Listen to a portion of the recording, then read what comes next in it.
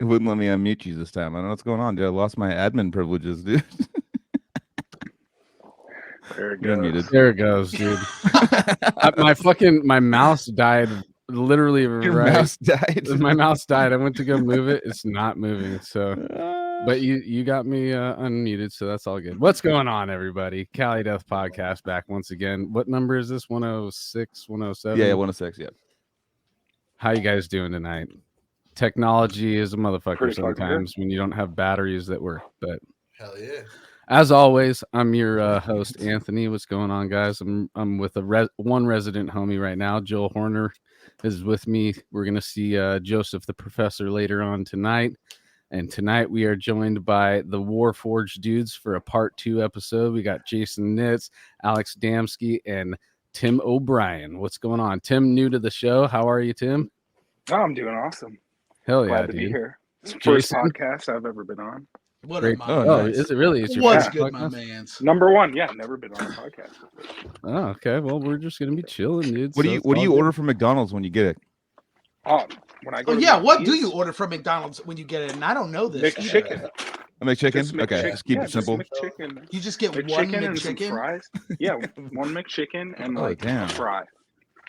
That's a Dude, move. you That's know, like I- you know. Right now they got that fucking 2-for-2 deal in the morning with the sausage McMuffin. I've been hitting that super hard, dude. Dude, I like their $2 Sprite. 2 of those for $2 and then the dollar coffee, $3. You're fucking good until fucking 2:00 in the afternoon. You know what I'm saying? Yeah, yeah. Zach They in the got that- chat, dude. What up, Yeah. Zach? They got that special Sprite, man. Yeah, they get it like directly from the creature. There, it's like better Yeah, than that other meat, places. Sprite dude. creature. That creature Yeah. meme, dude. Yeah, dude. It's like sparkly and sharp.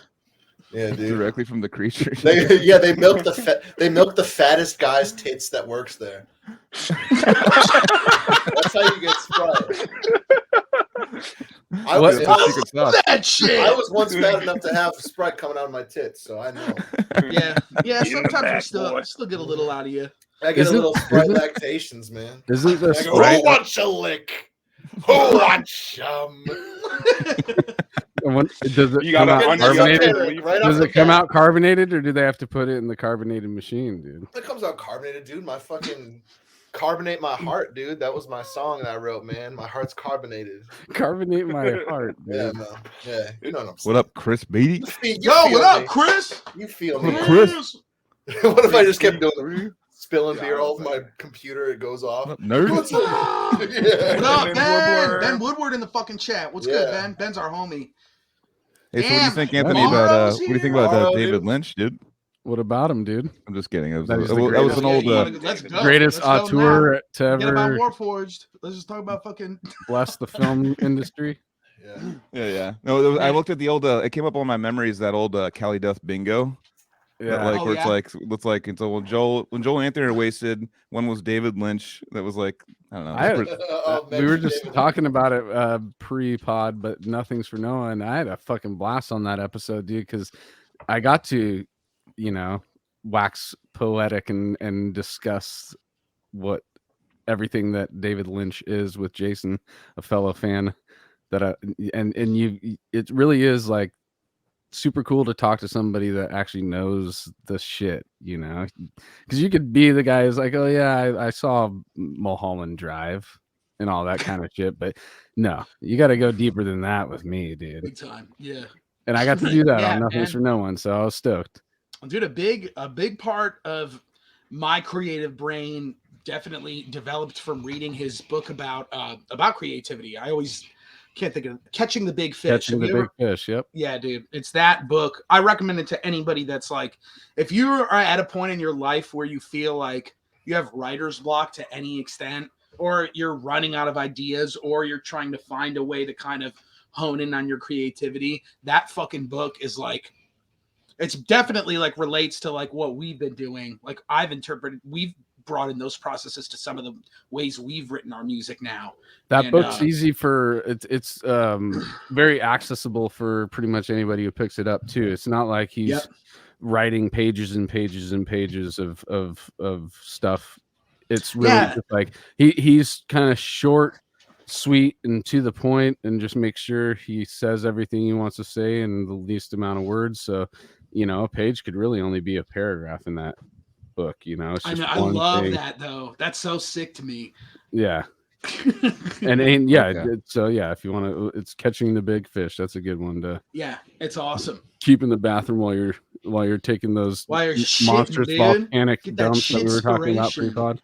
Yeah, dude. Shitspiration. Yeah, pop it in the bowl. Inspiration. Pop your Hemi in the bowl and fucking read some. Yeah, dude. Pop a Some Hemi shit in that porn? bowl. I'm, Yeah, popping it in I'm the bowl. shitting. I'm writing, dude. Pop a Yeah, Vessi. yeah. I got Pop it. that We Vessi brought it in up the like bowl. multiple times before. It's like definitely like shitting and pissing. Like you come up with some like on this Oh, podcast, I'll dude. be like, every time I have to piss, I'm like, oh, that's a good question. Or like I'll come up with something when I'm pissing, or I need to get that. Isn't that thing, funny that like, you're expelling Yeah, what do you have like? physical baggage and mental baggage at the yeah, same time? it's like a dude. meditation. It's like all right, calm down. All What right, do so you what's have- going on in life? You have like You have like a 6-minute piss where you had enough time to think about shit. No, I just go like Jesus, bro. like ADD mind. Yeah, Oh, just fucking okay. go nuts. Yeah, I yeah. thought your Sometimes you just prostate get was on the stuck there, fritz. Yeah, Yeah. exactly. Yeah, no, it's Yeah, sometimes you're just done and you just gotta sit there for a little while. yeah, Let it yeah. steam. Finish your thoughts. Yeah. It's sitting there hanging like it's at the top of your bladder, and you just need to like get it out, and like it just falls out at the end. You're like, oh, idea, and then you just You go got- and you run with it. Yeah, You guys like to piss in the sink? I mean, when I was younger, If I had to pull it off, yeah. Yeah. You know what makes me piss a lot is coffee, dude. And Oh, a good yeah. place to get your Oh, coffee yeah. is battleforgecoffee.com. oh, nice. I wasn't What ready for up? that. Like that little segue there. Battleforged, Warforged. What the fuck is going Yeah, on? a lot Oh, of this forging forging. going on. Hell yeah, dude. Forging. That's Put what- Yeah, a in lot a of promo- forging. There Promo should be code Warforged. It'll say error, but hopefully in the future it'll say. Yeah. Hopefully it'll do Warforged something in the future. 100% off discount. They're giving you free coffee here at Battleforged. On us. Just kidding. We don't have the money for that. Sorry, you guys Max. should, You're you guys watching should this and collab you're with pissed now. Battleforged. I know you should. Yeah. Very close. I would love to do it. Yo, those are the Deeds of Flesh dudes, right? Yup. Oh I yeah. pretty much cut off my left nut to just be like, yo, what up, dudes? So I'm totally on game. For You're a that what up, shit. dudes? Oh, this wasn't worth it. Yeah. Oh! Path of Awakening, but I love it! Hell yeah. Damn, sacrificing a nut for that. Damn. Yeah, I'll show you guys a That full band, I video, think that, you know what I'm yeah, saying? you guys know. I feel that band is like that pinnacle. I just sonically, I love that band and what they bring to death metal. Fuck Totally. yeah, dude. Yeah. They're definitely our Very sick, man. they're the one band to represent our state for sure in the underground yeah. death metal scene, dude. Those are Big time. those are our daddies, our pioneers Right, of the pretty much genre our, over Yeah. here. our parents, our death metal parents. Kind of, yeah. Yeah. Hell yeah. Buy their coffee, That was dads. Buy our dad's coffee, please. Yeah, fuck yeah. That's awesome.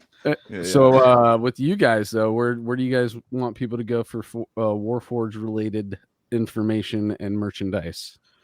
You could go anywhere, honestly. I pretty much have designed our links to be available as streamlined as possible on all of our social media. So you should be able to find it on our Facebook, our Instagram, and our Twitter. But if you're looking to buy like any of our the record, our new album, The Grove Sundial, there's CDs available now at Artisan Era's store and on Night Shift merch. There's album merch available that we designed with the art that we got made from the album. Jason and I actually designed the shirts and worked our asses off in his small ass bedroom room on Photoshop trying to come up with something cool. It's not insane, but I like it. And by Sam Nelson. yeah, Sam Nelson, shout out. Oh, He did Sam the Nelson. artwork. Yeah. Yeah, but and then we He's have a our shit. own merch store on I believe it's Warforged. I'm gonna find the link. Oh, you know what? I think it's on our link tree and on all of our pages, but we have our own merchandise site where we sell all of our own stuff, and we're actually going to be doing some merch drops on there in the future. One Nice. hopefully within the next couple of months. So keep your eyes peeled. We're working on some shit right now. We do have a link tree too. Our link tree is the best way to find it. So Yeah, so Facebook has a link tree, Instagram has a link tree. I had to take down the link tree on Instagram because it got flagged for violent content, which I don't understand. So Oh, we It was gotta our look at OnlyFans. that. Yeah, that literally happened right. yesterday, and I didn't tell. Yeah, I forgot to tell you. Yeah, dude. But I had to take it down because it wouldn't let any of. I shared a post when we announced this episode, and I got a fucking notification that was like, well, what's violent about our link tree? That the word war is in the name. Yeah. Like, Yeah. maybe These guys are pro-war. yeah, I don't know. Yeah, Very They're weird. forging. Yeah, it's because our OnlyFans had that picture of me shoving a shish kebab up Jace's asshole. Whoa! That'll be $5,000. Yeah. Okay, It's like a premium take it from the content. band account, dude. Yeah, right. That That'll we be don't 5,000 solid. Yeah. But yeah, we have our own merch, which we like all of our leftover tour merch, and it's shipped straight from Max's house, who's not here, Alex's brother, our guitar player. And yeah, that's where we're going to kind of streamline all of the stuff that we make. So if you're looking to help us out directly, that's where to go. We have there's like a ton of sick shit. We're actually going to be doing a sale within the next week too. So keep your eyes peeled. Black We're gonna Friday. yeah, exactly. So we're just, and we got like, we ordered so much for that Rivers of Nile tour that we did, but we paid our bill. Like that tour fucking paying the bill. And so we kind of have a lot left. We're enough left to where we can still keep pushing it. And and then check out our record on Spotify, The Grove Sundial. Check it out. It came out 2 months ago. So, Sick record. Still fresh as sick. fuck. Yeah, and we ain't Thanks, stopping guys. yet, man. The freight train. That's so yeah, Hey, thank there you, we Ben go. Woodward, Ben for the Woodward. fucking dude. He rules, man. Link Shout out, tree. Ben, man. He's got that fucking link tree on lock there. Right? You guys ever read shit like when you see like abbreviations of shit, you read it like that in your head? Like when someone says WTF, you go, what the fuck? Like you say that in your head. I don't know Shout if out I say Stick it, Drummer actually. Magazine in here. What the fuck? Oh, yeah, That Ian, is shout out. awesome. Oh yeah. Wow. Yeah, Ian, shout hell out to yeah. Thank you fucking for the Yo. plug, man. What did you get? Fucking like 10,000 views on that or something, Jason? Yeah, they came out to a show in Yeah, you had some Nashville, and crazy they stream. live streamed it when we played it, and it was Fuck yeah. very fucking nuts. Yeah, it but had we like were 10,000 like far views. enough into the tour where I was getting high on stage every day. And I was Nice. just like, you know what? I don't give a fuck. In the Let's legal just go. That was like the 8th show of the tour. I'm still smoking weed on stage. Yeah. That's what's up, dude. Yeah, I remember that. I think we were in Rochester, New York, and they showed up and they were filming Casey. And Casey, this was like we were 2008 or 9, and Casey was just like, "Fuck, dude, they're gonna do it." He was like so nervous, and like because he was like never been filmed like by like a drum thing like behind him, like people that are only drummers and stuff. And he was like on the video, you see him just going like, "I don't know what that was. I don't." Like he says that? Yeah, no, he just goes like, he Because just goes like his this. mouth is like, oh. He's totally focused on the camera only. Like he's like because That's he's sick. like he's murdering and like he like Yeah, he he's a fucks up beast. maybe one little thing that only he could Yeah. tell, and then he's He's just like, I just don't know. It's like, no, Yeah. slow Sorry, down, that was a Casey. This is gonna rim get shot. like a Sorry, million sorry. views, so chill the fuck out. Yeah. Some No, real shout out shit, to though, man. Ian McDonald.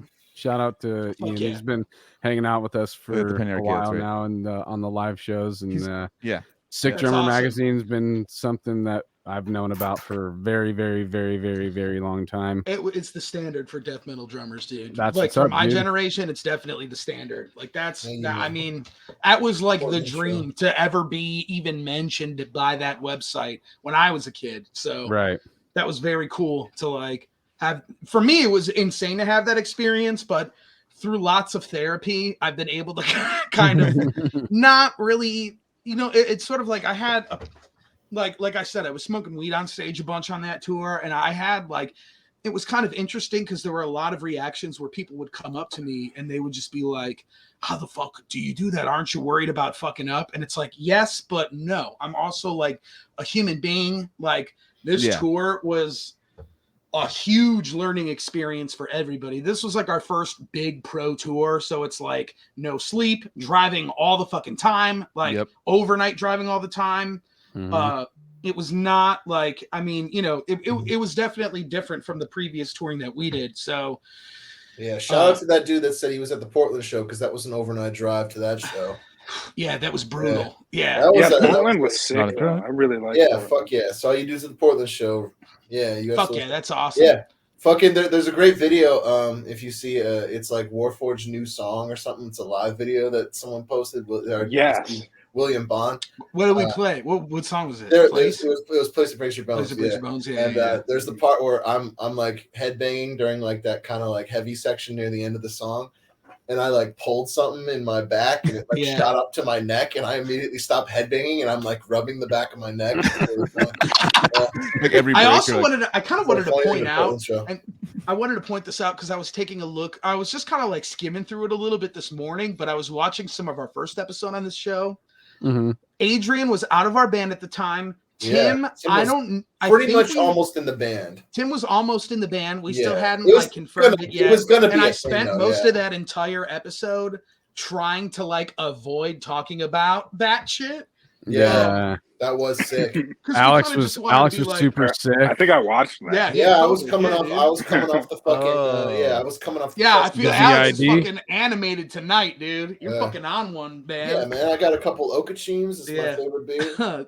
But yeah, you Okay, could tell the okay. difference, and it was like I could see Okay. how fucking nervous I was just because we like the last 3 years of this band have been, or 2 years of this band have been fucking insane. They've been yeah, anything unlike anything I've ever experienced in my entire life, and it's been like it's been the best shit in the world, but it's been also like life changing because it's like I didn't think we could do everything that we ended up doing to get to this point, but we did somehow. We did that fucking tour somehow. and It you was guys crushed the very- tour. You guys crushed the tour now. So now you've shown other like booking agents and stuff, and other like professional agencies that like, hey, dude, we can get through a tour. We can do it. We're professional. Yeah, We'll handle it. And now it's only uphill or downhill. from here. Didn't Yeah. didn't miss a Uppish, show. uppish, Fucking downish. We're always there on time. You know. Both. Yeah. Yeah. No, totally. it's- No, it's. I mean, once you're in their spotlights and stuff, and that tour was like I was gonna get into a little bit. I saw you guys at Berkeley. And, yeah. I remember. I was- wish we yeah. hung out more, dude. I know, was I so just Yeah, I give you, like, fucking people I a didn't hug. even see you, man. I missed Okay, it. okay. Yeah, Yeah, I I gave- was I tired, remember I you were gave you a tired hug. that day too for some reason. I don't was know why. because we had an overnight. That was before. That was Portland, when we right? had to do the that was Portland. before I was. Portland. We I had to the do that drive. overnight drive, and I went to Yeah, bed dude. after our set. So I'm sorry I didn't. No, Yeah, no, I took it- I gave you a hug and yeah. stuff. It was a crazy night for me Yeah. too because it was kind of like the post. We were just talking about this That's sick. pre-pod. Was like the post kind of COVID like big like underground death metal show for our area, and I was like super stoked. And there's so many people. There was fucking like I forget Nuts who was show, there. man. So many fucking Yeah. people there that I know. And Yeah, your I buddies was with like, Your buddies with Kevin Muller from Alluvio. Yeah, every yeah. time he brings you up in our conversations, he's like, Got a frozen "My juice. buddy Joel," and I'm like, "Whoa, slow down, Mr. Big Pants. We're friends too. Slow down a little bit, Kevin. yeah, yeah. I yeah. love it. Fucking, we love Eloy- Kevin, and we love those. I love dudes. Kevin. I And, love Kevin. Eloy from Yeah, Club Kevin's was the at shit. that show. Fucking Yeah, we Oh, yeah, bonded. yeah, yeah. A lot of Eloy people was at there? that show. Fucking what's his name was there? Alan Burton was there. Oh yeah, yep, for sure. Yeah, From there's a Symbiotic. bunch of Yeah, yeah. dudes there. Yeah, No, We bonded totally. hard with those A lot of Alluvio good guys on symbolic. that tour, though, and we became Oh, yeah. real close friends with those dudes. I love. Yeah, That's sick. And there Love looks like Alluvio, they're man.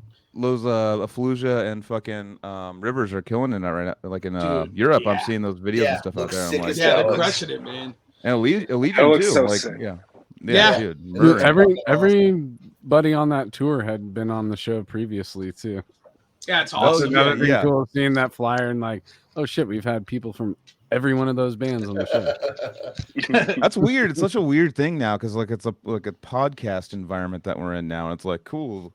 They've been on our podcast. Like I don't know what that means now. Like it's like it used to be Yeah. like I've toured with this band before. Now it's like Right? Yeah. they've been on my Zoom. Yeah.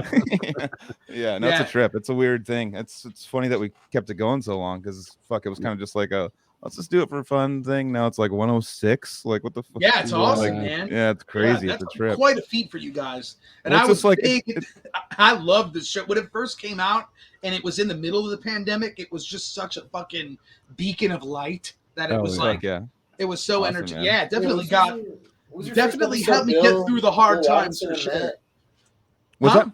No, your first was your first episode Deeds of Flesh or was it Decrepit Birth? It was Deeds. decrepit because I was like kind of No, like Deeds. for me Oh, it was Joel's decrepit. first was Decrepit, For yeah. Anthony it was Deeds because I remember Right, you I was came on as a guest and you became a That's host. right. yeah because I was like thinking about doing it and stuff, but I just didn't. I don't know. I was kind of like Alex, not you ready. He fucking didn't. He didn't believe in us Yeah. yet. He didn't. Alex, study the come up of the show before you decide to come on. Yeah, right. I know. I'm an Well, episode three. both those I'm episode episodes three are closer, classic too. as fuck, dude. Those are both Yeah, they're really awesome. good episodes too. Joel that didn't episode believe in with us in the Decrepit. beginning. That's why he wasn't in the beginning. Yeah, and then decrepit. Wow. Yeah, I know. I didn't actually, but I'm just kidding. But there was the decrepit episode. I was so nervous. I drank a 12-pack of 9% IPAs through that. So I was I was it was dusted by the end. I was like fucking like going like, oh yeah, totally. I was like kind of like not knowing how this whole went. I'm like, oh shit, this is gonna rules, people are man. gonna see this, yeah.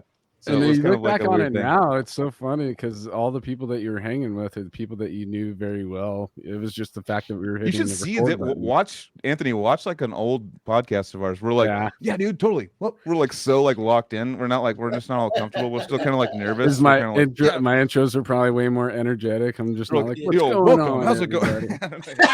What's going on, everybody? Yeah, I love yeah. that shit though, because you would get more drunk throughout the end of the Oh, episode. yeah, dude. And I you would still be like do that, so though. into it, and you'd be like, yeah, like dude.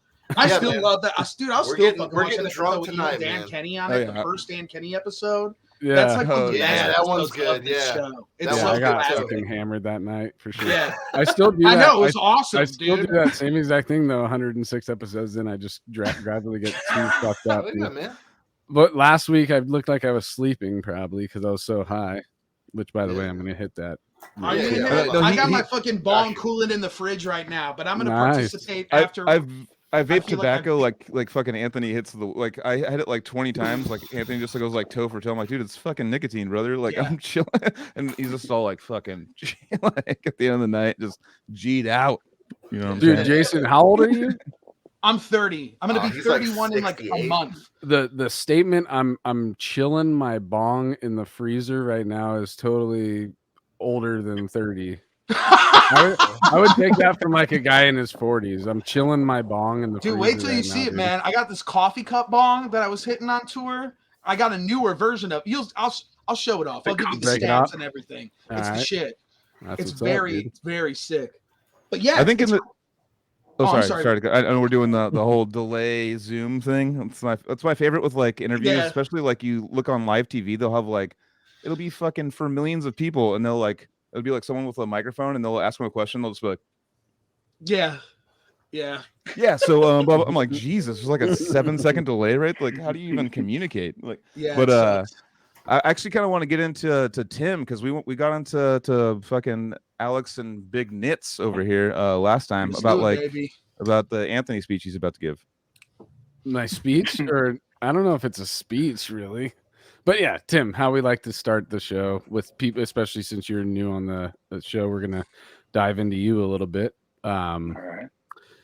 A good starting point that we've always used is take us back in time to a time in your childhood, earliest memory you could think of where you're sitting there, you're playing with your Legos, or you're fucking playing video games, and some music was in the background, maybe in the video game, maybe in your parents were listening to it, but it made you like it took your attention off whatever you're doing. It literally was like, oh shit, I need to pay attention to this music versus whatever you were doing at that time. Yeah. Yeah. I remember. I'd be like playing in the living room or whatever. My mom had one of those stereos with two speakers, like the 3-piece stereo, and something would be playing. She would listen to like Def Leppard or like Sting or like shit like that. Mhm. But I would just sit there with like her CD like booklet or tapes and go through like all of them and just sit there and mess with the stereo like all day. Hell yeah. Yeah, and that was I must have been 5 or 6 years old when I was doing that, if my memory serves me correctly. And then another good story is yeah.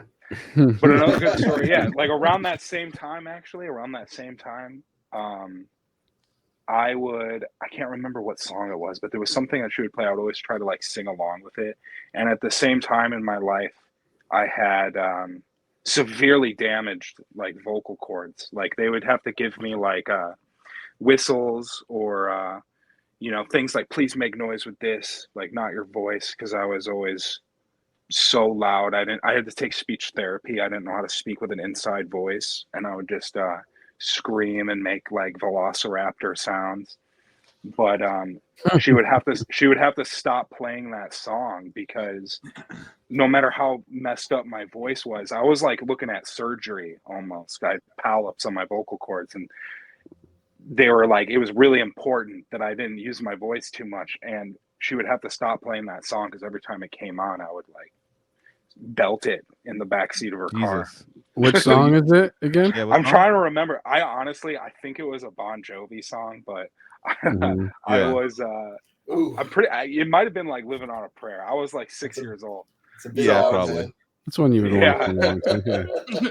Yeah, what was that Bon Jovi song I would blare in the van over? Yeah, it's and my over? life, dude. Yeah. Yeah. We listened It's to my it like, life. we listened to it like 5 or 6 times in a row. This is a song for the broken hearted. Oh, Yeah, wow. There's like almost like a country twang to that. Like it was a weird like mashup. Yeah, no, totally. That was a trippy song. Just Yeah. like made for pop. It's like let's just do the chorus 300 times, then we'll go Yeah. ahead and. Exactly. Yeah. That's Oh, cool. man. So yeah, so you started off with kind of like the classic rock shit, right? So you're going that, but what's so Yeah. the inside voice thing? So you're saying you're just naturally talking too loud? Yeah, I think it was because I was hyperactive, you know, Okay. and like Yeah. ADHD and all that shit, and Mhm. I just would and also talking in my family was like lions trying to eat. Like everyone interrupted each other like all the time, and it Mhm. was really whoever could like be the loudest that would get listened Just to. one. Yeah, That's my and excuse. That's my excuse. I'm cutting you off right now, and I'm saying this. That's my excuse. That's my excuse. Why I cut everybody off and get loud sometimes is that's just a survival technique that I had to learn. yeah, It's a Growing big Italian up in a family with big, that. Like loud Anthony has this Italian like family. different lifestyle that's like they like eat dinner together like every week, and it's like a big like Italian family. It's like a legit Italian thing. For Yeah. me, I'm just like, oh no, you go ahead, it's fine. Like his family's like, ah, fucking. And naturally, you have to be louder in order to be heard. Oh, you know? yeah, Especially yeah. when there's 30 Makes people in a room, you're talking to the person across the table, or you're trying to get somebody else's attention. Like, you remember that time? You know? Yeah, Yeah, definitely. dude. Get your fucking gabagool over here. Gabagool. No, totally. So how do you have any memory of how they like trained you to be quiet?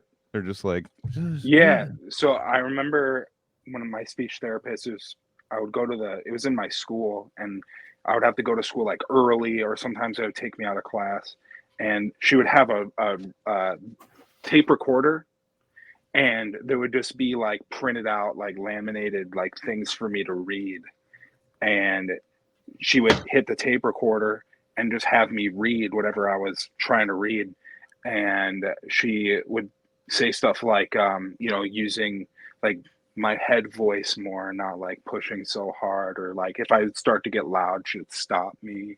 smack you. Like it was I will not eat green eggs and ham. Four it was scores. funny too. She lived in the same neighborhood. My speech therapist lived in the same neighborhood as I did, and you would hear her screaming at me to tell me to be quiet because she would hear me in the backyard, like playing or something with other kids, and I would just be the loudest one, and you'd hear her like, Timothy, shut up. Shut the fuck up. I'll see you there. Yeah, that's great. So she actually got like firsthand like experience of you being loud, and then got to be like, all right, I know what's going on here. I can hear it. So let's work on this. Yeah. What a trip, man. So you ended up like, because you're super loud right now, dude. You're just screaming at us the whole time. But you've mellowed out. My I question- can't hear myself. My question to Yeah. you: do you find yourself still in adulthood getting in a area where you're being too loud and you don't realize it? 100%. Yeah. It really depends on like my level of like excitability, Mm-hmm. you know, and like sometimes I don't know, when I'm around these guys, I could like pop off sometimes and get a Yeah, little you're a too loud fucking- motherfucker. I do realize. I could get like You're really- trying to do this. Yeah. You're trying to do this pretty boy soft voice right now, and I appreciate it. Dude, in the van, Because he's it's not man, accurate. and it's like, oh yeah, and I'm like, yeah, let's go. Yeah, dude. It's my life. Dude, that Hereditary hoodie, by the way, that's hard as fuck, dude. I have Yeah, not Dude, it's got Really sweatpants too, that man. design. Oh, shit! Damn. He got the Double whole up. damn You thing. got the whole That's damn hard as thing. fuck, dude. That is really sick. I love it when Jason does that voice, dude. Like, The because I was WWE. an actual listener of his podcast, and the intro was like, "Hey, Hey, buddy. Yeah, dude. Oh, That yeah. fucking, I love that pocket print design there. That like head, that's sick, Mhm. dude. We're ripping that shit off somehow. So Oh yeah. Make a mental Yeah, note that's now. Yeah, we're gonna call it head hereditary. We're gonna I like how it's Yeah, it's different. You This time it's giving you head, though. Yeah, This time you're getting head. You're getting Yeah. head The while back you of watch it- this movie. Yeah, stick with The Miss back of it Cocktail, just got get the head. phone pole. The telephone pole is the back. Damn, I didn't even like smoke yet. Jason is louder than all of you. Yeah, Jason's a loud motherfucker. Yeah. I'm a loud motherfucker, but I can. And, Yeah. and you know what's funny is that he's lifting the mic to his mouth like Yeah, it really I'm making matters. it. I'm making it that. Is that way. a graveyard goods? You can put that Yeah. thing in the other Yeah, it room. is. and I missed still that. hear it. I'm cupping the mic basically. Is what The best I part did. about Exactly. the funniest part about the mic with you is that it's not even on. It's going through your computer mic, so it's like you're putting it like to your mouth. That's not Oh, even shit. making it. That's why I This was. isn't even That's, on? Oh, No, No, but it looks. But I like. No, I like. I like it though. I like it. It's like Oh, yeah, you're You know? right. that's why I was laughing because Shit. I was like, he it's thought all he same was bringing volume, them- same Damn, volume. oh, you know what? I wonder if it's coming from my girlfriend. Let me borrow. No, it sounds this. good. It sounds great. It sounds great. All I right, can hear you sick. perfectly Yeah, right now. let's see. You sound great, So- man. Do I? Yeah. Do I Yeah, sound great, Yeah, Alex? guys, he sounds great. Yeah? You How do you yeah, sound? Good? It'd be Better? hilarious if you. Oh, you you wanna got go your louder Yeah, headphones in I person, love that. putting the Cover mic- your ear and then like linking with the other one. That's so sick. Yeah, but it now gives the Stupid as now hell. that the audience knows this isn't true, I could still pretend in my head that it gives the illusion. Yeah, but I shouldn't have told you. I was gonna wait till the very end to tell you. I like, yeah, no, I love it because I I'm fucked up. I'm still gonna do it throughout the whole thing. Holy Watch, shit! yeah, it's yeah. just a habit. Yeah, I can't believe Sick Hummer Magazine is watching this live stream, man.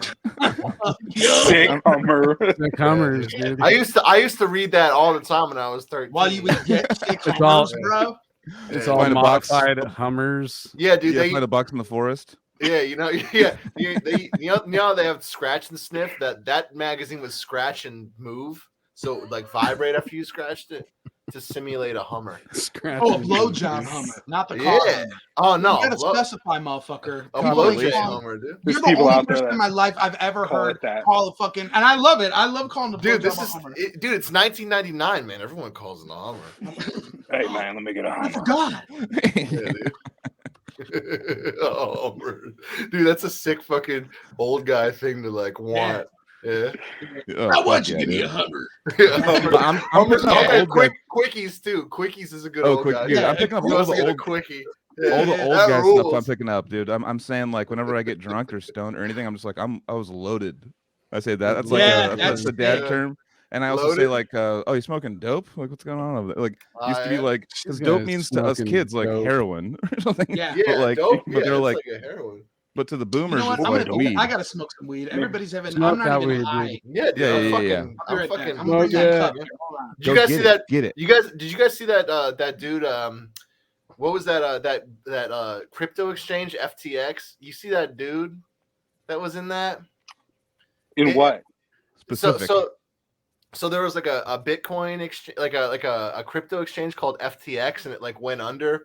They found out that their like liquidity firm was like pretty much the same company, and it was like a fucked up, like it's like an illegal thing, but the dude that runs it's like a It's like total a Ponzi. yeah, he's like a total nerd.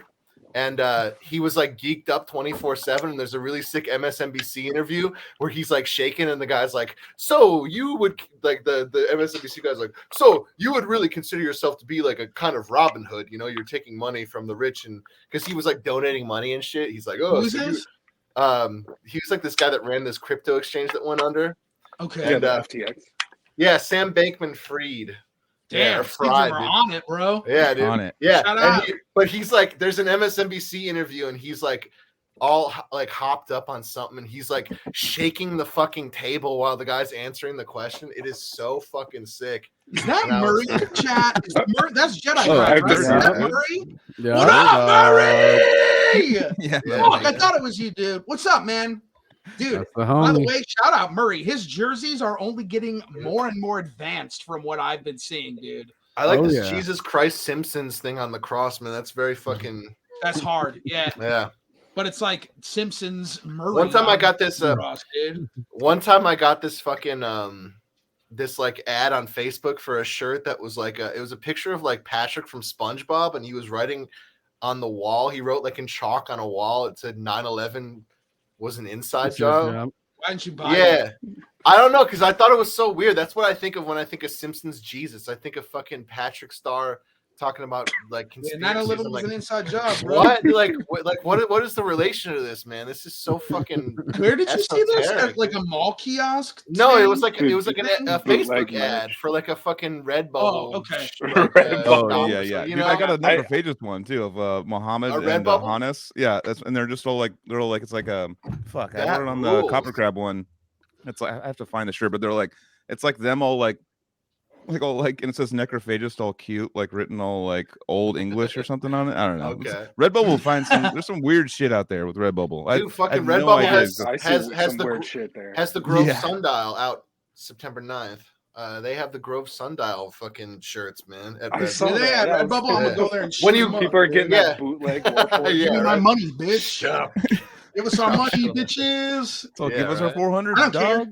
Yeah, give us I our kinda wanna 20 get bucks. one, dude. One person bought a shirt. I kind of want to get one, like a bootleg R shirt. That would be really sick. That's kind Yeah, of. I I mean, would wear it on like stage. at this level, it's kind of flattering. It's like when Right, you see it would something be like that, very it's not like flattering if anybody went that hard. yeah, when you see someone do something like that, you're like, fuck yeah, they cared enough to go in and Yeah. make that design and do that whole thing. It's like I like Yeah. I like the parody ones though. Like for example, shout out to Metal Dad Collective and Carrie Oh, getting a yeah. couple of those shirts. What was it? Spawn of God Conception. damn it. Spawn of Conceptions. Conception. Yeah, it's like for baby. It's like for kids. It's like like baby kid shirts. This guy's related. like a metal dad. He like makes shirts for his babies. And he Yeah. like it's a But it's a spawn Spawn of of Possession conception. logo, But it's like a a Spawn of That's legit sick. logo. It's like legit Or logo. Odious That That Mortem's is awesome. obvious Spawn of boredom. Conception. Yeah, Okay. yeah. Obvious yeah. I'm gonna boredom, go for my dude. dog. Look at this It's- guy. Jingle, come here. Mwah, mwah, Come here, mwah. buddy. Oh my That's god, your he's a homie, black dude. cloud of fluff, dude. Oh, God, Anybody- he's anybody he's who- There he follows- is. There's the mouth. Anybody who follows Jason on his social knows that this I'm bad at this. this guy is his favorite, dude. This That boy's this got dog. a song He's a about dog him. dad. He's got a Yeah, song on about our him. third record that we're slaving over right Oh now. shit. Yeah. Shit. So to jump ahead, and we'll get back to the origin story. But like, so you guys are currently writing and getting on another album pretty soon. Oh Like, yeah, dude. Yeah, We're we're doing pre-pro. We're It's in pretty knee deep done. in pre-pro, and we hit Yeah. the studio in February to start tracking drums and vocals. Tim will Oh. fly out here, and we're coming. Hopefully, you'll be hearing Yeah, this giving you next the early old next year sometime. 1-2 is the 1-2 hopefully punch. hopeful go. But yeah, Yeah, you know what I'm Fuck saying? yeah. yeah. So we dropped this record in September. Okay, you know what? We're gonna get into it. Let me finish. Let's do the shit right. Yeah, I want okay? to see this. I want to see Let's this do hit. the shit right. I want Let's to do see how shit this. right, boys. Yeah. I think Look at it's- that. My boys Tim, my boy Alex, dude. Yeah. You're Yeah. unbelievable. Oh, we have to. I told Alex we're gonna debut our producer names on this, and I'm Big Nits Energy, Yeah. and he's Sloppy I'm Genius. sloppy genius, So- bro. When we're in the studio producing fucking Warforged tracks, You guys sound like a fucking Sloppy hip-hop Genius. Yeah, duo, dude. but Big Nits Energy is BNE, which is breaking and entering. So Yeah, so it BNE, could also baby. be that. We gotta Yeah, just go don't rush find me some 'cause I haven't done girl. that. We gotta find some girl off the street to come in and be like, "Fucking sloppy genius made it." Yeah, right? Like, dog got out. Yeah, just rip That's off a my really clothes, sick whatever. idea, Yeah. dude. That Yeah. is awesome. We could totally get somebody to record genius. that. Yeah. And you're like, ooh, all right, cool, Yeah, watermark. dude, And that then is it's just some fucking guy doing. awesome, man. Then it just like she says that, then some guy just starts doing triplets. Yeah, so Tim's in our band now. We Yeah. couldn't really talk about it before, but when we came on the show before, Adrian was out of our band. We didn't talk about it because we didn't really know how to talk about it. And we went through this kind of weird, I think, identity crisis with ourselves because Adrian was such a heavy presence in our band before. And Tim was I guess to make a long story somewhat more streamlined because I'm fucking baked. Mhm. I've known Tim, we've known each other for almost a decade, probably like 8 years now. I Mhm. first met Tim when I was filling in for a band around the northern suburbs of Chicago. It was like a metalcore band called Gateways. Yeah, and Tim was the vocalist, and I still have. They haven't been a band for years, but I've maintained relationships with almost every dude in that band because I like them all. So shout out Bob, Nick, and Tim, and everybody else that I can't think of right now because I'm high. But Yeah, Nick Volpe. We got yeah, Volpe, Nick Daniels, my boy Bob Eckhorn, who I love to death, one of my best friends. And Tim is a beast vocally. I've always known it. Back then when I played with him, I was kind of shocked at how good he was, because I mean, it's exactly like you said. Tim is the loudest motherfucker in the room. Yeah. And don't talk about the bands anymore, because we're I mean, don't say the previous bands. We'll get into that. sure, yeah. And Yeah. Oh, when it shit. came time to find a new vocalist, we didn't know where the fuck to start. Tim actually came out to one of our shows, and our last tour before the pandemic ended. Yeah. We Also toured with Alter Alter Beast, and Cognitive and Macabre, our boys from Wisconsin. And he came out to the show at El Corazon in fucking Seattle, and we kicked it, and it was awesome. And like, We got pizza. you met everybody in the band. You met Jace, Yeah, you Alex, know and the Max, boys. Yeah. and Adrian, Mhm. obviously, because he was on that tour with us. We went to it's kind of weird how this all happened. It was just basically me taking a fucking shot in the dark, where Tim hit me up because you were in town. Mhm. I just visit- graduated school. Do you remember when Came this to was? visit my family. Yeah, it was honest. I think it was February of 2020. Yeah, it sounds about right. No, it Or would no, it had to be 2021, after that, because 2021. Adrian quit in March. February 2021. Adrian quit in March of 2021. I think this was like in like fucking May or June. Oh, it might have been. It might have. Yeah. No, Because that was It kind of when we were was like, we had started to think June. about looking. June. it was. was June. It Yeah. was June. Yeah. Because that was when June we I thought it started- was winter. No, because it was last time I came out. It was in the winter time. So it was Right. Yeah. Cold as fuck. But Because our Tim- intention was just to fucking Tim basically write hit me up just right along saying the like, record without it, he was just like, hey, I'm in town. Let's grab a drink. Let's fucking hang out. And I was just like, he didn't even know anything about Adrian or anything at all. And like, we were keeping it super low key because it was like, make a long story short, I started Warforged with Adrian. And Alex joined very shortly after the start of the band.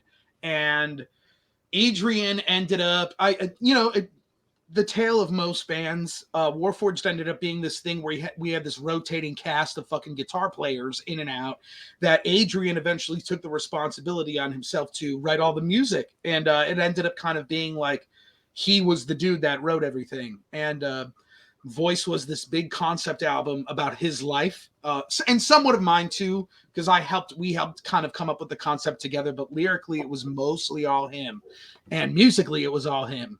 Minus all the guest solos and some small other contributions from us. So it's sort of like when we're going from that as our debut, which was already like this very heady, big, progressive, insane fucking record. Like, it's kind of like, Yeah, it's a love it or hate it. For real. Immediately once kind of like, Yeah. we had those talks about what to do next, it kind of became clear that it was like, we can't, like, fuck the idea of even trying to come close to that. Like, it's not where we're at. It's not where we're at as people right now. It wouldn't be honest of us to continue something like that. And I'm at this point in my life where I'm 30 and I hate being disingenuous in my music. And I like kind of refuse to do it to a certain degree. Because obviously there's so many ways to be genuine, but yeah, we were just kind of like, this band is us. It was the four of us. It was Jace, Max, Alex, and I at the end of the day. And I was like, let's make this, you look at bands. I mean, we've been a band for a decade. Granted, we have 2 full lengths, a single and an EP, and we've done a handful of okay tours to show for it, and a good tour. And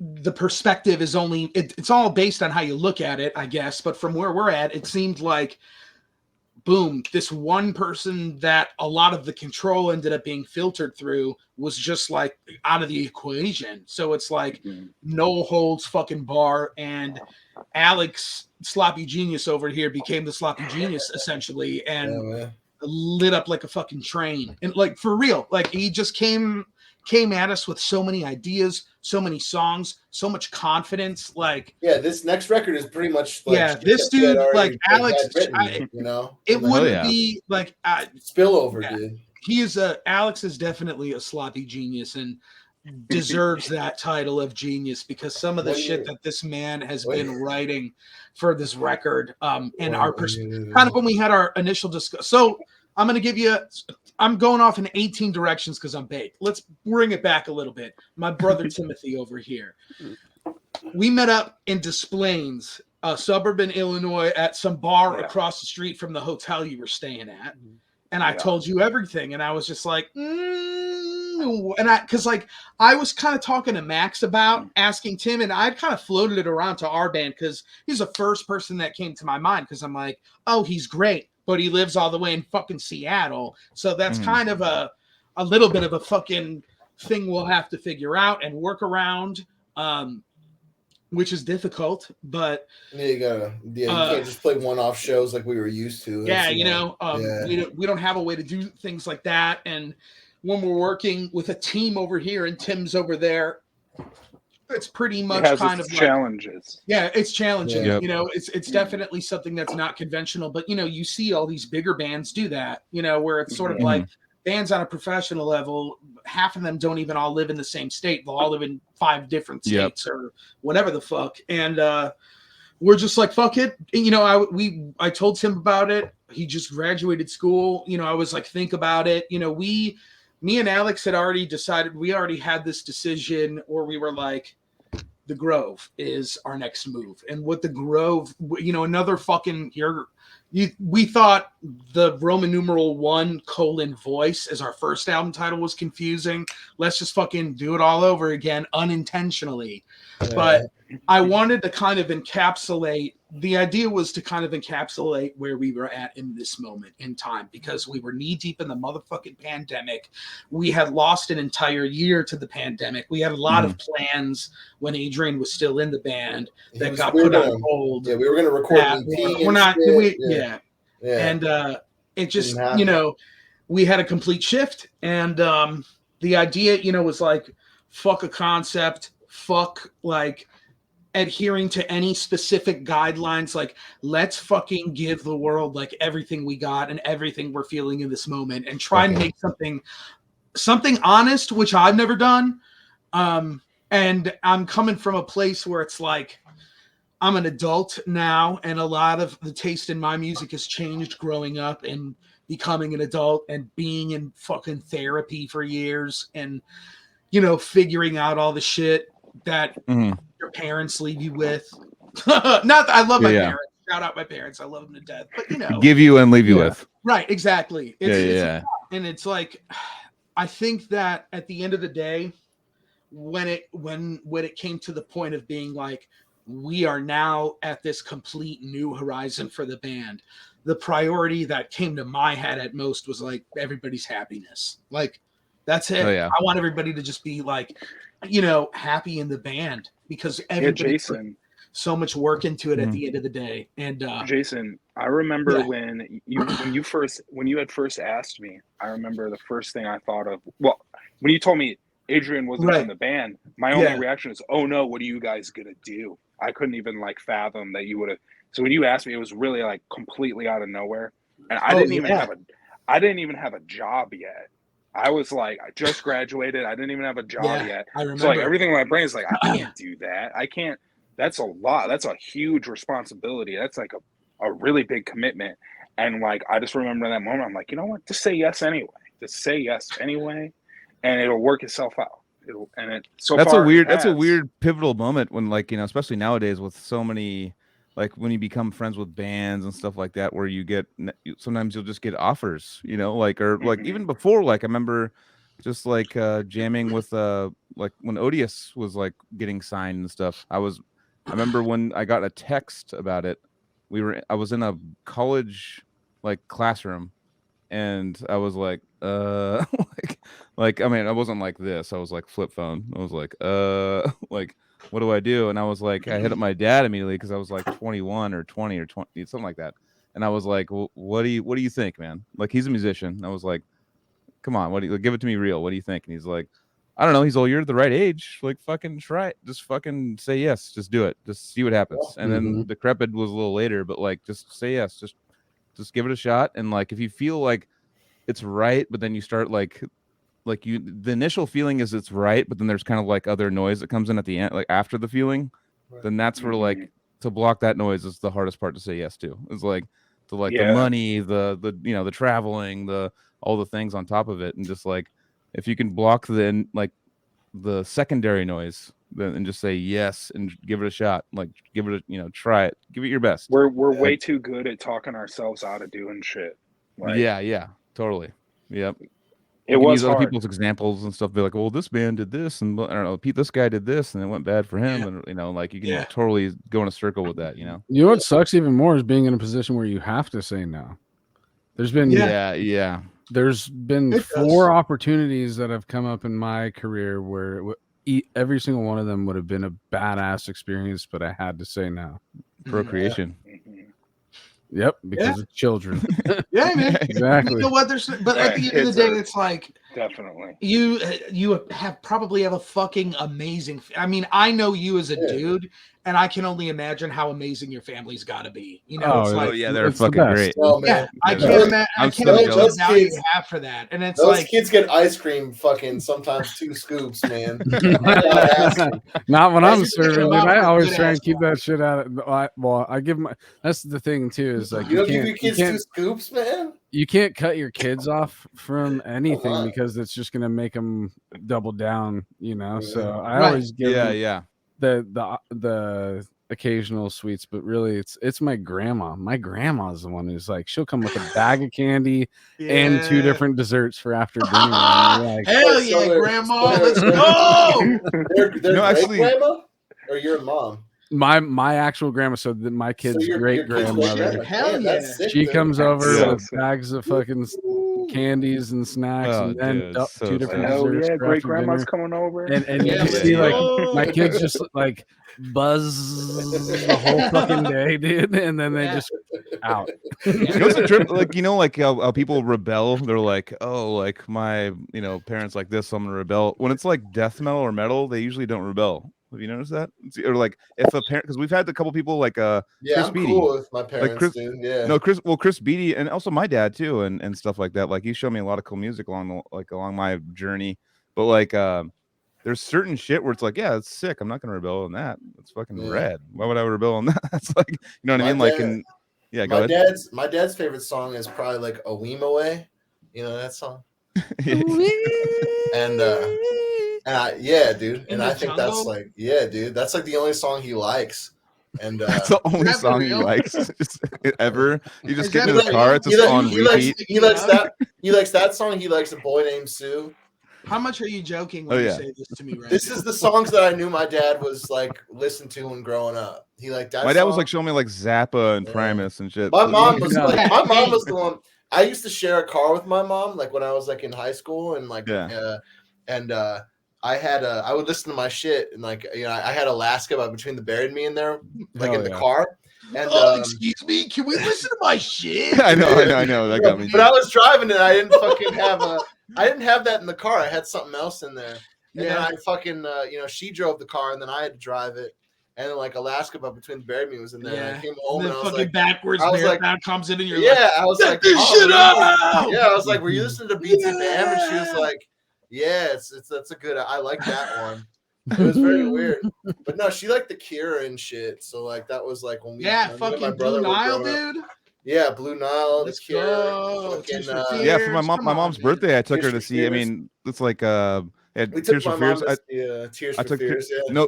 No, up front row. I took my mom to see Tears for Fears. Me, Carrie, and my mom. This year. It was like literally. It was this year in June. I think it was. That show was awesome. I went to that tour. I took me and my brother took our mom and dad to see that show. I love that, dude. It was so sick. Yeah, even though it's a new record, and it's a good record, dude. It's a good record. One thing about like those kind of bands, because Tears for Fears, like let's be honest, I probably like 7 songs by them, But then they kind of go into like they're literally like one of the biggest influences for Warforged new era, dude. You know what I'm saying? Fuck yeah. But it's like one of those, look at Tim's got the same fucking Tim's got the same vape as me. Tim's got the same vape. That's when that Tears for Fears, when I being on tour, not being able to find elf bars. Oh, dude, that was nuts. Dude, elf bars for life. Elf bars. Yeah, you come out fucking. I bought one today.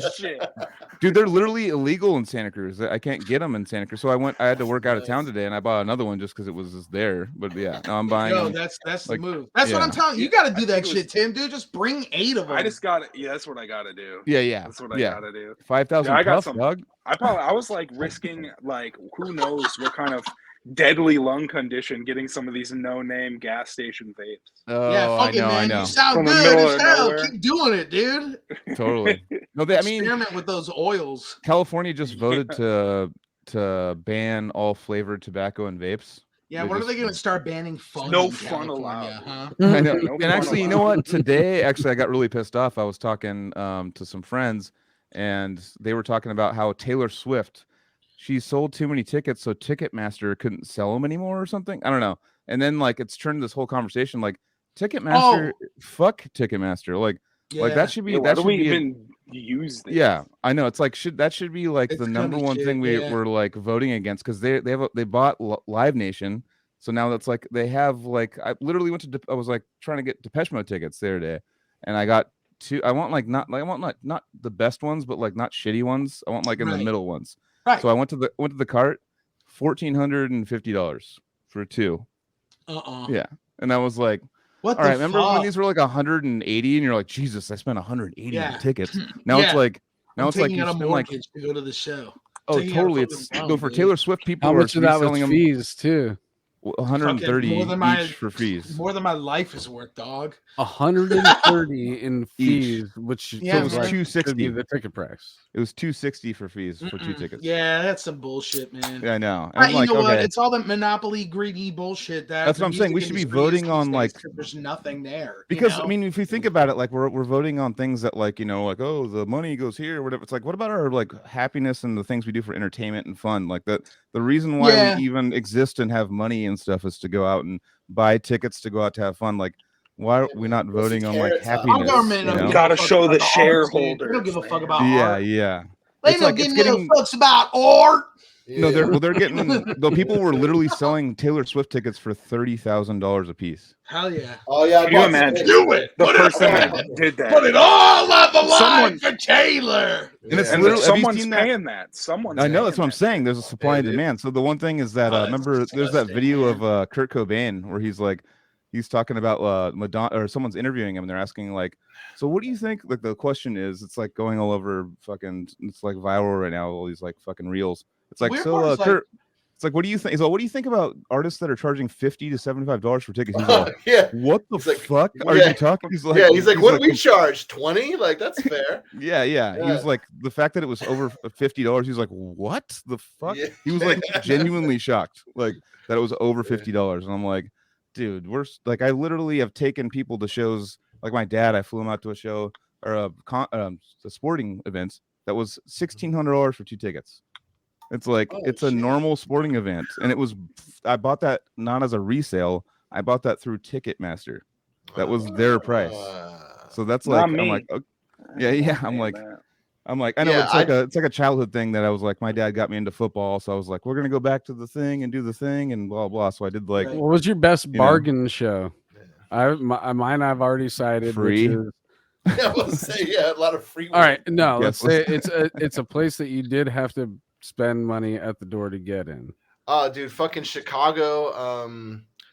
Domination What was that? Fest? No, it was the the band Oh, Chicago. man. It was the time when Atheist, when they came back and they played in like 2007, 2008. They played Chicago like Power Fest or some shit, I think it was called. Oh. But Martyr played. They opened Of Martyr or Martyr? Martyr from Quebec. They Oh, played. Yeah, Yeah, Dan. you guys had Dan on there. Yeah, you guys just said yeah, Dan. yeah. Motherfucker that was on That this show- show. That show, I got him Yeah. a Mayhem Wild. Fest for free. that show was probably like a $20 ticket. It fucking changed my whole. It was like one of the first really life changing shows as far as like Wow. seeing a band that was yeah. Yeah. And I was like, I didn't know a band could be like this sick, you know. Yeah. And then Atheist like didn't sound that great, and it was like, wow, dude. Martyr. I didn't Martyr's Atheist sounded great. killer on the last time they came out. Yeah, we Yeah, saw them at Atheist sounded really- Sounds amazing. I saw them with They're Cali awesome Cap. now. They were fucking awesome. Yeah, I got you on the list, bro. I didn't know that dude, Atheist could I be paid because like $100,000 to see that show, man. No, I literally like Atheist was like, known as like a prog band, and they had the pit going fucking nuts in like it was They like got some heavy violent. parts, Oh, dude. dude, Yeah, I I was know. I was crowd killing the mother man, dude. You know what I'm saying? Yeah. Hell Yeah. yeah. Here we go. Here's a good one. Paid Pay $18 to see 18 to see Warforged. Warforged? Yo, hell yeah, dude. No, Wait, you paid? You paid to we paid see made their him? Nirvana Ben Woodward prices? pay. I didn't know he made him pay. I think he might have I paid thought we out of the guessed courtesy this. of his heart. Oh, I've yeah, already- I've already cited it, courtesy of but- the heart guy. Courtesy of the heart. You know what For I'm that guy said he That spent goes down $18 to go see you guys. That's I Nirvana went and tickets. saw fucking Behold the Octopus and Dysrhythmia for $6. $6 to get $6? in. And it was dollar Paps night, dude. It cost me $16 total of drinking and You didn't give any tips, you fucking jerk. Dude, nah. You know what More I'm booze. that's actually hilarious because Dude. I totally did, but I'm now saying that puts it up fucking another $10. You're But like, still, so dude, $17. I $26? gave him $17. And Theoretically, on paper, it was like a 16 bucks. 15. They were selling shirts for Yeah. $15. I'm like, dude, this Yeah. is just the straight bargain show, dude. And it was sick. The cheapest shirt I ever got. I saw a band called Title Fight once. Title And, fight? Yeah. And they Yeah. had logo shirts for $12. That's the cheapest shirt I ever saw at a show that was like a touring band. And I got Nice. it. Damn. Yeah, I Oh, did dude. get one. I mean, We that- as in Decrepit, we That's played when I with. wore large, dude. I can't wear that shit no more. You guys played with There's- Title Fight? Did you? which one? What? Decrepit play with Title Fight? Oh no, I no, thought no, you- no, no! Oh no, I can't tell I you. was Looking gonna at say, you. I Decrepit moved and everything Title out. Fight with the Take same me there, band? dude. No, I'm talking about like Oh my we played with God. a very large band that starts with the Kark, and they Ends starts with an off as ass. Kark S. Okay. But yeah, no, yeah, yeah. no, I love Carcass, but and we got to party. They were fucking rad dudes. I But love like, Shark Piss too, dude. They rule. but no, they were like they were just coming back, so it was like their big comeback thing, and they were like we were playing shows with them and stuff, and they were like you have to merch match whatever the fuck they called it, and Price yeah. match. price Yeah. match, and they're Oh, like yeah. okay, so you have to sell your shirts for $40.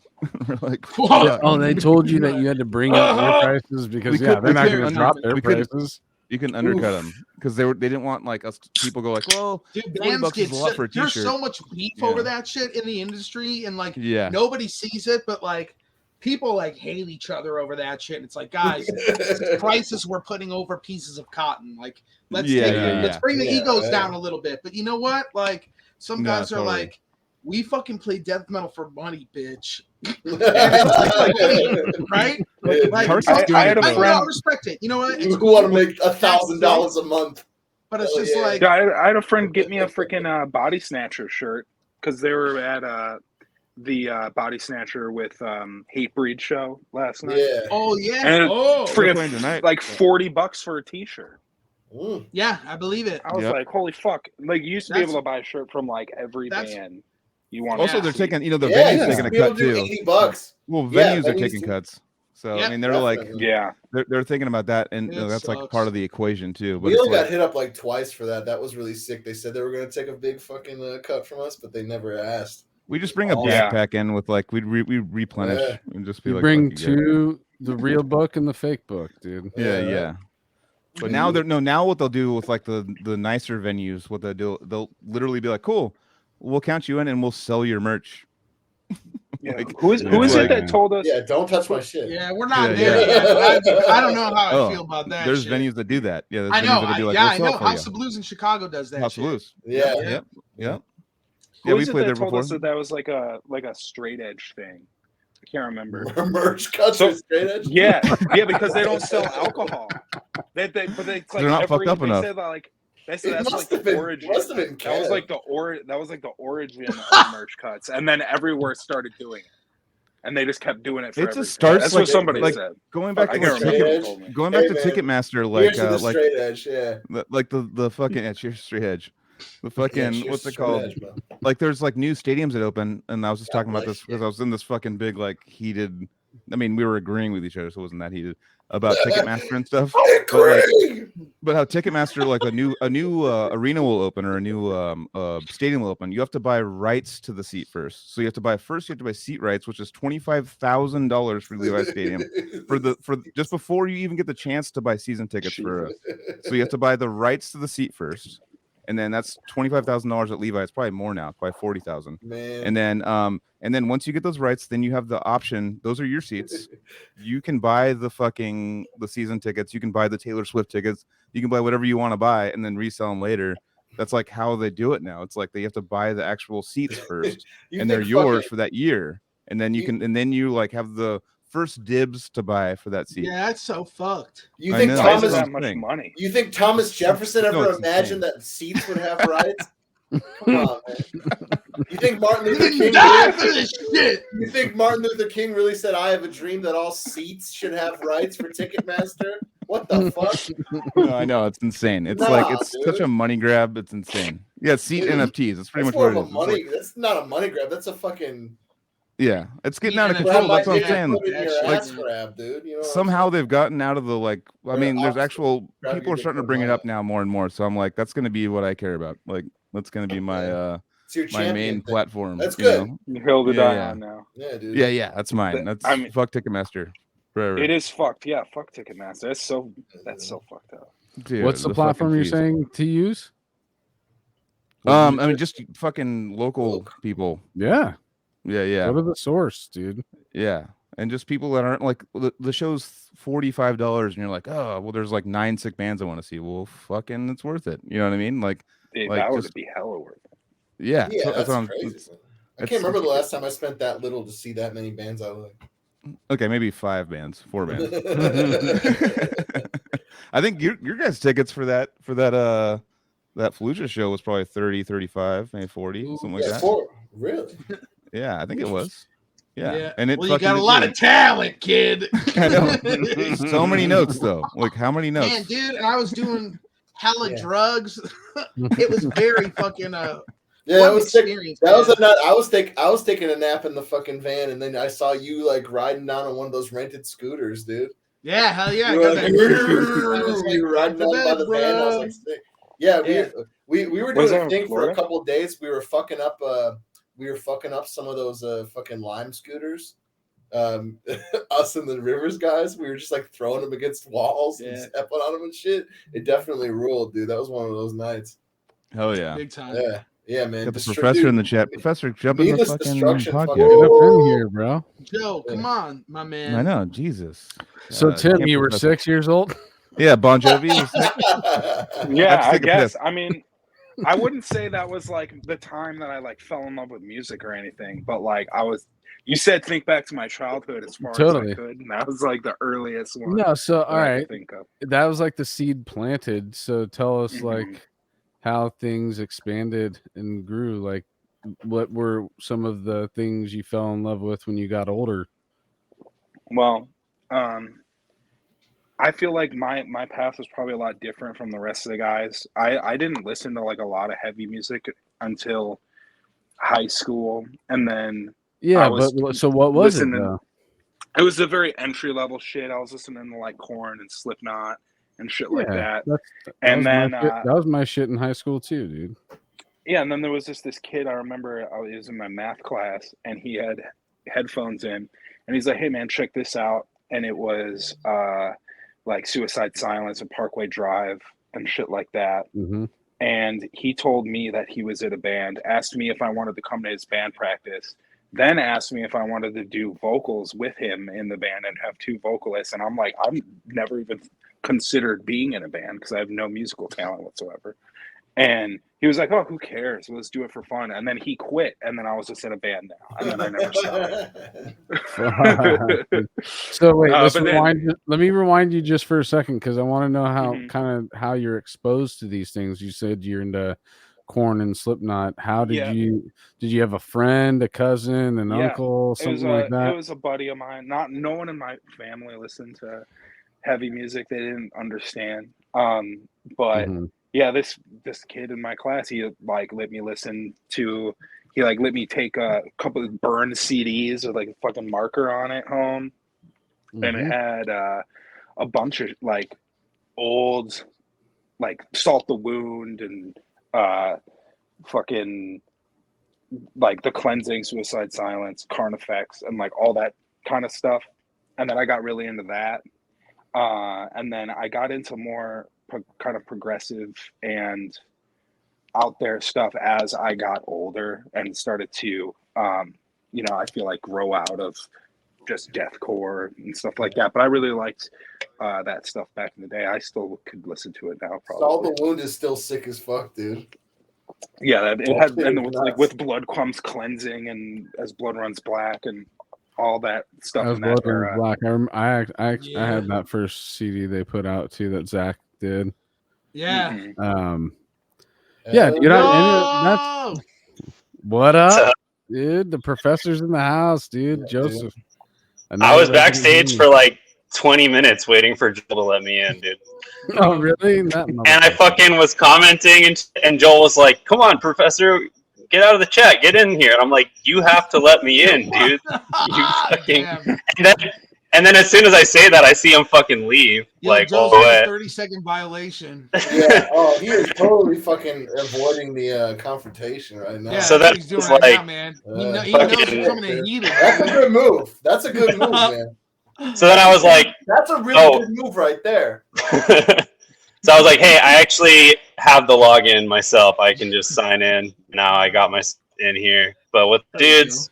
What's up, man? You don't sound like you're on your mic, though. I'm on these guys. It's not sounding that good? It sounds, it's a little loud, and it sounds better when you're on your mic, though. Yeah, you're like, Ranger, what's your position? That was like the nicest way you could have said it doesn't sound good, dude. Yeah, that is like the nicest way you could have said it. You were like, my resident homie. They're not as good. let me try. I set it down. Is it better? My resident homies, dude. I know, man. I love you, dude. You're the best, man. Dude, I want to shout you out real quick, Anthony, because you were one of the first people I sent the lyrics to that song Sheridan Road to, and you were totally like, yo, dude, these fucking slap. And it was like such a like, I can't tell you how much like confidence that gave me. I didn't know you did that. I wanted to eventually get to that for sure, because I remember when you had did that, and when I had read them, it was something that was refreshing, because it just showed me that there are people out there that want to have different and weird ideas as the concept of metal albums versus the run of the mill fucking cookie cutter death metal that we could cite 1,000 times. Right. And I like to think of myself as a writer that's trying to be outside of what I'm actually contributing to, the style that I use, using actual hip hop as a inspiration for writing death metal lyrics to, that I like being able to pull from so many different things. Well, basically reading your lyrics and knowing that it's like this blip in time that's for one person sitting in their car driving at night, on a road by themselves with their thoughts, and Endo, and GameCube, Nintendo, exactly, bro. and cannabis as an influence of those thoughts, and portraying them through word in an extreme metal song, but yeah, just reading along and actually trying to be sitting in that passenger seat with you and watching it all go down, but no, that literally was cool for like really just paying attention to the minutia of daily existence. And there are these really trippy little weird lonely times while you're in your car or something, and going into detail about how that feels and what's going on. Yeah, dude, I love that. Hell yeah, dude. man. And that, like, I can't tell you how much that means to me coming from you, dude. Hell That- yeah. It's really cool because that was definitely kind of one of those songs where Alex wrote all the music for that, and it was No, the me and first. Max wrote it together. Yeah. Oh, yeah. True. Max did write a handful of the riffs, but I remember Yeah. you presented it to us with like a vocal demo, and it was like one of the first things with singing on it, and we were just like, "Well, yeah, this is way too good to say no to." So, and we all listen to music with a lot of singing in it, you know. And at this point, I think Alex, in my opinion, has a really fucking good voice, and I think it's like completely underutilized.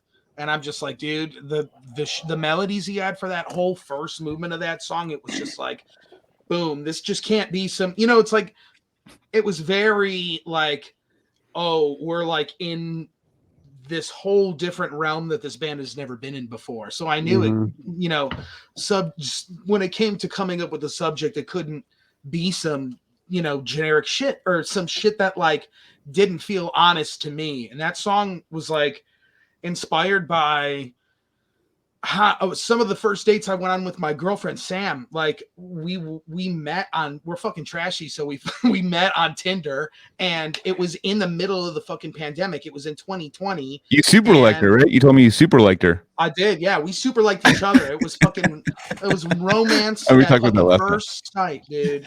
Yeah, that's awesome. Super like, that's sick. Yeah, a lot of our first dates, she lived in this suburb like an hour away from Chicago and would drive up here, and then like I would meet her, and you know, everything was fucking closed, so there was not a lot for us to do date wise. And at the time I was living in a small apartment with my parents, so it was like, you know, not much to do. And we would go on these crazy long drives down this Sheridan Road, and Sheridan Road in Chicago is what Lakeshore Drive turns into, and it goes way north up into Wisconsin, and it goes through all the North Shore suburbs of Chicago, these beautiful, wealthy fucking neighborhoods. And I love that drive, and I live so far north of the city that I'm not that far. It only takes me like about 15 minutes to get out that way. And sometimes it was one of my favorite things to do during the pandemic, because nobody was fucking out. Everybody was inside. The roads were empty. And it was sort of like you're driving through this. Like I would get baked and I would drive all the way I'd be in like Wisconsin. I'd be like, oh fuck, where the fuck am I? I just kept going down the road. And we would do that on some of our dates. We would just fucking talk and have these deep conversations, you know, on these drives. And like the song, when I kind of listened to it, it wasn't a song that had like, it had a really good flow to it, but it was a little bit different in structure than we had fucked with before. So I felt like kind of doing a stream of consciousness would make a little more sense as kind of an experiment. So I kind of wrote out this basically like a long poem and sent it over to Alex, and Alex made this whole vocal demo out of it. And we were just like, yeah, let's fucking go. Sloppy genius. I remember when you sent me stuff with Alex's voice on it.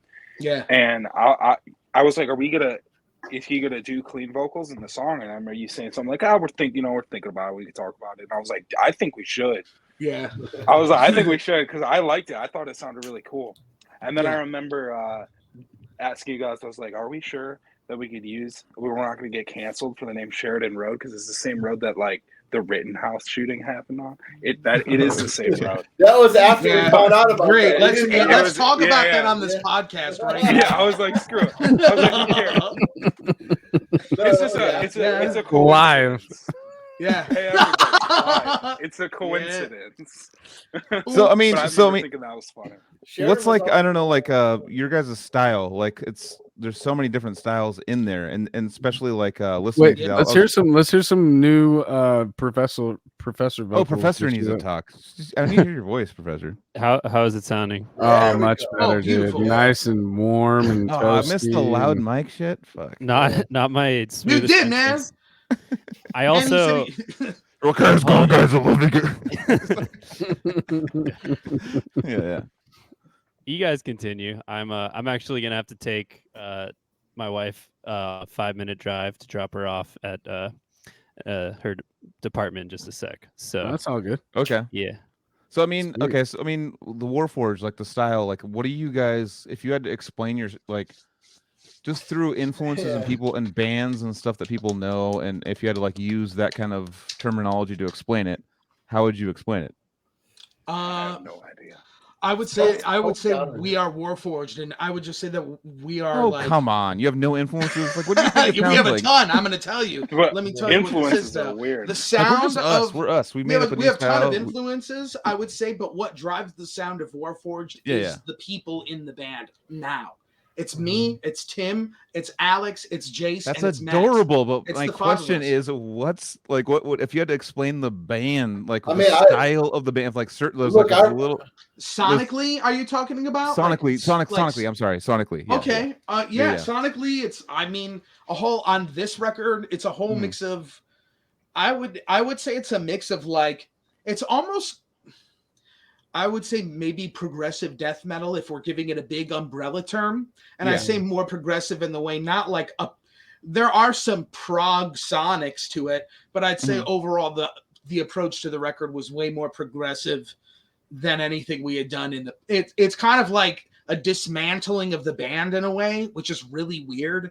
And that's kind of where the whole inspiration for the record came from, which was sort of like we sat down, we had a lot of discussions, a lot of talks. It's like I think this day and age, when you're in a band, you are wearing all sorts of hats.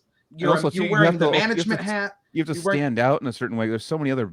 I mean, like we always talk about, it's like friendly competing. There's so many other bands out there doing cool new stuff. Like, so when you guys are writing, like, what's the angle that you're taking to be your own anything in between the fucking lines is what it is. Okay. It's sincerity, and it's anything between the lines. Those are like the 2 rules that have kind of been the very big central themes, I would say, to the Grove.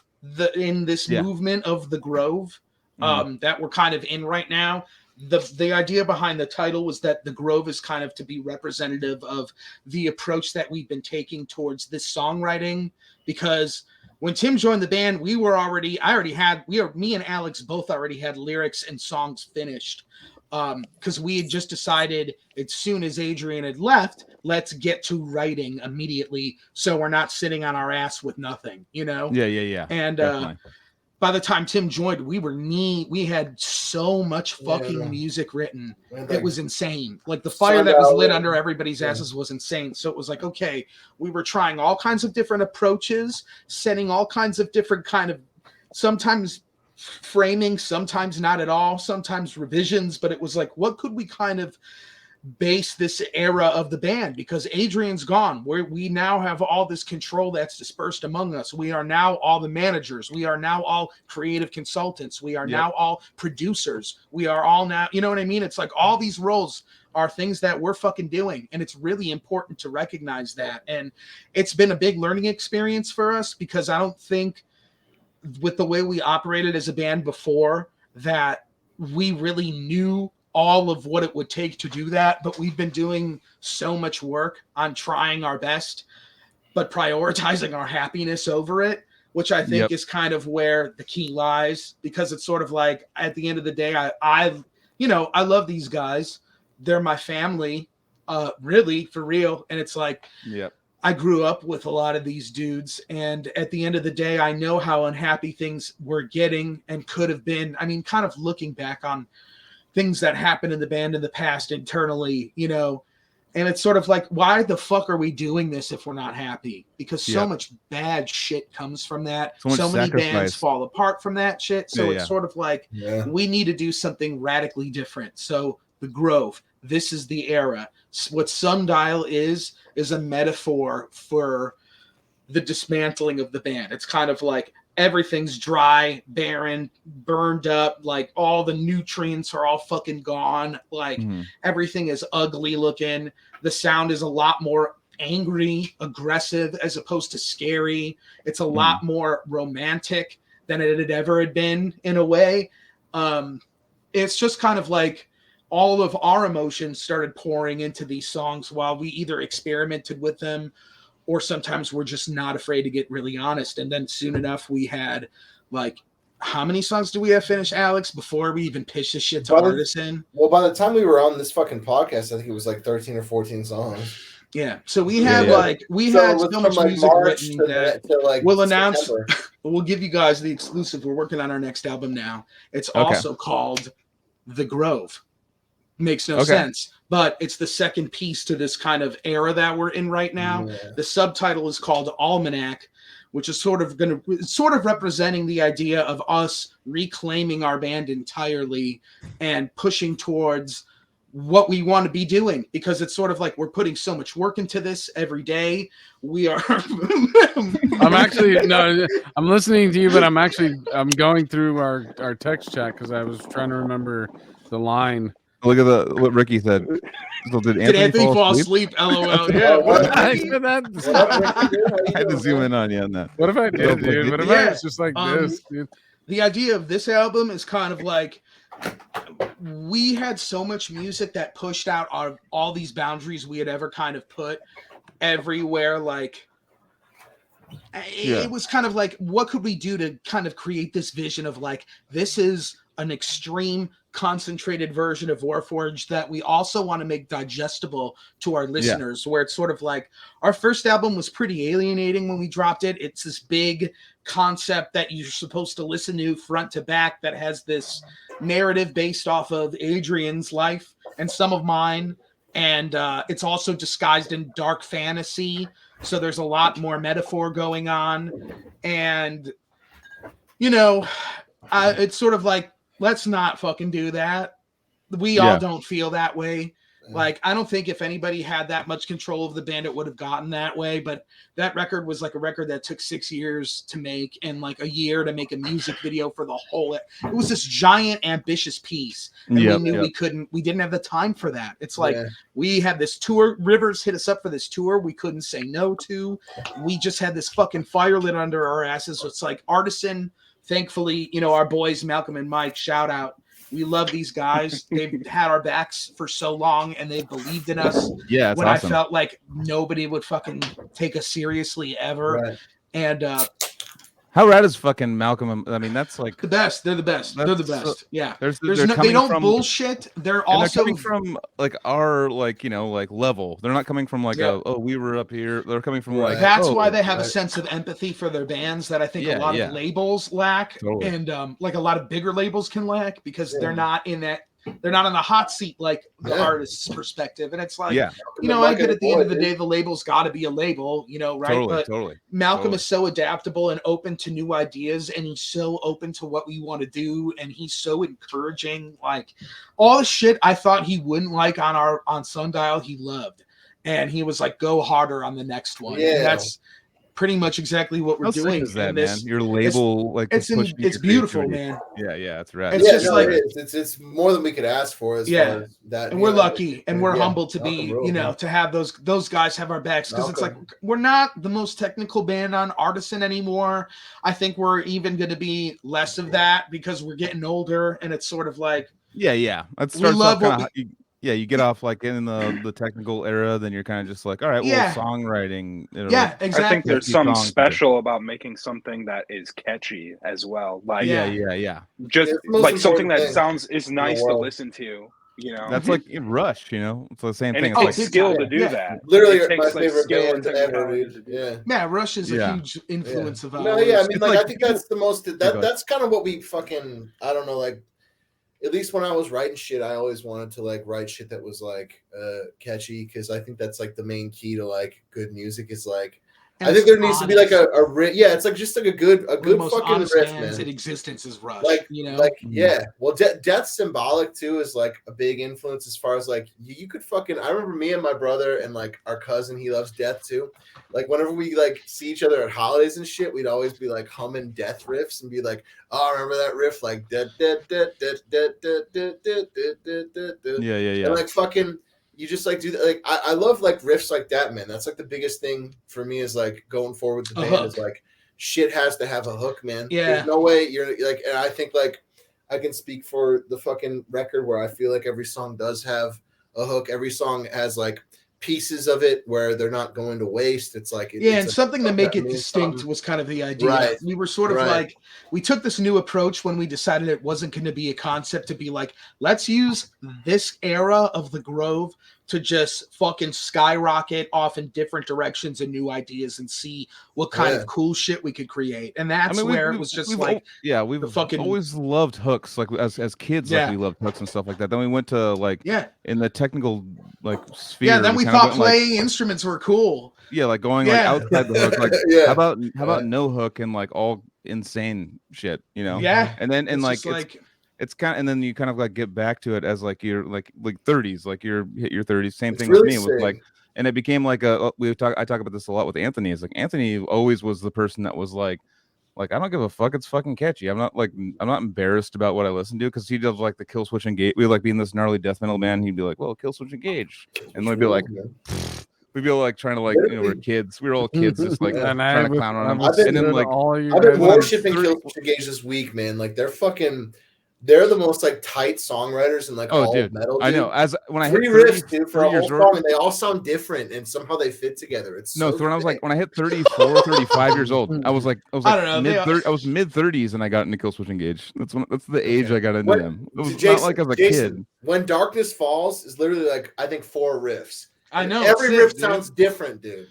When darkness falls, when darkness falls, we are reborn. Yeah, dude, so sick, man. But that's the thing, you know, like bands like Loathe, dude, like bands. You know that band Loathe? You guys ever heard that? Oh, dude, I know they're playing here the day after Thanksgiving, and it's already sold out. They sold out here too. I wanted to go see that. Yeah. And like that album was like a huge influence as far as like our attitude, as far as like a genre and stuff. Like, you know, like they're a good example of kind of what do, man. Like, I'll tell you what we like. Yeah, you wanted to know influences. I'm thinking that's about a good example. Is a band like Loathe, or a band like Loathe, the 1975 Rockhampton, like all of that. That idea of having your creative bubble not just be limited by one sonic uniformity, it was the key to it. It's just like, let's fuck with a bunch of different sounds, because if you think about it, think about life. We all live complex lives. We all grow up listening to different eras of music. We all are influenced by such different things. I mean, Alex and I are lucky enough to kind of share this really close like taste in certain things with our music, to where we're able to kind of vibe off of each other really well. And I feel like talk to each other idea wise through. Yeah. I mean, it's just sort of like when it comes to production and Warforged, like him and I have kind of become this fucking insane, like, yo, we could come up with some insane shit together. Yeah, exactly. We're now ICP, and I mean, you said you're printing your own shirts. That's kind of right up, you know, what they do, you know, or making your own shirt designs and stuff. Yeah, dude.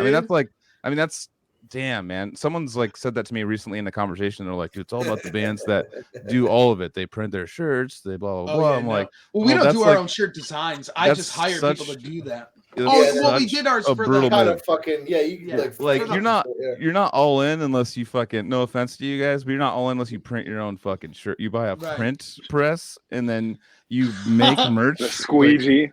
You're like doing it like at home. Our dads did it for us, dude. Yeah. It was like Mike Hamilton would just have like a print press and just be like, boom, here you guys go, here's shirts. Like I was like, I did that back in Ike. Shit. Yeah, you've done it before. So actually, we did our own shirt. So there's that. So you get the print. It's like, so it must be a negative, right? With all the things you want on. How do you do like color ones? That was the thing. We like did not do color. It was just a black and white one. We didn't want to deal with how much trouble that was going to be. But usually, what it was, from what I've seen, is that you get multiple negatives, and each negative is for a different color. Yeah. Jesus. So like you put it on, you put the one color down, you take it off, you put the other one on, and then the other color goes down. Yeah, that's insane. That's from what I've seen. It's a lot. So all the fucking detail that goes into some of these death metal shirts. I know they're like oh, it's a 6-color shirt. Okay, so they have to go like, so they'll do a screen print where it's like just these little blotches here, like a little slit here, and they'll just be like, here's blue. Yep. Whoa. Okay. And there could be multiple shades of the same color too. So what does that mean? Each one of those gets a negative? Shit, that's a lot. That'd be crazy. I know. That'd be too Fuck. much. Shout out to screen printers out there. How about Ben Oram from fucking Alshell Parish, man? Jesus, that guy has got his own shit together, and he went after Alshell Parish, and he's like, after that, he was like, I'm gonna make my own screen printing business, and We like got a our bunch first of merch bands. from that motherfucker. I love Ben.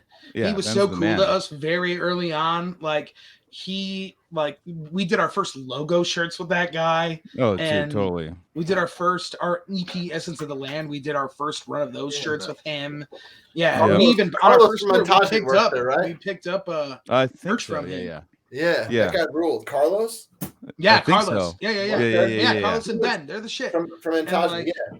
They do great. And by the Right, way, well, we that's didn't a talk about it at the big top of the dude. show, but we're bringing merch back to the Cali Death podcast, and Oh yeah. Very soon. Sandals. Ben is go. involved. So I love Boom. Ben. Nice. Ben, that's a And Orem little sneak, rules, man. little fucking diamond in the rough. You want to find Also, it? An hour and 35 minutes Also in. Parrish was one of like my biggest fucking heavy influences for real, man. I love. They were huge around here. Yeah. Those two records, man. The Awaken the Dreamers was my favorite, and then Price of Existence, man, so good. Totally. A couple Like, of those guys used to be Biggest in fucking records in my life for real, like huge records. they Oh, used to yeah. be in a band called End of All, and that was like Okay. an opener band at the Pound we talk about so much. But there was a sick night where it was Skinless with End of All opening, and basically that like what is it? The first one, Hate Malice Revenge. Hate Revenge. Revenge, yeah. Yeah. That style kind of came out of that End of All, but End of All was more kind of on that New York Skinless sound too. Okay.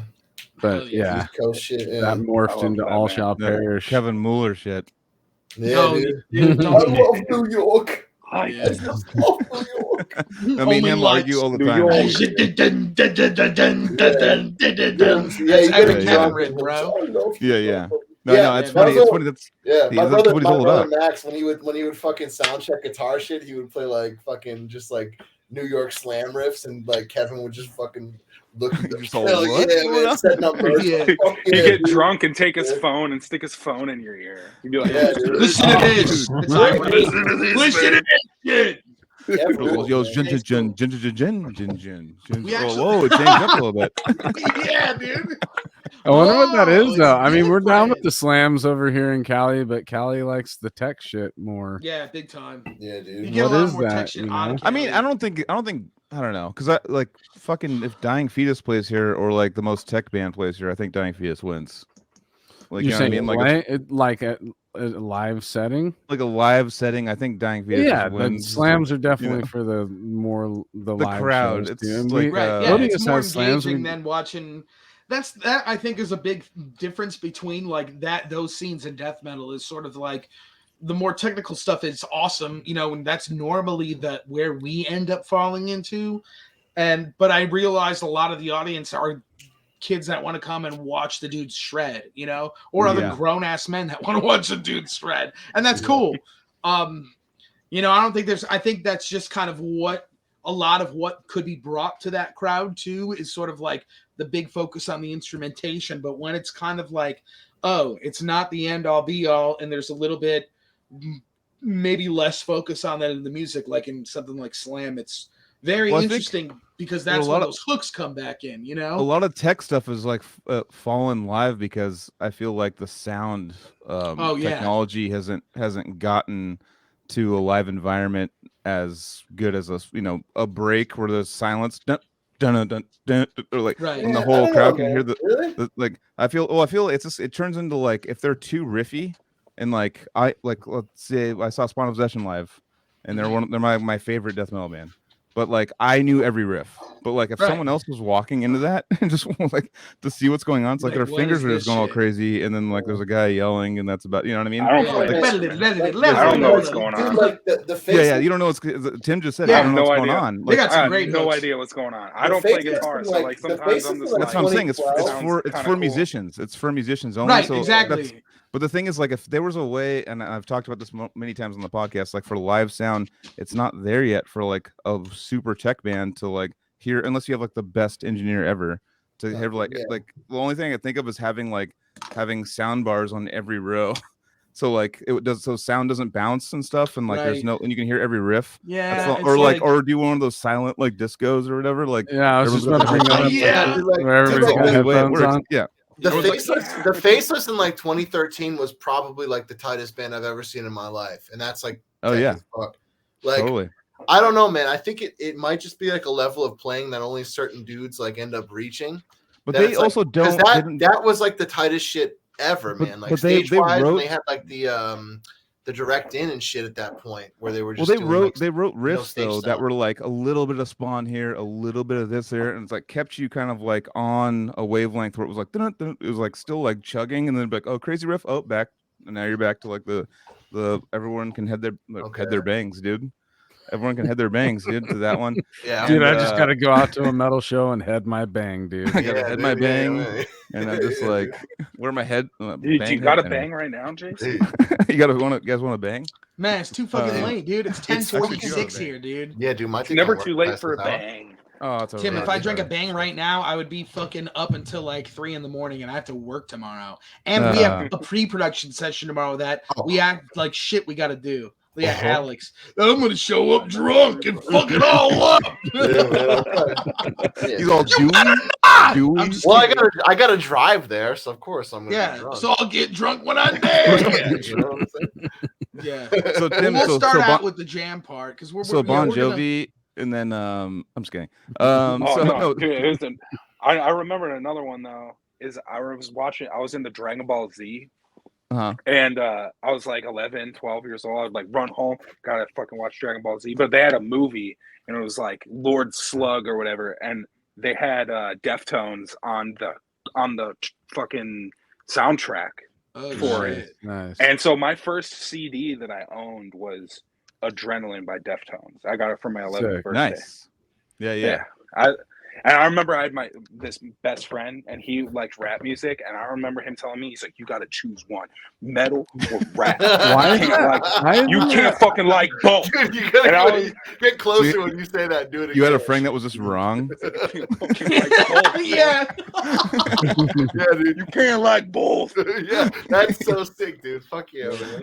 I was you can't- rebellious no, against that go statement fucking- at a young age too, dude. I was like, I don't want to choose. Yeah, it sucks. You- Yeah. Well, we don't choose. I it, like both of us. We Pantera embrace and I both. like the Wu-Tang Some of us. Clan. Like, I chose Yeah. until I was like 24. Yeah. You chose. I chose 5 years Oh, yeah. ago, but Yeah. now like it's changed my life for real. Yeah, that's, like, that's what I'm. that's yeah, kind of that's what I'm I saying, feel like is kind of giving us a little bit more of an edge when it comes to our songwriting or our idea bank. Is sort of like there's so many more influences we're pulling outside from metal that we apply in a metal context now that end up being so many. It pushes our boundaries and at least Right. makes it fun for us to kind of be like, wow, we could incorporate all kinds of different This shit. is pretty big. This is pretty big because that's why, like, people like reviews of music. It's like reviews of movies. It's like Yeah. they're like, oh, dude, it only got like a 42% on blah blah blah. Yeah, It's dude. like, but then you end up like That's it might be your subjective. favorite movie. I It might keep be your thinking favorite about Yeah, movie. it's art, man. It's I just keep Yeah, thinking yeah, about yeah. the cable guy. Some movies Remember- are bad. Some when are the- bad. Yeah, some are. Remember the cable guy Some had music a is band? bad. All dude. movies are good, dude. Yeah, I was fucking Yeah, watching some the cable music guy the other day, sucks. man. That shit rules, dude. Cable What? Guy is sick, dude. Yeah, it's not a bad Yeah, I like movie, that and movie. it got panned, dude. You guys ever see? There's a lot of movies fucking- like that got shit on in the day, but it eventually gained a following. There's a You lot of guys ever movies Yeah, like see, yeah, that. yeah. Oh yeah, no, Big Lebowski. Yeah, Yeah. Pulp Fiction, fucking Yeah. You guys ever End see up being, like, the fucking big- Sideways with Paul Giamatti? yeah, dude. Sideways. You guys ever see rule. that movie? I No. never That was liked that movie. That was I a haven't critic. actually That was a one that I critic should movie, see. though. They love that movie. Yeah, you guys should check it out. It's on HBO Max. For real, it's a good movie. Mhm. Okay. I've actually yeah. had a couple people ask me to check that out. So Yeah, it's good. Yeah, have you ever seen like Election with Matthew Broderick? Mm-mm. Okay, Yeah, well, Sam the directed guy that them, did, right? yeah, the guy that did Yeah, that Alexander wrote Payne. that. Alexander fucking- Payne. Yeah, dude. Have you That seen He guy- was Looney- married to Looney Sandra Tunes? Oh, dude. Yeah, he was. Yeah, he was on Grey's Anatomy. He was Yeah. like, my penis burned off. Sandra Oh, can you just take a look at my penis? It burned off. It fell off in a bird. And they got Yeah, married. no, Can you Merlot. believe it? Yeah, They dude. got married. dude, anyone that I Yeah. know that's like a fucking voice producer for any kind of movie or anything, like hire Big Nits, dude. I'll Yeah, do it. I'll he's get got a big, fucking big. awesome voice, dude. I know. Once What are the you guy who doing? Why are does, you like, playing drums in a death metal band, you fucking Yeah. idiot? Once the guy I don't who, know. Yeah, for real. once the man, I guy don't who know. Bender No, the I voice know. I'm guys, just kidding. like Bender from Futurama, like Jason could be Bender. You know what I'm Oh, dude, saying? you could be so many things. Jason dude. would be a You sick have the Bender. voice. You have the voice. Yeah. I'm gonna tell you. I told you this the first podcast. I'm just gonna Kiss say it of an again, angel, dude. and I'm gonna keep doing it until He you could do do it. both though, dude. He could tour and That just could be take your voice fucking gigs side job. and Yeah. have a little booth at home, and he does fucking voice acting Or I during could the just day. keep my and voice exclusive to Warforged and make people come to us for the action. there Yeah, you go. that's true. Or you could do like a Toy Story and then be like, I'm in Warforged, and then like You have should all these narrate- people come to Yeah, I would Warforged. do a Toy Story. You should pre-record a narration to a Warforged set and just have your Bro, I voice. ain't got no time. Yeah, If someone Jason, wants you to be in get me, you be in like, fucking. If Disney came to my front door and was like, "Yeah, we'll do this now. It's just sign this. We'll give you this much money. You record for an hour." Bam, I'll do it. But I'm not putting any effort into that. I have What about no 3 fucking- hours? Yeah, Jason, got no I think time, man. Jason, I think Professor's you would be the strap on in Sex Toy Story. You know what I'm saying? Yeah, I'm going in. Sex toys. Yeah. Strap me right up. You're a I'm great strap-on, going dude. in. You're a great strap on, man. It's kind of You're a good warm in strap here. on. Oh. Yeah. That's the best like compliment I've ever heard, dude. It's Yeah, like you're a man. great strap on, Yeah, brother. man. Yeah, Tim's fuck a yeah, dildo. dude. Sloppy I'm a genius fucking- here, dude. I'm a bottle of lube. No, you're one of the You know anal what I'm saying? beads, dude. I'm not You're anal, an bro. anal bead. You're like Nah, part dude. of I'm the too anal into. bead I'm army. too into. I'm too He's the independent last for that, anal bead. man. I'm You're too independent for Yeah, that. you are. You're Yeah, like you the know what I'm leader saying? of the anal beads, dude. No, dude. I'm The fucking leader of the mad. anal. I'm You're not a a warm leader. butt plug, I wish I we could guess. right It's now. kinda I the wish we same could. thing. I wish we could pull I up think the I'm a old bottle Warf. of lube, man. We could I'm fucking pull up getting the this shit old going. Warforged thing. We should pull the old first episode and just Yeah. watch fucking Alex like the whole time. He's just like, Out of dude, it. fucking, Yeah. No, I'm man, dying. that was Yeah. that was the saddest I've ever been in my entire life, man. Yeah, You you still still went through it, We though. were kind of still like You finding our talk more footing shit and- about me, man. I'm gonna fuck you up. It was you know pretty. what I'm It's kind of. saying? I don't know. We should watch it live. Let's do it. Dude, I'll fucking kick your ass, man. Hit me, man. I love Come hit that. your old man. We get the side Come take a profile. punch. and it's Come so- swing at your old man. Yeah, everybody in the band. You beating think the you could shit beat out of your it. dad? Yeah, dude, that's so sick, dude. Asking your son to take a swing at you.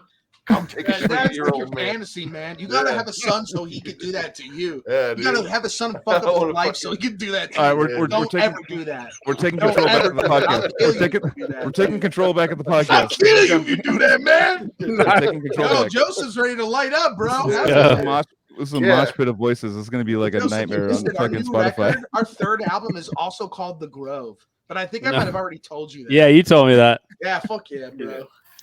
Almanac. Hey, Yeah, Joseph. it's called Almanac. The Grove Almanac. But The Grovening. so we're like knee deep in pre-production for it now. It's gonna be sick, dude. And some of it is like essentially our initial plan with the Grove was we were going to be like, let's do this 18 song album. And after discussions with the label, we were like, let's split it up into two. That's a big undertaking, and it's Yes. hard to produce all that shit and get it out in a reasonable time. So Malcolm it'd be was like, "Yeah, no, do 2 of those instead." yeah, well, we suggested it to him. We were like, what if we did this? And he's like, that's a much better idea. So it's sort of like they've been really cool about working with us to basically cater to any idea that we want, which is Yeah. very fucking sick. Because it's like I Yeah. pitched some fucking insane shit. Oh, dude, you And, are kind of a Joey Diaz. they've a liked little it bit. all, You- too. I think Jason's kind of a Joey Diaz, dude. Oh yeah, cocksuckers. Oh yeah. It's kind of like a very young I Joey wake up Diaz. in the morning, I smoke You guys some ever- fucking weed, and I watch somebody suck somebody's cock, and I jerk off. You guys ever see this movie Falling Down? Oh, It's either Yeah. blue cheese or go Oh, yeah. fuck your mother. yeah, right? dude. All right, we're bringing it all back. We got to go back to Tim. I know we're Okay. all. This is kind of a mosh pit of fucking, like the most fun I've ever had. But fucking, Really? yeah, I'm It's fucking just having a the great most time. growing. I'm Alright. falling up right now, dude. I'm not falling down. Yeah, Yeah, But Yeah, that's fucking- good, Oh, yeah. look, dude, that's a Shell this Silverstein. is me, man. That's God, also like Anthony was this tall dude like back in the day when we were kids. He's all dude. Michael Fugless. He's all dude. That shit's and said people that's fucked up, dude. He's all dude. That shit's fucked down, dude. Yeah, that's sick. Hell yeah. That definitely It's rule. still stuck with me forever. Down, brother. Yeah. But so let's get back to the Tim Horton story. This is the fucking Tim Hortons. Wait, what's the? So Tim, you play music or something? Or do you... no, So you were like, did the No, he was fucking- actually at a point where you were just joining I'll the be right back. band. I was I'm gonna get pissing. I was something to We pissing. didn't even hear the name of the band though. Where Was it you joined, Frankenstein? and then the dude you Oh, the joined first with, band. he left. Yeah, Yeah, that was like it was like a cover band in high school. They did like covers and shit. And then that was a little while, didn't last a super long time. But then after that was pretty much I found these guys on Craigslist. They were called the Cyrus. If any of those guys were watching, they're very sick. I liked that band. Played with them for a while.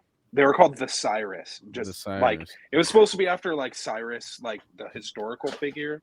Okay. I never quite Not liked the name, but it was Or not the virus. Cyrus. we call this the Cyrus, like the Cyrus virus. But There's the virus, that dude. band was fun. That was like they were like a Black Dahlia Murder kind of death metal band. And then I joined Gateways, which was a metalcore band, kind of Parkway Drive-y kind of metalcore. So you And figured out how to do those types of vocals in the first band, and then the second band is where you really started to go for it. Yeah. Yeah, I mean, like my first band, like there's videos on the internet I hope no one ever finds. Don't look. Like I didn't know what I was doing. It was a really learn as I go kind of thing. Mhm. I didn't have, any lessons or anything like that. I kind of just figured it out. Right. I started listening to Whitechapel, and I really wanted to sound like Phil Bozeman. yeah. Do that shit for a while. But for the most part, I was just learning as I went on. And then I joined a deathcore band called I Killed Everyone for a little while in 2000. That was in 2013. Did that. And then when I moved back to Washington in 2016, I pretty much thought I was done. I didn't think I was going to do music anymore. I went out and did an EP and like one show with a lot of the same guys that were in Gateways. That was called Motion Failure. They're a pretty sick black metal band now. But after that, I was like, yeah, I guess I'm an adult and I'm going to get a job and not do music anymore because I didn't want to find my place in a brand new scene. It would have been taking a long time. And then that's when I flew out and Jason was just like, do you want to be in the band? And I said yes. And here we are. But I hadn't done much in the last, 5 to 6 years. I did like one EP and one show in like 5 or 6 years. Yeah. That's crazy. That reminds me of Mike Leon that we had. His first tour he was like 18 or 19. The last week's episode, and he had his first tour was with Cannibal Corpse. Can you imagine what you're band a was child? he in when he was doing that? He was in Cannibal. No, he wasn't in Cannibal Corpse. Oh, Not okay. Mike He Leon, filled you in. fucking dude. Yeah. No, he was opening for him. He was Sepultura, opening for Cannibal. Oh, And man, I mean, I'm trying wearing. to- He's in the Cavalera, Soulfly. Yeah, he all plays that. It with wasn't them. that. Wait, he was doing God damn Soulfly it. too, right? No, he was like I don't know if he was in the beginning, but I know that he. He does them now, Sepultura. though? Doesn't he do them Actually, now? you know what? Or He does might have not been do in them? Soulfly. He might have just jumped into Soulfly, and they're like, "Let's do a Cannibal to run or something." He's like, okay, and just goes Oh, into shit. fucking Cannibal, No, and it's funny. It's funny was for it him. I've the never Absent? met that dude before, but Oh, It he's was the rad. band he was in before. Was it Havoc. either Havoc or Havoc. the Said Absent? it. Havoc. It was Havoc. Okay. Yeah. That's right. Havoc.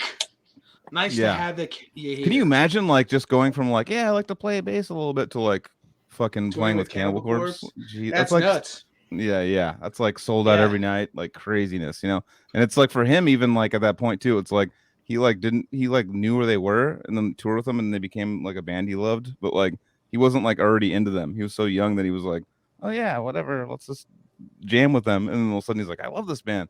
To find your band like that is such a unique experience, Yeah, through that's kinda touring wild, with that. man. Yeah, it's just Yeah. it's such a weird perspective for me. It's when I was a kid, I used to watch bands open for Cannibal and just think you guys are millionaires, dude. You guys, Sure. you guys Yeah, for as me, a it was child. really just me and Jason's friendship.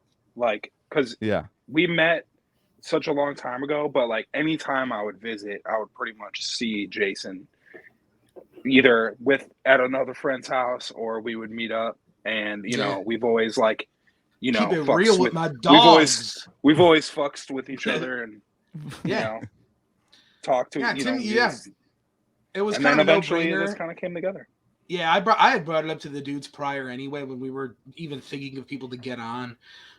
We were having these meetings, like big production meetings and shit, like about the record, about our plans. Like, it's kind of how we've been going forward with things because it's been easier for us to work together that way. At least the four of us here, because it's like we could just get together and meet up anytime that we're free and assess what we need to fucking assess and just, get on with the shit and do what we need to do, which is kind of like crazy because we've never been a band that's been able to work as efficiently as we are now and as fast as we do now. Yeah. Mm-hmm. But it's also just different, How much sundial material was already in place when you asked Tim to come aboard? A lot. We had a good chunk already Good written part of it, yeah. because that was kind of the first decision when Adrian had left. Like I had said a little before, was that we had decided we're going to get started on writing from scratch immediately. And we just took basically, I think we only used one idea that we were entertaining in the past that Max wrote that made it on the riff on him on A Hymn of Broken Teeth, the second song that does that. Speeds up. The speed up riff people love. There's some sick drumming in that song too, dude. Thanks, man. Yeah, dude, I got nasty with that shit. Yeah, man. The guys really trusted me on the drumming on this one, which was very cool because on pay it off. It's like one of the biggest fucking compliments we get on the record is like your drumming, dude. So. And it was like on voice, I was pretty much following to like Guitar Pro for a lot, and like and my own stuff as well. But yeah, I was kind of able to we were all able to kind of play to our strengths on this record, which was really cool because we're just sort of like, yo, motherfuckers, we've been doing this for so long, we're good. Like, let's just do shit that we know we're good at. Like, instead of about it, instead of fucking analyzing it a million times. Just trying to. It really feels that way too. I never had to like be like, oh, I got to sound this way to. Yeah, it was just your thing. Do what and I the do way naturally. we kind of wrote, like, Yeah. with Tim is such a diverse dude on the microphone too, where it's just sort of like he could do a lot of things with his natural voice that a lot of other people can't do, which is very cool for us to have. And it's sort of like, in the studio, Tim came out and it's like we had all these lyrics written for him, and it was really cool that Tim was just sort of like understands the fact that this band is like something we've been doing for so fucking long, like a lot of us now, that it's just sort of ingrained in our DNA to kind of put that honesty here now, or at least what we're trying to do. And he ended up knocking it out of the park. Like it was so like I knew, because I was the only guy that had like the experience with Tim out of anybody in the band, like that knew what he really sounded like, and was in a room with him when he did that shit. And once he started tracking, to see everybody else in the band's like reaction, like Max's reaction, even yours, Alex, like it was so sick because everybody was like, oh, we're fine. Like any doubt, any shred of doubt anybody had about us recovering, it's just like we had Adrian, who is a very succinct, sincere, kind of like a little bit not so loud, but loud vocalist. And then we have this big, powerful ball of energy on vocals now, where it's like you're getting a completely different vibe. And that's kind of where I think that no one had heard his voice ends up. I think his voice ended up, Tim, your voice ended up lending to the music a lot more naturally than any of us would have predicted.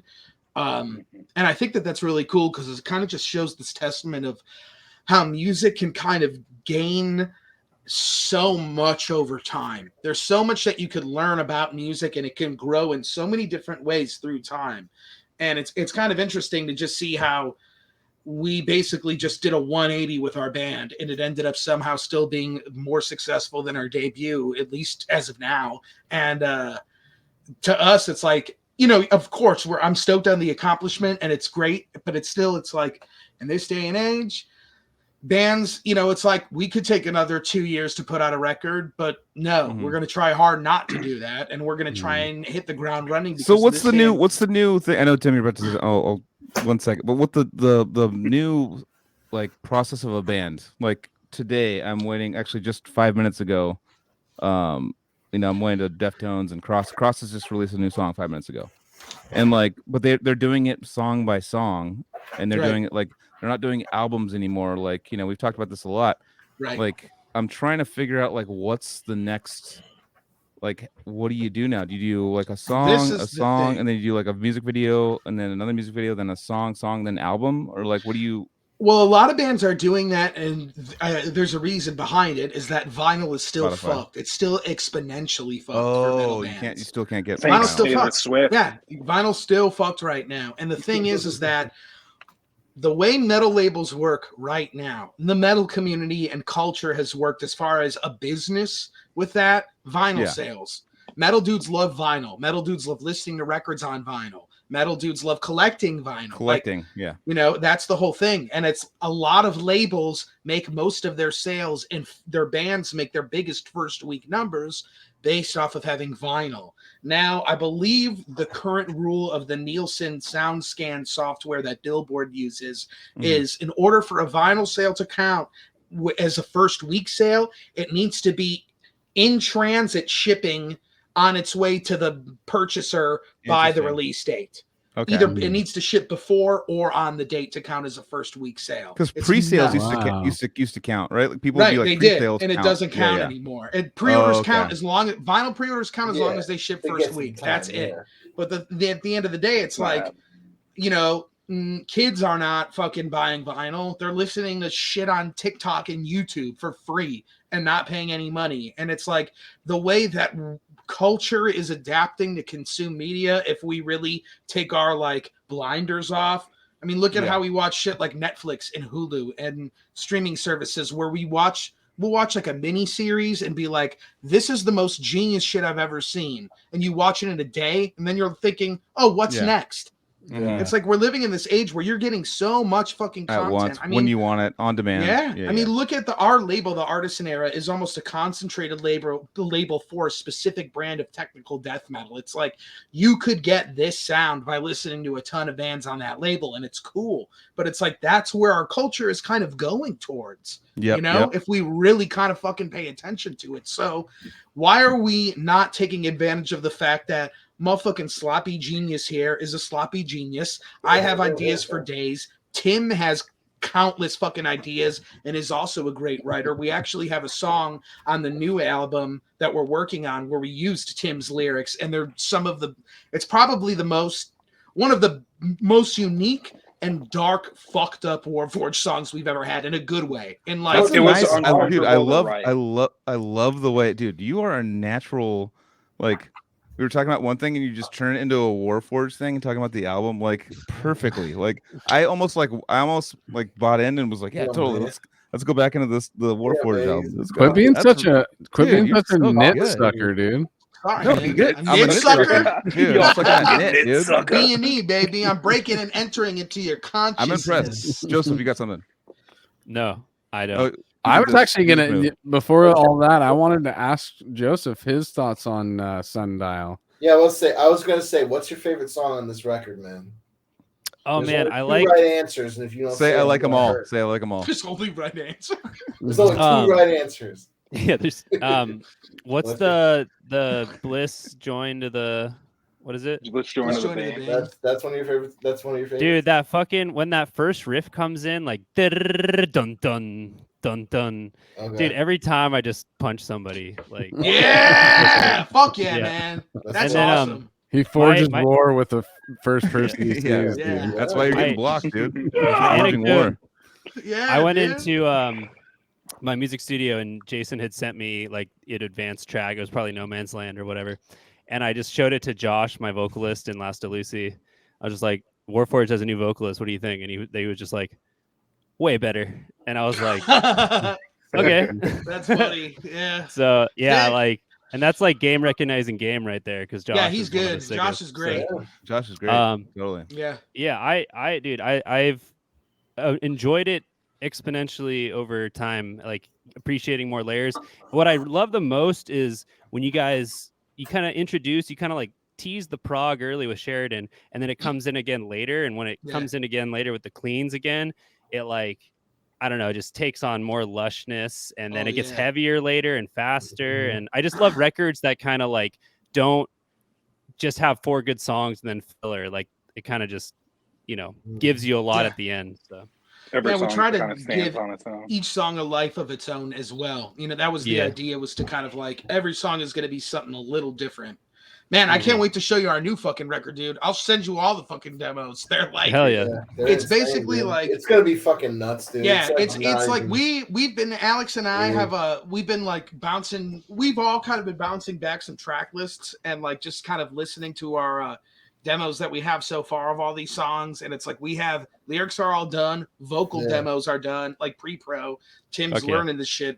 I think we just sent it yesterday, right? Yeah, Or today. right. And it's like, so we're like literally fucking cooking right now, which is why it's easy, which is why it's hard for me not to talk about it, because my head is very present in this and I'm living it. And it's fucking who cares? but it's like all the it's all the elements on Sundial, but like fucking amped up to 10. Like all It the doesn't singing is feel- fucking way more explorative than we've done before. All of the heavy and dark shit goes to places and extremes we Oh, haven't been love it. before. It's really gonna be a fucking, I don't know, a fucking Almanac. Yeah, fuck yeah, new Warforged. It doesn't coming feel 6/9. like the Grove Part 2. That's It my doesn't guess feel right like there. the Grove Part 2. It feels like the Right. evolution of what the Grove did. Yeah. It's like Yeah. just more. It's like where we go from there, Right. more than like more of the same as like a second part record. It's like it's a second part of the Grove, but at the same time, it is like an evolution of the Grove rather than more of the Grove.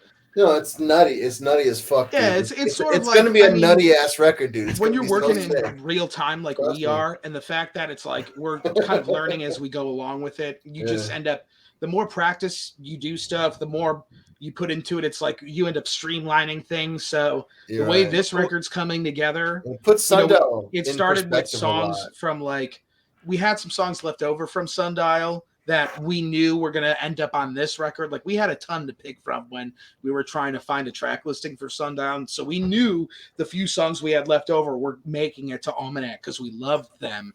But the thing was we had a lot more time. We had more time to work on them then. Right. And then It's really cool refine to see them, like a band like you guys change them like up a little bit. see you guys all like your faces light up and like you guys are so excited about it. You guys like Dude, have like it's a what natural makes me the excitement. happiest playing music is doing Yeah. this exact That's why you guys will be shit. successful. It's because like Well, you I guys listened to the, Hope I so, have listened this to like demos. natural. I took a walk before I went on this podcast after I stopped work and I fucking took a walk.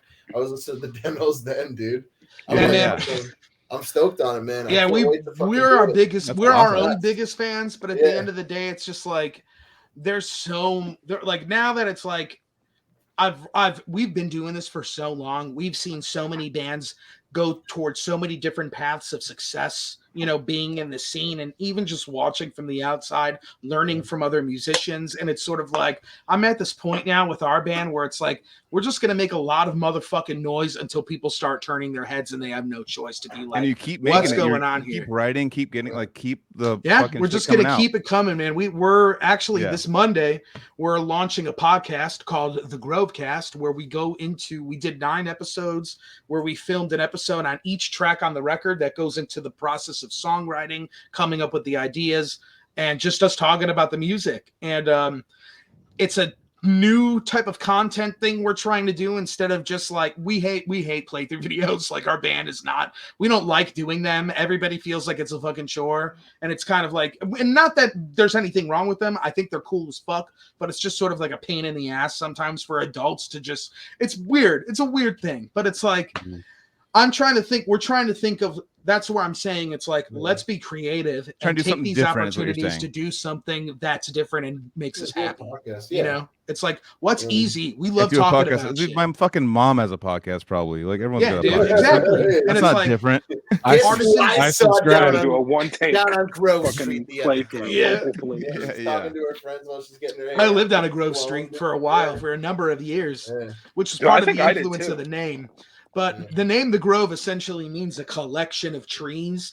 And it's basically to serve metaphorically to be like, this is a collection of different sides and different pieces of music that we have to offer you right now that are honest representations of us or things that have influenced us and our thinking within recent time. So it's been cool because there's a lot more self-reflection. I think that everybody's been doing now. Like with this record we're working on now, it's called Almanac, and it's sort of to represent the blossoming of how everybody has kind of reclaimed the name in this band, and sort of like we're all finding a way to kind of move forward together while still maintaining some type of happiness with it. Because it's sort of like, if these guys like are doing this and we're putting all this fucking work, I mean, it's like I put a lot of fucking energy into this because I don't do a lot of other, it's like I'm one of those guys where I feel like I'm not getting my honest and best shit if I'm not putting all my heart into it. And Warforged has been, I mean, I've been doing this shit for a decade. I started this band out of another band with Adrian, and it's sort of like, you know what? If I'm fucking doing this, it's got to have some type of like. That's the rule of thumb. It. The rule of thumb is, I mean, I was talking to Naveen and Cheney about this, but like the rule of thumb with them, and I've kind of come to the realization it's like a decade. You gotta do a decade. You gotta do 10 years. Like, I mean, there's exceptions, obviously, where they pop up out of nowhere and like. I wouldn't want to be them though.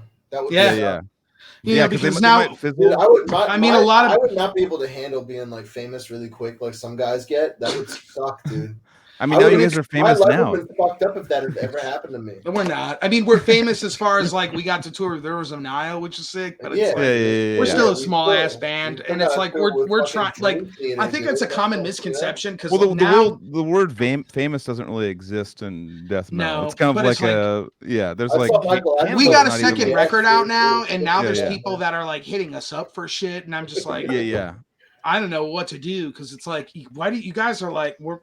It's like we're kind of doing our thing here and just hoping it works. And it's like a lot of guys have these, I mean, it's like Joseph, we've had conversations in the past where you've asked me about like why I haven't played in other bands or taken other opportunities. Because I've gotten, as drummers, we get opportunities like a motherfucker to play in bands. I mean, it's awesome to see how busy you get. But for me, it's like, I just don't, at this point in my life, I just enjoy being creative and trying to put some art out into the world more than I enjoy sitting behind my drum kit. Oh yeah, absolutely. I get the most fulfillment out of doing it with Warforged and doing it with like a motherfucker like Alex, like because I've grown up with him. Like me and him have this wavelength where it's sort of like we share some of our favorite music together outside of metal, which is really cool.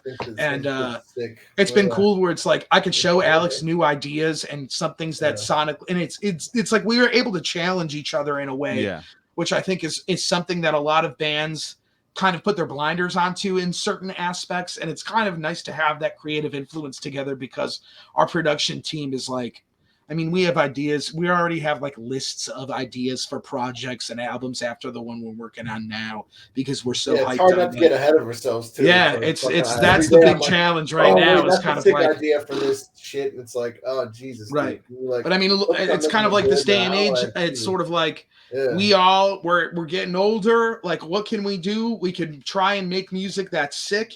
We can try and do it in a way where we're not killing ourselves. Fucking doing Jason, it. you're not older. Like 30. Like I'm 39 in fucking like Jesus. Like you're saying, I know that 30-year-old kind of thing that when you jump when you're 30 and stuff, you're like, oh, where's it's kind of like a checkpoint of your life. It's like, where am I right now? What's going on? All the shit. It's like I have that 3 in my name or my attached to my name now. But like it go. I mean, my dirty 30 felt like it was like 10. It was like 5 years ago. But excuse me, 8 years ago, not that long ago. But it's literally like not like it's gonna go to 40 so quick. Like like death metal is only 30 some years old. So yeah. I mean, I mean, when I say that we're getting older, I frame it in a mindset where it's sort of like I'm not the same. I don't think the same way I did when I was 23. Well, I don't think the same way. And once you start hitting the road more, you're gonna have like other, it's gonna other like things you'll learn. Not like I'm telling you. Oh yeah, we're already learning, man. Like it's always every time we hit the road, it's something you come back feeling like, well, I guess I didn't.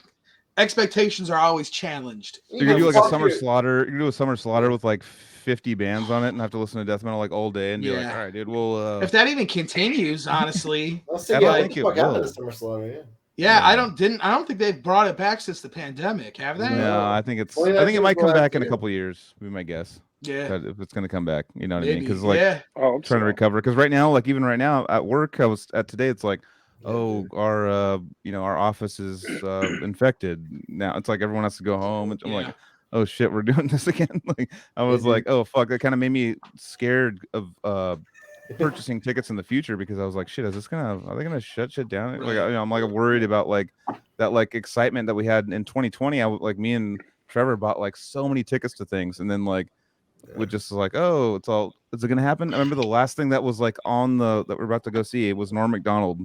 It was like Oh, and Norm shit. Macdonald was about to play down the street or over the hill, about 25 minutes, 30 minutes away. And I was like, dude, well, he hasn't canceled that yet, so we're still got that one. We didn't know what was going on. We're like thinking things are closing for like 3 weeks. Well, At the nobody time, knew we're like, at that point. yeah, We yeah. all didn't know. And then once the Norm Macdonald one, it was the day of the Norm Macdonald show, was like, nope. And I was like, fuck. All right, well, Yeah, that's our man. last out of our 10 tickets we bought in advance for things. Like that's the last one. It's like, all right, well, I think it's I can't. in for the long haul. Did you try and watch his last special? The one? Oh, I watched the It's whole thing. awesome, dude. Yeah, Yeah, I loved it. Yeah. dude. I That was can't a wait weird till time. I can't wait till Summer Slaughter 2024, dude. When fucking Poppy headlines and Dayseeker is direct support, it's gonna be sick as fuck, man. My student just saw Poppy open for Smashing Pumpkins Oh yeah, like 2 days ago. Yeah. Whoa. That was Yeah, what- remember they put out an You album brought on her up. Sumerian? Smashing Pumpkins did? yeah. It's I for think De- they it was did. Deftones Smashing, Poppy, right? I didn't know that. Deftones tour did a was- tour with Poppy. Oh, no, they're about to do really? a tour with Poppy, and then Oh it yeah, got- over the it was- pandemic, and it got Yeah, it was with yeah. Gojira It looks and like Poppy. Poppy got a Gojira. little sloppy. You're sloppy meat, Poppy. Poppy meat That's a sloppy. Seinfeld line, dude. Huh? Whenever I think of Poppy, I think of Poppy from Seinfeld. Oh, you do? Yeah, man. I think of Oi Poppy. Anyways, I don't know who Poppy is actually.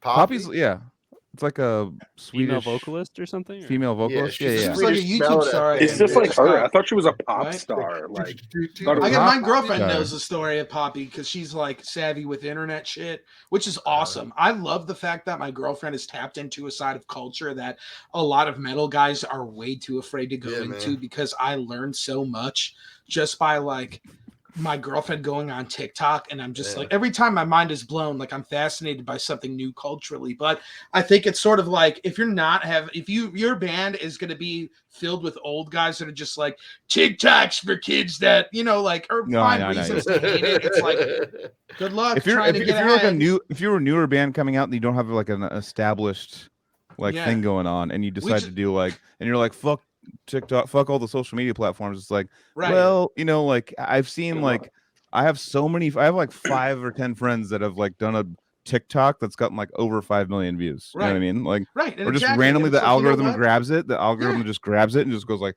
boom, Metal- everyone. Metal is actually really good for TikTok. Like Big metal time. is It's awesome for TikTok. yeah, because you Especially can if just get, like immediately Kate Beckinsale to fucking hang out. I mean, yeah, and look at do Lorna music, Shore, you know? perfect example. You know what I mean? Yeah. Like, it's awesome Yep. for a bands like Yeah, of dude. that. First time I caliber, heard too. fucking Through the Hellfire was TikTok. That's for There damn you, sure. go. Oh, There wow. you go. You probably saw the video, Yeah, man. dude. Yeah. Yeah, it was people Yeah, dude. reacting to it, like everyone. Oh using my the god! sound. Yeah, I This saw is fucking It's just Jennifer like, Garner. there's I saw only so Jennifer much Garner shit repost of that that shit I'm on willing to eat TikTok, to. man. That's also part of it too. Is She's like whoa. you got to be willing to eat a certain level of shit Our as a chick band going to on like get party. anywhere, and it's Yeah. like there's only a certain level of shit I'm even willing to eat with TikTok. It's like, so we're like, if you go on the Warforged TikTok, we have these very sick fucking weird ass vaporwave fucked up videos Alex made that are just like these really weird visuals, and I'm like, these are Yeah. fucking genius. Let's throw them on TikTok and just see what happens, because if we're gonna use a platform like that, I'm getting fucking creative with it. That's how. Because- That's how. Alex with actually, the dugout. That's what's up, dude. The Yeah. one hitter. no, Yeah, man. Cheney actually is the one who showed me about TikTok. She was like, "Dude, my video got like 5 Oh yeah, million views." she's on YMH. We're Yeah. going on their show Yeah, in we're like gonna be on their a show. few weeks, Yeah. I think. Oh hell yeah, hell yeah. Yeah, Yeah, like the it's 13th or insane. something? It's very they reached out to us, which was like very mom's cool. house? of I them. reached out to them That's at awesome. first. Yeah, I it's was kind of "Oh." like I'm very curious as to like gotta reach out really to them, like, Yeah, but it's I very do. cool that they're No, I down. know. to I've been on us up. twice. I mean, the first time I was on, I was like, sure, because of my friends. I was like, Yeah, you holy- guys are homies, right? But Like, you I guys know are that close. Naveen, the way Naveen does things, I know he goes big with everything. So I was like, Right. I went in there and I was like, had a gnarly night the night before. It was like, oh shit. And like, I got there and I got super nervous because they had like all these lights and all these like Right. cameras and shit. And I was like, oh shit, it's like a studio. Like, this is Yeah. like I always joke about, like, this is where like I just hang out and do stuff where I'm sitting Right. right now. This is like my most comfortable area of my life is where I'm sitting right now. And Yeah. then I got thrown into that and I was like, and I think I might have hit a joint or something before, and I was like, oh my god, this is like a nightmare. And this is like for the the worst. weed heads. Yeah. You know, it was like, Bone thugs. Naveen calmed me down because Naveen was just all, dude, I'm nervous every time. And I was like, all right, well, thank you, man. Is Naveen fucking I needed that. Is he like a weird? Is he like a? Could he be like Mr. Bean? We call him Mr. Bean. That would be very sick. Is he down with good. names? Is he that kind of a dude who's like a? You better not be dude, Alex. You're not acting like this on that fucking. Yeah, you can't. You can. They'll that have fun shit with that. in line. No, Naveen is he's a genuine dude. He's just a very how do I explain it? Mr. Bean. I'm He's just kidding. very We're not on that his insane. own. He's on his own trip. He's kind of just like trying to figure like what he wants to get into. He's like, Where's he "This is sick. going? I'm gonna do this." Fucking, We've North only, Dakota? Alex, you've had conversations with them. You've had more conversations with them than Yeah, I've had he's- at this point. You He's acting like you an don't easy know guy to him. talk to. Yeah, he's super chill, dude. He's like one Yeah, of the he's chillest. awesome, man. We Yeah. actually Mr. saw Vinny, him. dude. We've seen him at a couple of Nashville outings at this point that we've ended up being at, which is sick. But it's like Yeah, also we've been seeing him we see him at shows and stuff, and like they're the coolest people, and they've always been super like I don't know why that like I Mr. mean Bean, dude. they run a podcast and it's very Alex, shut up. It's been sick that like it's sick that this guy that played in Animosity and Cheney, who was on fucking Tom Segura's show, even considered to ask our stupid fucking band. And Alex, you know, it's just like, this is sick. It's like this is incredible. Like for us to have an opportunity like that. So you're gonna be We're in just person fucking then. You're gonna be being doing it in white person, trash right? over here. Yeah. I You're gonna be guess. Yeah. But what- we're doing it over. No, we're doing it remotely because Okay.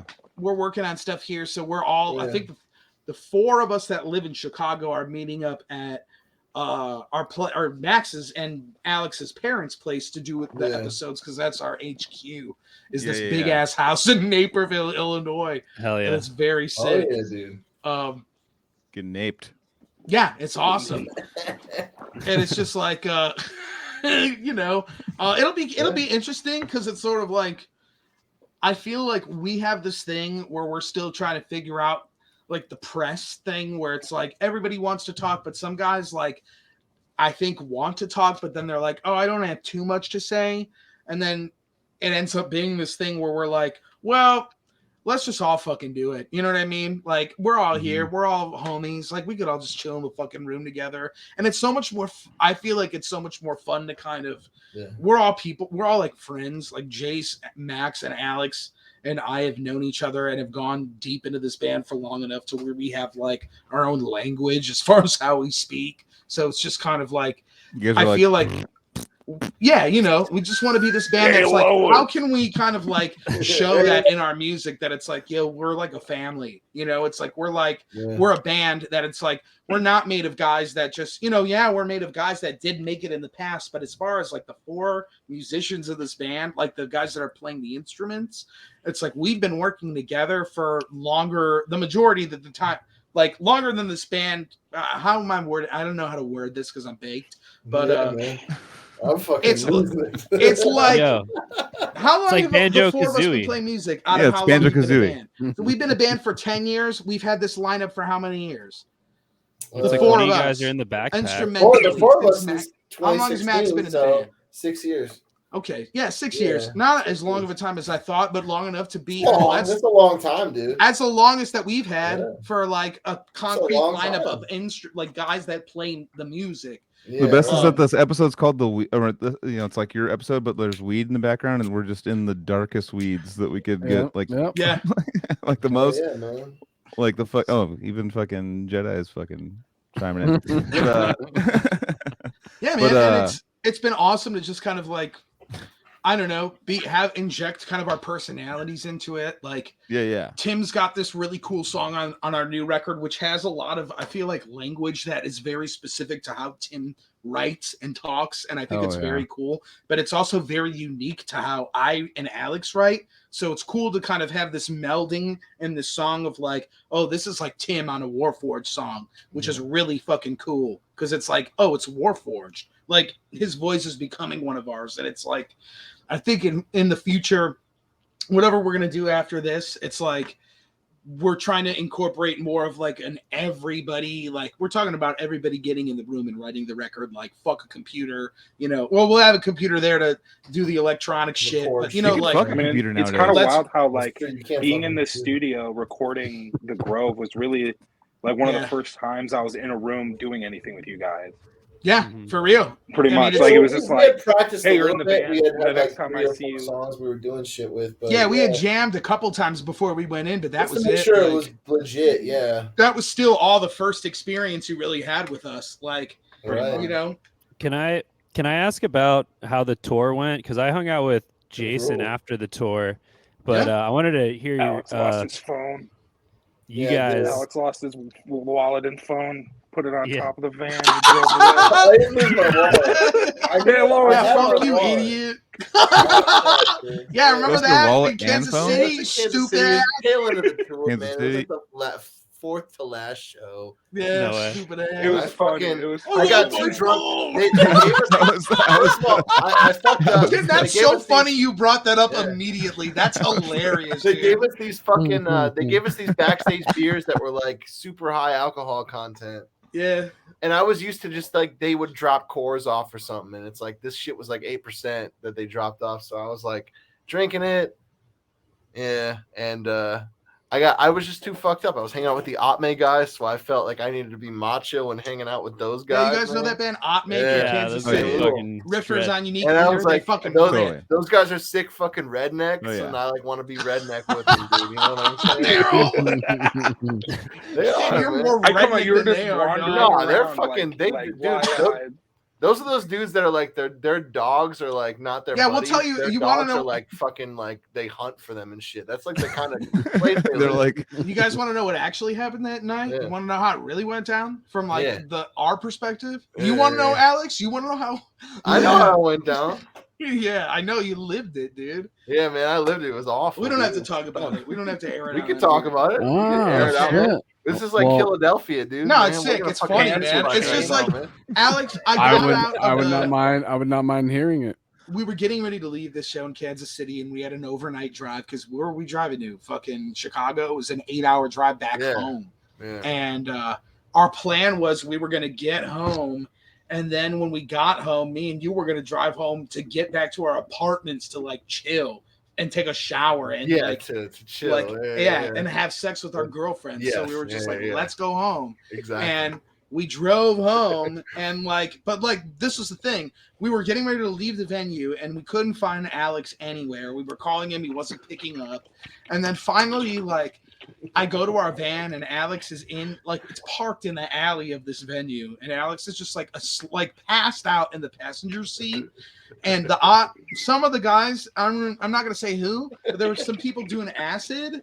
And like, I thought for a second that like, I opened the door and Alex was just like not just like, I know when Alex is drunk, but this was like blackout Alex because he was like not able to talk. And I thought that maybe he took some acid and I was going to be like, you motherfucker, if I'm not going home and getting laid because like you took some acid, I'm going to kill you. Like, that's what I felt in my head. But I was just like, in both heads. you know what? Like, Yeah. fuck it. Like, I was just kind of like, I was like, are you, I asked him if he was on acid, and then you were like, yes. And you kind of like fell out of the van when you did that. Sick, dude. But then, like, the entire loadout, Alex was just drunk and like I couldn't do inside it. the trailer changing his pants for some reason. And No, then, that's like, the maybe last he thing I couldn't find his remember was pants. I hung out with, I was hanging out with Rivers and Nile. Like they were about to go on, and I was like, dude, the work is the fucking shit, man. It's my band.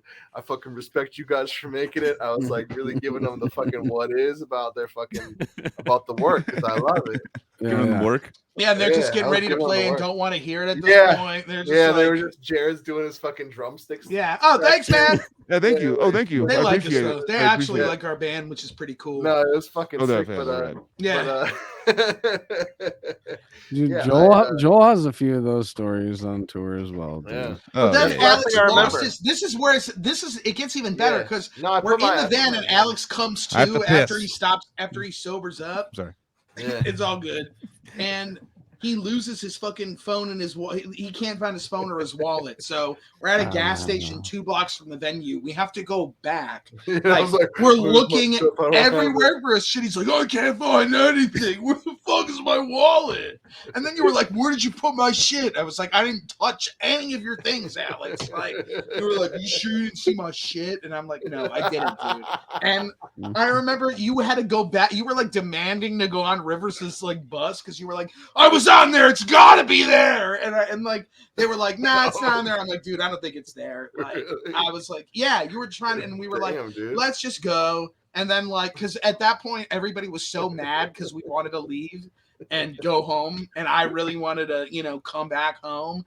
And then you were like, you were sober by the like when we were an hour out, and at that point you were on the phone canceling your debit card with Chase Bank.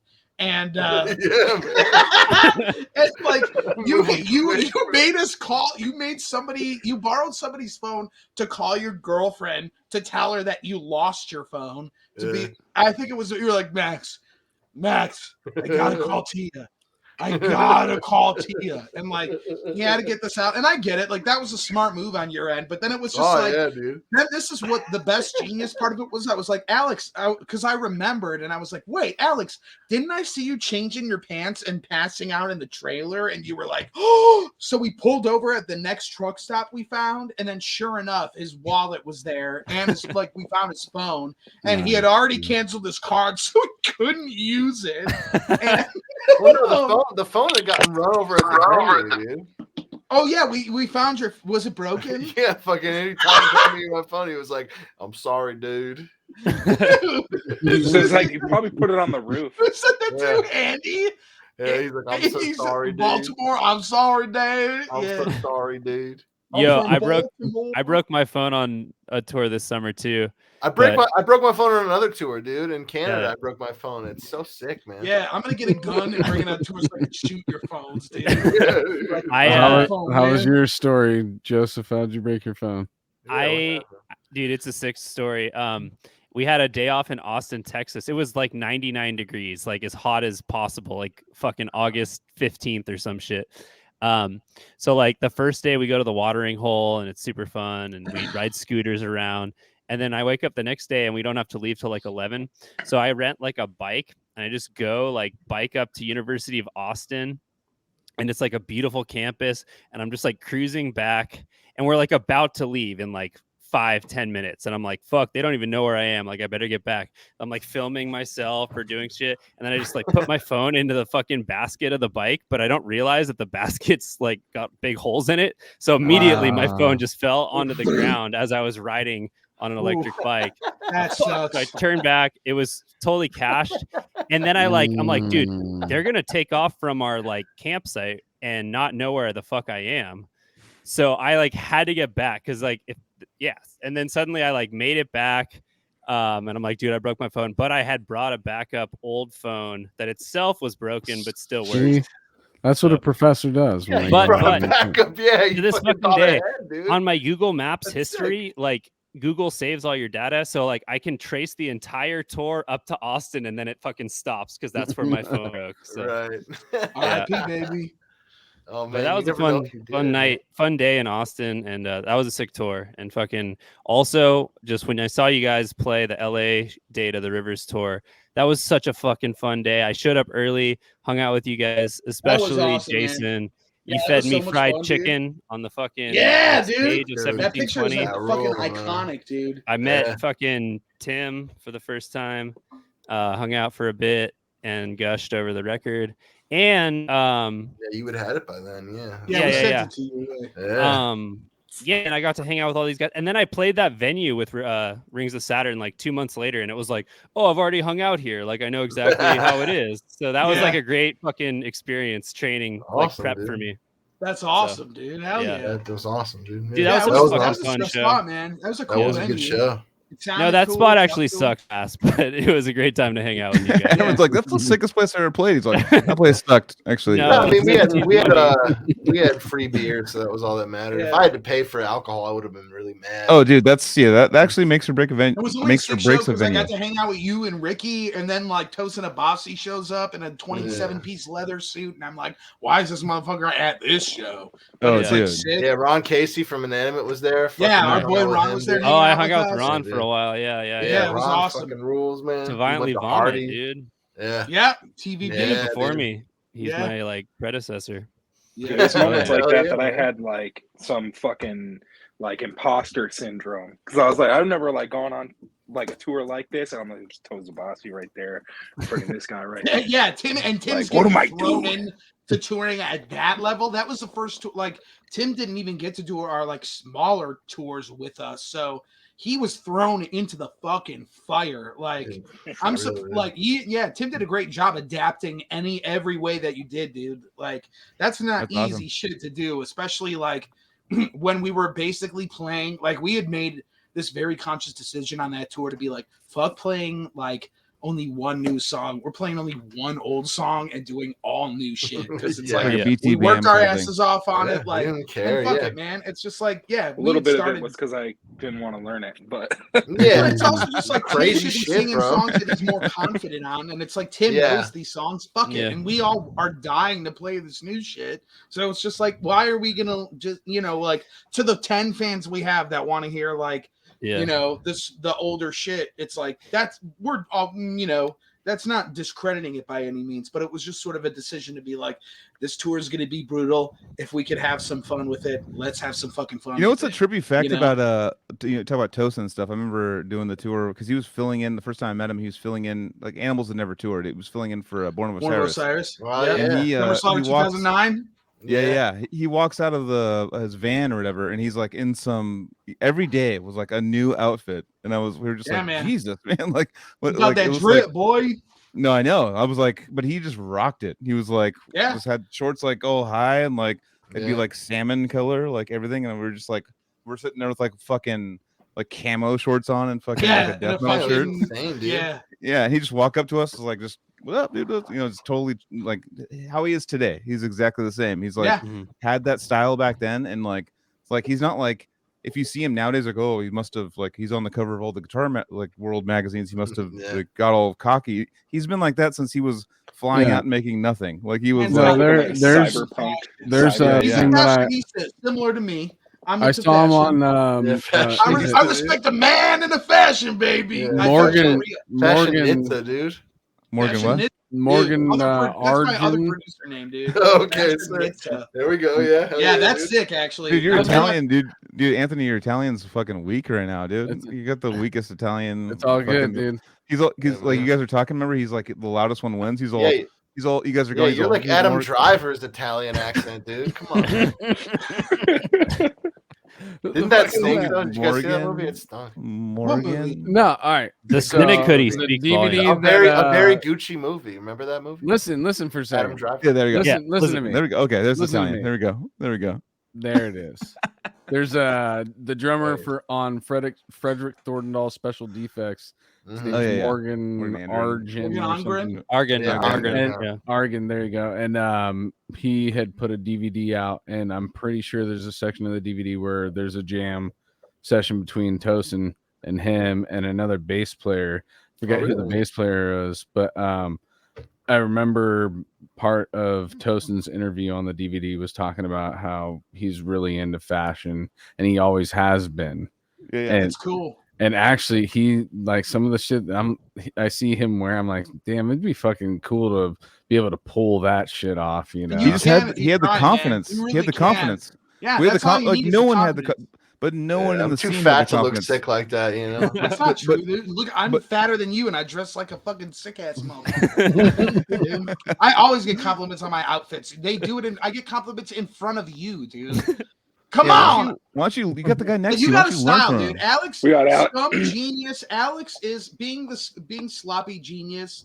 It's like there's a style built into Alex that you It's like have a holes style in that the I don't think shirt you and realize. Walmart You boots. go Yeah, you through gotta different check this tall fucking. socks. This room Alex is is a a very fucking. phase His in glasses fashion, sit but- crooked on his nose. I don't know. Dude, those This are from the room- dollar store, man. He'll tell you. Yeah, it's just Yeah. like, Alex is a t-shirt. I'm gonna wear jeans, clunky shoes, and a fucking plain hoodie type of guy. One ear out, Don't one ear fucking in care. on the headphones. It's very Midwest. dude. Like Yeah. I'm just a Midwest fucking Ha, dude ha, that ha, like ha. doesn't need style to associate my Yeah, identity, dude. and I think that's really cool about Yeah, Alex. jack my swag, For, dude. for me, like I'm very big Remember into that? clothes. Like I love fucking clothes. It's definitely become a passion of mine. Clothes? next Yeah, to fuck music, which is weird, but it's like, there's something about fashion that I think is really untapped. It's fun. It's kind of fun. Like I've always been a black t-shirt, black shorts kind of Yeah. guy. Like sometimes I'll have to get dressed up for like an event. And I'll be like, oh, this is kind of fun. Like, Yeah. people are like, oh, you look sick.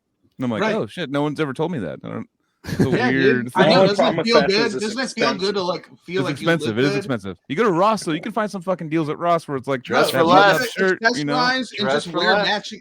Dude, Yeah. you don't need to fucking spend You a don't lot need to of dress money for to more. look good either. You don't Like, need a no. fucking alligator on your tit to like no, spend man. $100 And for a people, like, fucking button up. if your everyday clothes is shit that you put thought into more so Yeah. than people recognize, people pick up on that shit. Like I always think about what I'm wearing every Especially day, every chicks, single time even I though leave all the you fucking guys- house. Like Tim, are you single, man, Tim? Okay. Yes So no, mostly no. okay. It's, Yeah, the I- fashion I- though. I'm seeing somebody that's probably watching right now. She's probably watching right now. But it's like one of the. It's like gonna be a thing. It's not a thing yet. It's gonna be a thing. Oh, okay. So you haven't, Nice. yeah. There you go. You haven't fashioned nice her up save, enough. dude. yeah. Nice save for when she's watching. No, but it's one of those things though. That's definitely a if you're a metalhead and stuck in the metalhead kind of like style, and you're like, I get no pussy. I don't know. Put on do something different. Nah, dude. I still yeah, enjoy. don't become the wear a metal bright incel green like a fucking lot of us sweatshirt. do. I No, enjoy no. ironing You a know? nice shirt, ironing some slacks, fucking throwing some dress shoes Right. on, Yeah, Going listen out to to a Dave. Listen to steak Dave dinner, Matthews or having a something, few dude. old fashions. Crashing Definitely For listen real, to dude. fucking. You'll Nah, crash dude. you'll crash into her if Nah, you do. if I have Like, to, if I have to listen to You know one what I Dave listened Matthews to songs, it would be to Satellite. soften up Dude. the metal guy in me was Sufjan Stevens. I got big Let me into hear that. it. Let's sing me a verse right now. Of Sufjan Stevens. Yeah, yeah, come go. on. Get it to me. 1, 2. Yeah, He has yeah, that yeah, John yeah. Wayne Gacy song Oh yeah, Where- okay. where he's John like, Wayne Gacy is fucking cool. yeah, that it, dude? yeah, that's the one. Yeah, no, his father was a drinker, and his mother cried in bed. Hell yeah. Is Yeah, that how it goes? That's Alright. very morose. folding John Wayne's t-shirts. Ooh, vibrato. And then It's a real fuck thing? yeah, hunting. Yeah, it's a real. He's got vibrato in his good. voice. He can sing, dude. He's No, why he's don't you really sing good. more? So Yeah, he's you got. should sing. What is he Really showing? good. He's showing Alex, sympathy about a serial killer. Yeah, that's the song. That's the first one that I thought of. It's not my favorite for real. Like it's not like I don't condone any It's not my mass favorite serial Sufjan killer. Stevens I song. think it's his favorite. Yeah, dude. yeah. No, it's not. My favorite Sufjan song is probably the predatory wasps of the Palisades are out to get us. Whoa, I It's a like sick song. that. Such a sick Yeah, title. dude. You know how it goes? It goes 1, 2, 3, 4.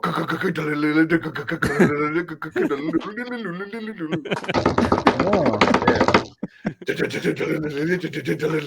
Yeah, you're like, this is fucking Sufjan. That's fucking crazy, dude. Yo, man, this guy's got some death metal shit. Fuck yeah. Yeah, exactly. That would be sick though. What the fuck? I would fuck dude? with that. Did you make up that song name? Huh? Did No, you that's make up actually that real. song? That's a real I was gonna Sufjan be song like, that I yo, love. write that down, Yeah. man. the That's a real- that's a predatory basement material? wasps of the what? The predatory wasps of the Palisades are out to get us. I like it, Such dude. a Yeah, Yeah, it's sick, not a- right? yeah, That's an that's what I'm awesome talking song title, dude. Yeah, by Anthony, the way, you're on that wavelength, man. Where I know Alex, it's can, like, can we address the fucking elephant in the room that Alex, like I said real quickly, when you were like joking singing, you hit a vibrato that was like actually like a real singer vibrato. He is a So real we singer. know you sing. We know you sing. Like I don't never like sang hide in my behind. Yeah, don't hide it. Sing now perfectly. Do some yeah. fucking Beach Boy fucking from the Rose. harmonies Frank right now, Ocean, dude. Give me some Seal, man. You want me to sing? Yeah, you want me to sing some Seal? Yeah. All right. Kiss off the kiss of the No, I'm gonna do. I'm Yeah, gonna lead do him it. in with the kiss from a Yeah. rose, dude. He's done it. There used to be a graying tower alone on the sea. You remember? Oh, fuck, I missed it. You're Yeah. selling it, dude. That was fire. You're selling it, dude. Yeah, Can you do D'Angelo? Yeah, get out there, Jason dog. sings good too, man. That's Yeah, a good ass. I just don't do it as a band. Maybe No. one day. We'll What have do you- eight guys. Jason on knows the like mic. Barry Yeah. White or something. Huh? You just have the microphone behind the drum. Yeah. That would be sick, though. That would rule. You're all blasting. Yeah. Hey. Yeah, dude. That'd be Just sick. for a I break, could roll. do it. You guys Oh, should do dude, that a. fucking Jason, that whistling guy you sent me last night was so sick, dude. Which guy was that? That some sick whistling whistlers out rapper there. guy. Oh, yeah, from Food. Yeah. We're not talking about that. We'll talk about it off camera, guys. We're not talking about it on camera. That video is sick as fuck. What were you though, gonna say, dude. Professor? How can people look it up though? How can people look it up? Wait, dude, Professor was follow gonna say Who's something. Gone Wild on Instagram. Who's It was Gone gonna be Wild? a steal his look. So You guys sick. should do a steal his look fucking memes like of how your outfits are and where you buy it and shit. Like especially for Jason. Oh, You guys like should do the Alex multiple starter pack, the steal his Jason looks. starter pack. Like a Warforged magazine article in like GQ or some shit where it, like talks about your clothes and sourcing and all that Yeah, shit. talks about my Do a fucking Warforged my note haircut. Fucking shear yourself, cut Yeah. it yourself. There's like those like. Extra isn't long Isn't Tim a pieces barber? fucked up. Yeah. Yes. Yeah, but he lives Oh, you are. Yeah, we're gonna- 3,000 miles We're away. gonna concentrate some barber content into the Warforged world at some Yeah. point. I actually I- got high the other day. He was I cutting thought it would be motherfuckers' hair. cool to do a concept EP about Tim's world in cutting hair because like it's such a unique. Tim, Sick, I gotta Nobody give- I does gotta- that shit. A good idea for you if you're like a podcast or like a Twitch something. You just do you cut people's Sweeney hair Todd, with dude. like a Yeah, mic right. on, and you have a mic on the person, Sweeney and you Tim. just interview them while you cut their hair live. Yeah, that'd be Yeah. kind Good of idea. sick. I do have like some interesting clients. Like, so I always give them like three chances to be a talker or not, and then I shut the fuck up. Like, I'll be Yeah, like, yeah, "Where yeah. are you from? What do you do?" And then eventually, if it's all like, Amazon, Go and I'm just Earth. like, "All right, cool. You don't want to talk," and then I'm not going to talk. Sometimes though, I get some fun ones. Yeah, I have a Seriously, barber. yeah, Like I have dude. a dedicated person I go to because I remember going to like Great Clips and being like, and having some person going like, dude, I don't know, like some random person talk to you, and you're like, all right, well, I don't want to do like I have a rough day at work or something. I'm like, I don't want to engage with a new person right now. I need like comfort, or let's just be quiet until the haircut's done. Like, because sometimes it's like it's the only time you can do it, and it's like it closes at 6 or 7. Like you gotta run after Closes work and at get there. sex, dude. That's It closes you're at Some sex. totally people gonna tell mess their that up, barber. dude. Some people tell their barber shit they never tell anybody. Oh no, I Like, tell my some barber people- everything. Yeah, some people use That's it my like, boy, like though. Yeah, therapy. yeah. But I've Yeah. had people like, not quite this. I won't say exactly, but like, it's almost like they'll be like, "Yeah, I fucking killed somebody once," like this crazy shit. I'm like, "Whoa, This is where the damn, body's you didn't buried." have to tell me that." Yeah, Oh my god. that's crazy, man. Do you have, And- so do you actually provide that service on the road for other bands and stuff I did for the guys in the other bands. for I'd free? You like don't want to, to lose like- your license, I know, for free. No, right? not for free. I didn't. I was just like, yeah, cash, Venmo, whatever. Yeah, But I would like to. I've seen other bands do this. If someone in the band is a barber, where like they'll set up in advance like oh, Alex Whitechapel. appointments and shit. Yeah, Yeah, and like do haircuts at the show. So like kind of because like these guys, they could all work because they work remote. They could work on the road. And like for me, I was like, damn, I'm gonna be gone for a while. I'm not gonna be like making any money. So like finding a way to like work on the road is always on my mind for sure. As far as like whether like hopefully people just aren't snitches to the yeah, to the state or whatever. So because I let's do say- only hold a license in Washington. So if someone wants to get a haircut from you in Washington, how do they get a hold of you? Prime Fades is the barbershop name. It's in Marysville. Yeah. You could book online. That is the most easy, That's my favorite. simple way to do it. Or you could hit up my barber Instagram, which is Mothy Barber, like Timothy without the TI, Barber. Once you And find out there's the actual professional barbers that charge like maybe a little bit more than Great Clips, and they do like a 20 times better job, that you're like, That's I'm us. never going to I do. fucking Great Clips again. My haircuts you know? are $25. Yeah, And yeah. I fixed Great Clips haircuts almost every day. Yeah, like yeah. people that like just left Great Clips and then They're like, what the down here fuck like is this? yeah, they fucked me up. And I'm like, well, going there was your first mistake. Let's get over it. Totally. Once you get a barber, that was actually a very important thing in my life, was like, because I would get a haircut every 2 or 3 weeks or something, because I'd work and stuff, that'd be looking professional.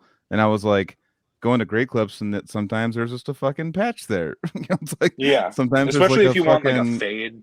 yeah. And then I had found a barber with a fucking app, and I would be like, okay, this is my schedule. Boom, go here. I can do 5, 10 on a fucking Thursday, and boom, I just get a hair. I don't have to like go there and sit in line and shit. That was like the biggest life hack for me. If you're like getting haircuts, having an appointment. Yeah. Just walk People in. You have to gotta like sit in the line. Just buzz it fucking off, dude. You don't have to worry Whatever, about it. Dude. It's the fucking lowest show the top of your maintenance head. shit, dude. That's what's funny I is do I it don't myself, have dude. hair, Really, but I'm a barber. really quick side note, Ian. That's for sure. This isn't a hoodie. I'm just wearing a shirt over a hoodie. It's just the demo That's shirt. such a sick shirt, though. I've had it for I know. fucking so Where do you- long, where do you dude. get that? I got it. I like the way you It's That's probably, OP, like I dude. said, pre-potted. It's a bootleg, I'm sure, but I got it like 20 years ago somehow. it's a I cool don't know one, if it was man. at like a fucking kiosk at one of the festivals that I've been to, where a dude was just selling some random hodgepodge of old weird t-shirts, Well, I'm gonna take a picture and text him. The right 91 now. demo is still fucking unbelievable. yeah, dude. Totally. That bridge of what was going on in the demo era to focus. It's We such all a- know it hurts to say it, but we all like those versions of the songs more than the focus ones, and we're just I like, I like the versions of those songs more than Death. So how about that? yeah, that's fair. I don't know if I've ever heard the 91. No, I don't really. Actually, I don't like the You should demos keep that it, much. dude.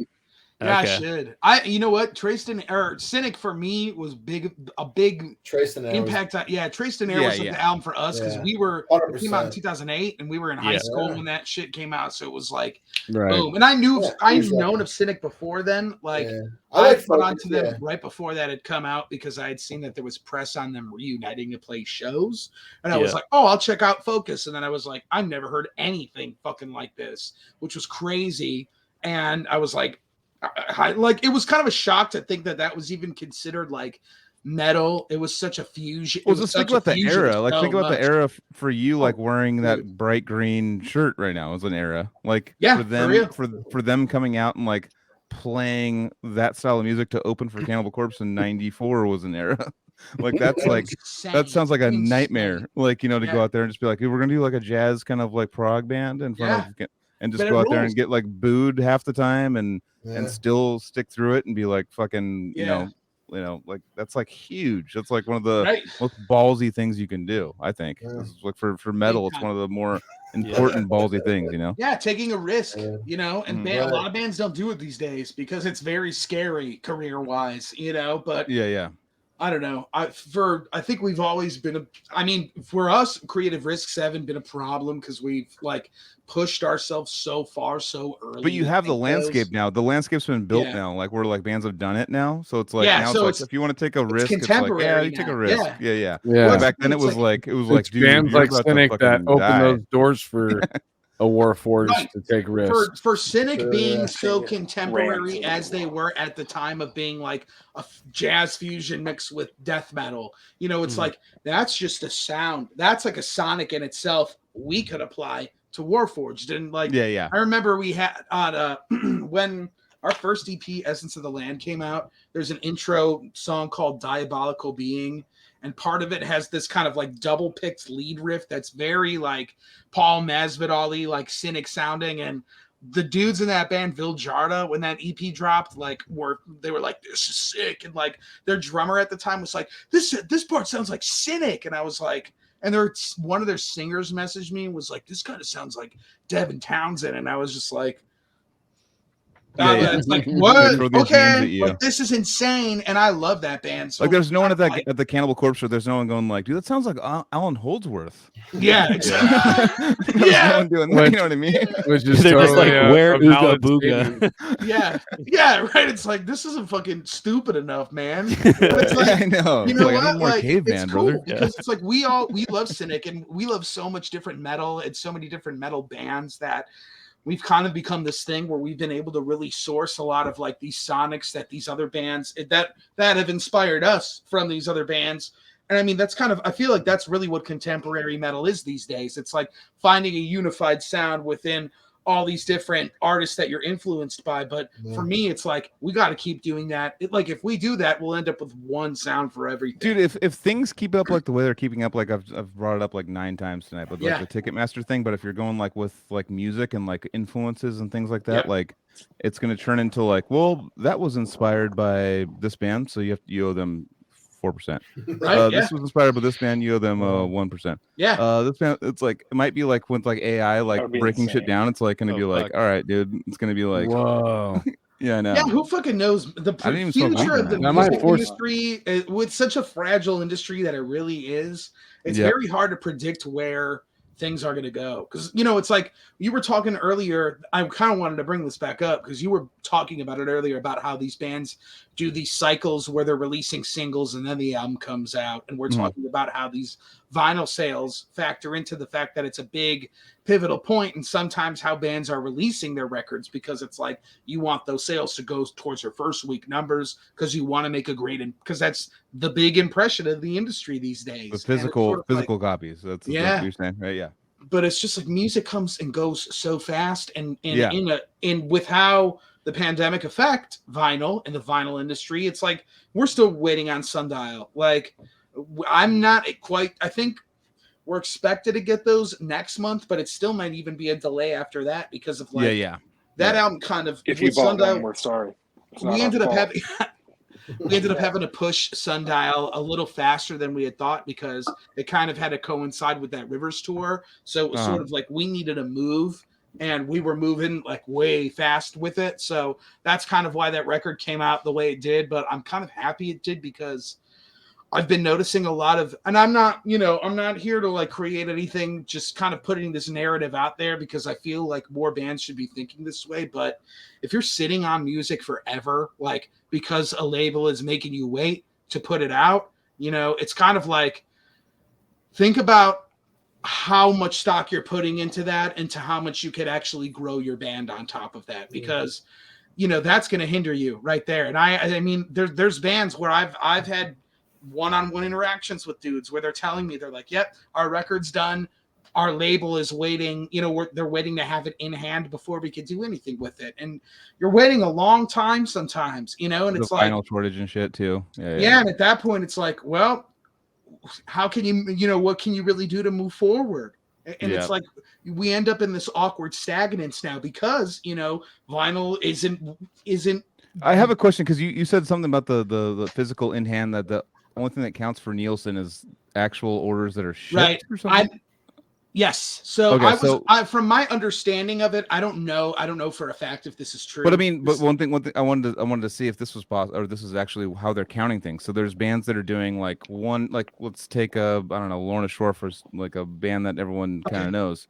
Let's say that they're putting out 2 songs or 1 song and then another song like a month later, and they're selling individual things for those each songs. And then they do another 2 songs, boom, individual sales for those songs. And then they do the album. Do those individual song sales count towards the fucking Nielsen? That's like if they're introducing physical products for those, you mean like 7 inches or something? That I don't know, because a good example of that I think would be the Acacia Strain.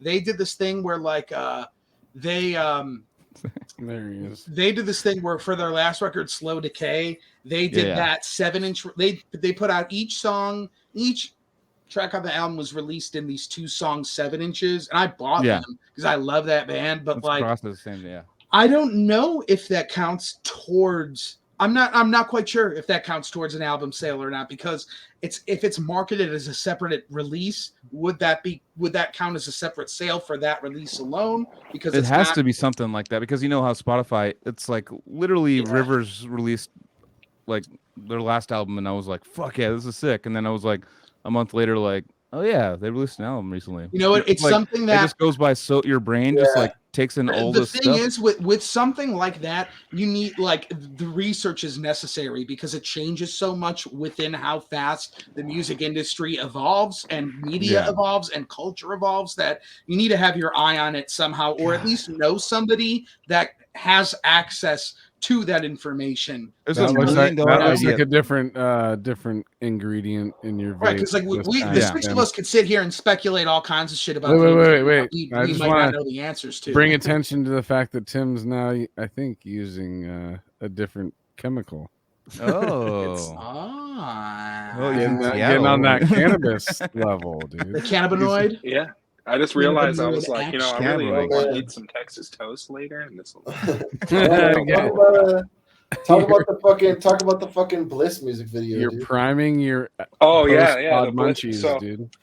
So for the Blitz Join of the Band music video, if you watch that, a lot of the scenes where everyone's like together, I'm not in it, and that is because so I have like, I don't want to say like a sensitivity or an allergy, but I'm pretty like low top. No matter how much weed I smoke, my tolerance is so small. And there was a scene where I was gonna rip a bong and like blow it up at a drone, and then the drone was gonna like fly up and zoom out. We couldn't even use it because the propellers on the drone just blow the smoke everywhere. So I like overcompensated and just ripped that thing so hard. Yeah. And someone's talking to me inside before we're filming, and all of a sudden the room is just like, boo, and I could hear everyone's voice at the exact same time. And I'm like, hey man, sorry I got to interrupt you. I got to go to the bathroom real quick. And I go to the bathroom and I lay down. I freaking put my feet up. I feel like I'm going to pass out. And at one point, I feel like I'm hallucinating. I say I feel like, because I don't know for sure, but it seemed like I was like hallucinating. Mm-hmm. And like half of my face was like buzzing, and I could like feel all the nerves in my teeth. I thought I was having a seizure. I've been so like this has happened in front of people before, and I've been sent to the hospital for it. So I don't know what it is, but when it's happened in front of people, they said, yeah, you were like doing weird shit with your arm and like shaking and shit. I don't know, but I thought it was a seizure. It probably wasn't. I just felt really fucked up, and I ended up just going I was like texting Jason on the floor, and I'm like, bro, I'm really messed up. I'm sorry. That's the ball, yeah. That's the one. That's that's it. I was just like, I'm sorry. Because I felt so bad because I wanted to be in the video. And like, dude, I hear Jason through the wall telling Malcolm, like, hey man, so here Tim's really fucked up. Well, yeah, so Tim basically, I found out because Tim was gone for like 15 minutes, and then everybody's like, we need to shoot. Where is Tim? And then I'm just like, I figured out he was in the bathroom, and I was talking to him, and Tim's like, he couldn't do it in that moment. And I knew right away. I was like, I got your back. I was like, don't even worry about it. Yeah, we'll take care of it. Do what you got to do. Everyone was cool. Everyone was super cool. Yeah, everybody was so. We were so bad. It's like with this. I could tell Tim was very anxious about it, because it's like, you know, it's a lot of firsts for everybody here. So it was sort of this thing where I was just kind of like, you know what, man, whatever works for you. Like if you need to chill, that's fine. And Malcolm was cool about it. We ended up finishing the shoot without a hitch, and it definitely made for an awesome story. Yeah, that's such a fucking cool video, though. That's fun, dude. Yeah, it was an awesome time. Yeah. That was a lot of concentrated ideas. That was like the most. That's the party one where everybody's got like actual broccoli in a bag. Yeah, getting fucked up on fake drugs, dude. It was inspired by a short film I made in fucking high school, which was with one of my friends growing up, where we did this thing where it was like how kids like really like glorified buying weed in high school and thinking it was like this really revolutionary thing back in 2006. And it was just like, it was funny because we would like just use fake things and sell it like that and be like, sick, I bought this fucking broccoli, dude. Fuck yeah. You That's know, on how, you- like, That's on how cool YouTube still, isn't it? It was kind of funny though that I got. I that don't messed know up if it with the is. videos The about video? Yeah. Yeah, Huh? that's video you're talking about. Oh no, found I it on I YouTube. literally just pulled it from Me? YouTube. That I don't know Yeah. if I ever, Oh, if it ever made it to YouTube, but I could. I've figure definitely it. seen it before, though. Yeah, Yeah, I I've don't know. shown it to you, but it's just sort of like, okay.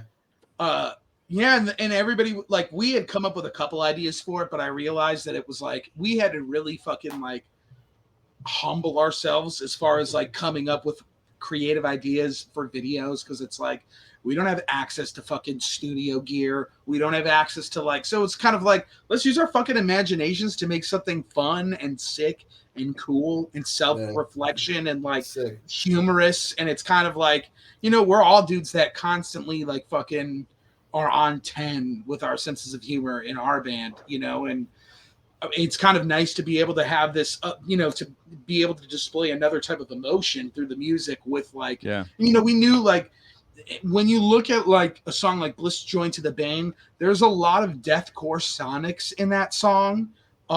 Just like that you know, that lend to the way it's structured. I mean, if you really break it down, it's similar to a song like Beast by the Acacia Strain, where it's like there's a guitar break before the second chorus comes in, and it's like, and it wasn't even intentional that way. It's just kind of the swagger that the song ended up carrying once it was done. So kind of coming to this idea of like, let's do a fucking hip hop video where everybody's just like pretending to do a verse. And it's like, you know, we're all just like fucked up and Damsky, sit up, man.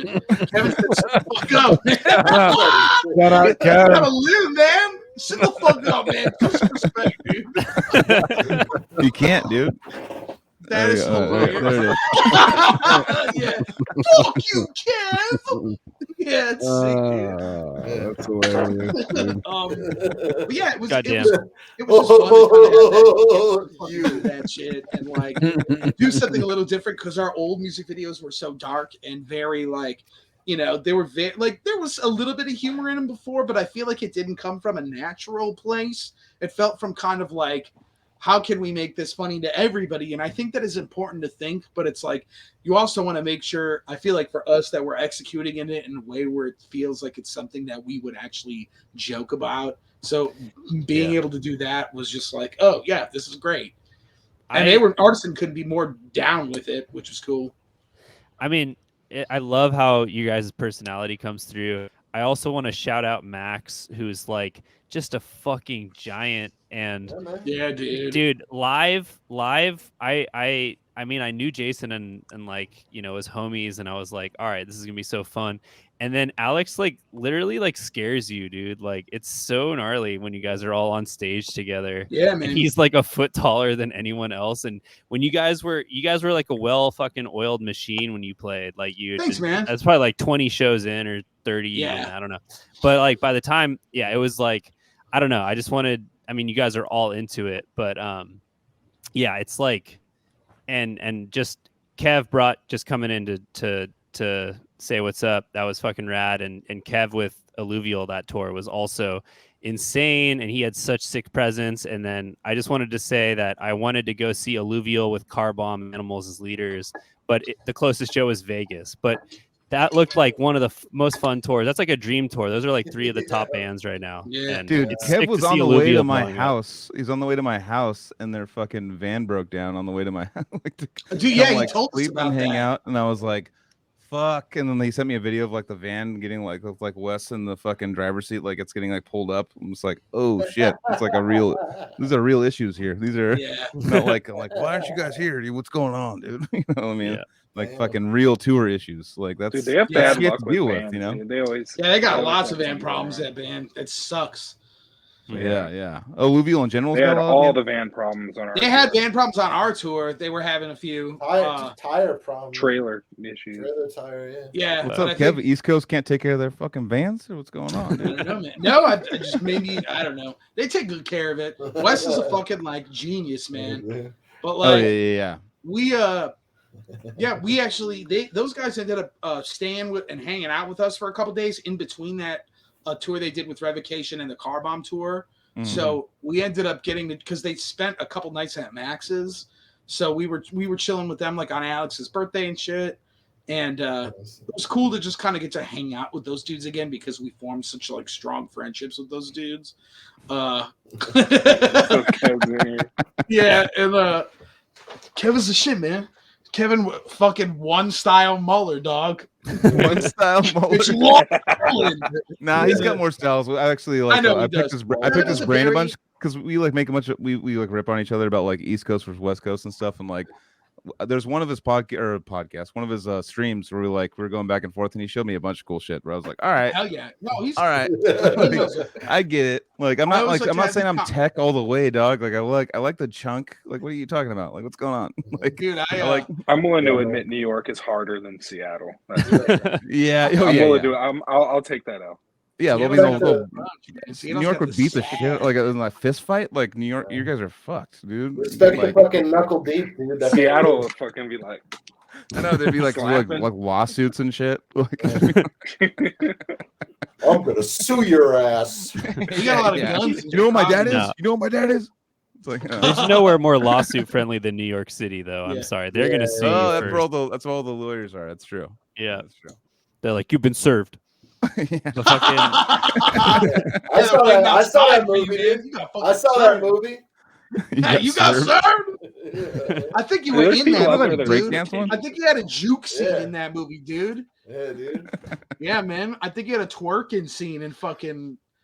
Wait, is this the cheerleader movie I'm thinking of? What am I? You got served. This is like a street dance movie. Yeah. I'm thinking of the guy from SSX Street. Oh, okay. Yeah. Way off. No, you know you're mixing up with that one movie that was making fun of all the horror or the like what's that fucking Not Another Teen movie? Yes, okay. I am fucking mixing it up with that. Yeah. Okay. I think I've also I don't remember that. Yeah, man. I was watching Wrongfully Accused last night, dude. Parody movies were the shit back then. Dude, Kevin's still in this Old chat. I want to see. Kevin, are you still in? Dude, I love that he asked you to sit up, Alex. That was so funny. What are you talking about? He doesn't need to sit up. Look at this. I know. He's relaxing. Move the camera close to it. I like all the faces you've been doing. The big like. You've been up front. You've been in the back. You've been like everything. Dude, you're all over the place. You've been bringing us. Yeah, dude. It looks like I wish we had like Facebook filters on here. Oh, that'd be fun. Like fucking like insect like new metal pose like. Yeah. Oh yeah. A cold this bass player is crazy, but he is crazy. Yeah, it is cool to have big guys doing crazy shit on stage, and I think that's what's cool about it. It's like, Alex, you're a bigger dude than I expected. I mean, as far as height and everything, you're like I'm like 8'9". That's calling you fat. I thought you were fucking Yeah, I heard you're 9'11". 69', dude. Yeah, dude. I heard I was fucking 2,000'6". How tall are you? How tall are you? I'm gonna guess 6'3". Dude, I said I was like 8'4", dude. He's a fucking space murder. Yeah, I fucking told you. I don't know why I have to go back. And your brother must be like 9'7" then. I got a pimple on my pituitary gland. I grew like 8 inches last year. How tall are you for real? I am like 6'3", 6'4". Boom. Yeah. So then your brother's Max are you and your brother the 6'7"? same height, or is he bigger? No, Max is 6'7", man. Max is tall, and Max has been taller than anybody we've ever toured with. He's taller. He's taller standing up and laying down. You know what I'm Tell you one thing, you're never gonna mistake his shoes for yours. That's for sure. No, I got a homie that's 6'8", so like, does he have to get a extra large guitar or something? My dad's 6'8", and his dad's huge. Whenever we go to Best Buy, like someone would be like, "Oh my God, you're so tall! Like, how tall are you?" He'd be like, 6'6", like he just like downplayed. Low ball. Just to make the other person feel short. I don't know. It was sick. He'd always say 6'6". It's like, dude, you're clearly like close to 6'9". Dude, I got a buddy that's like 7'3" or something ridiculous, and like he literally you get asked that nonstop. If you're the first time I met him, I was still like, "How tall are you?" And that's like the number one thing you don't ask him. Like you do not ask him. Dude, everybody asks him that. Like, dude, how tall are you, man? Yeah, I worked with this guy at a restaurant who had like fucking size 27 shoes, and I was like, "Dude, how big are your shoes?" He's like, 27s.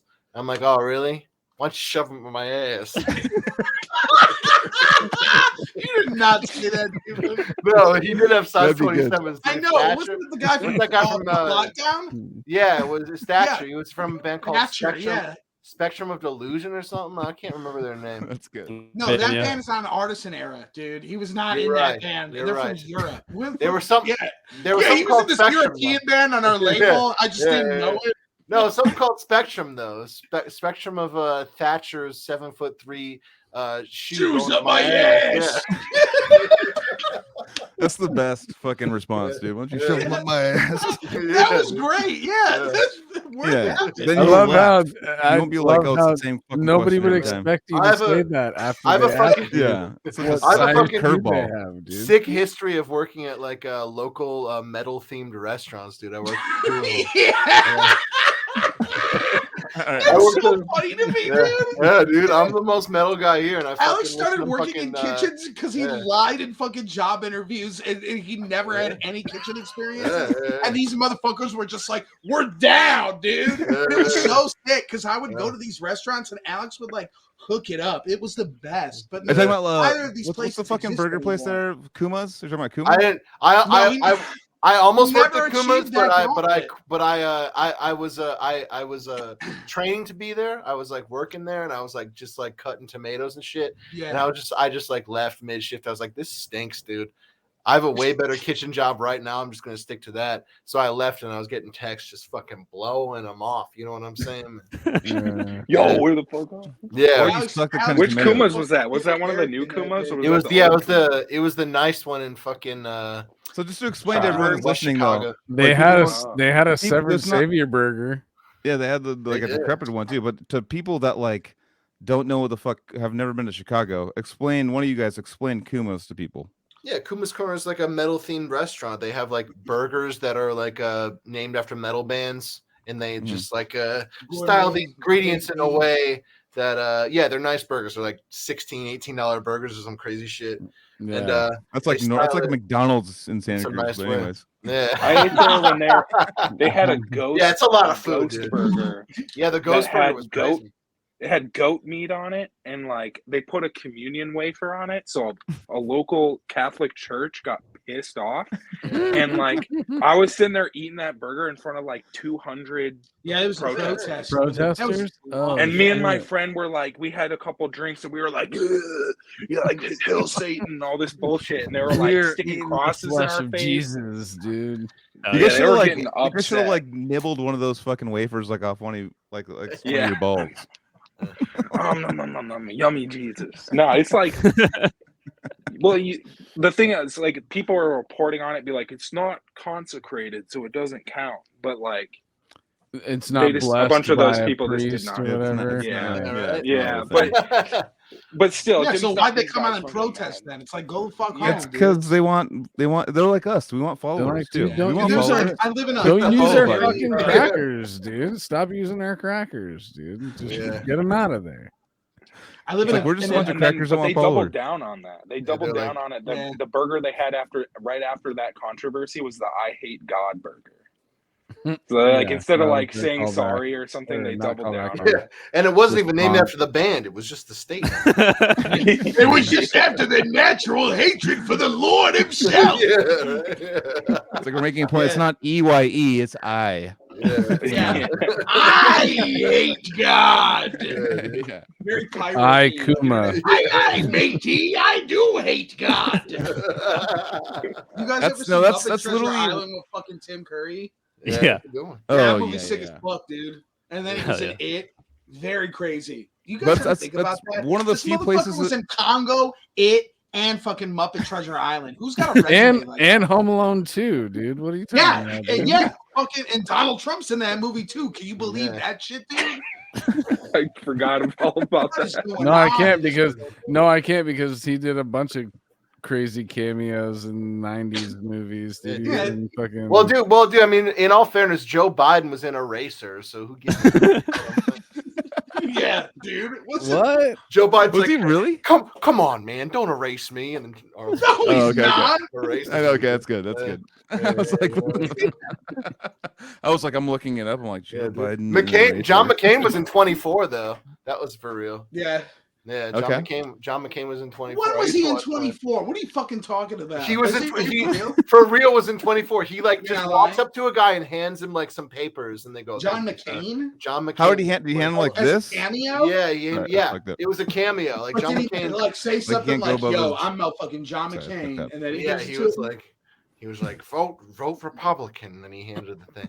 But no, for real, he He was like sabotaged in, his own career on the yeah, show. he was in 24 for sure, dude. Because 24 Yeah, kicked yeah, he ass. was in 24 to sabotage his own career because he was a He political was. puppet. You can man. look it up, man.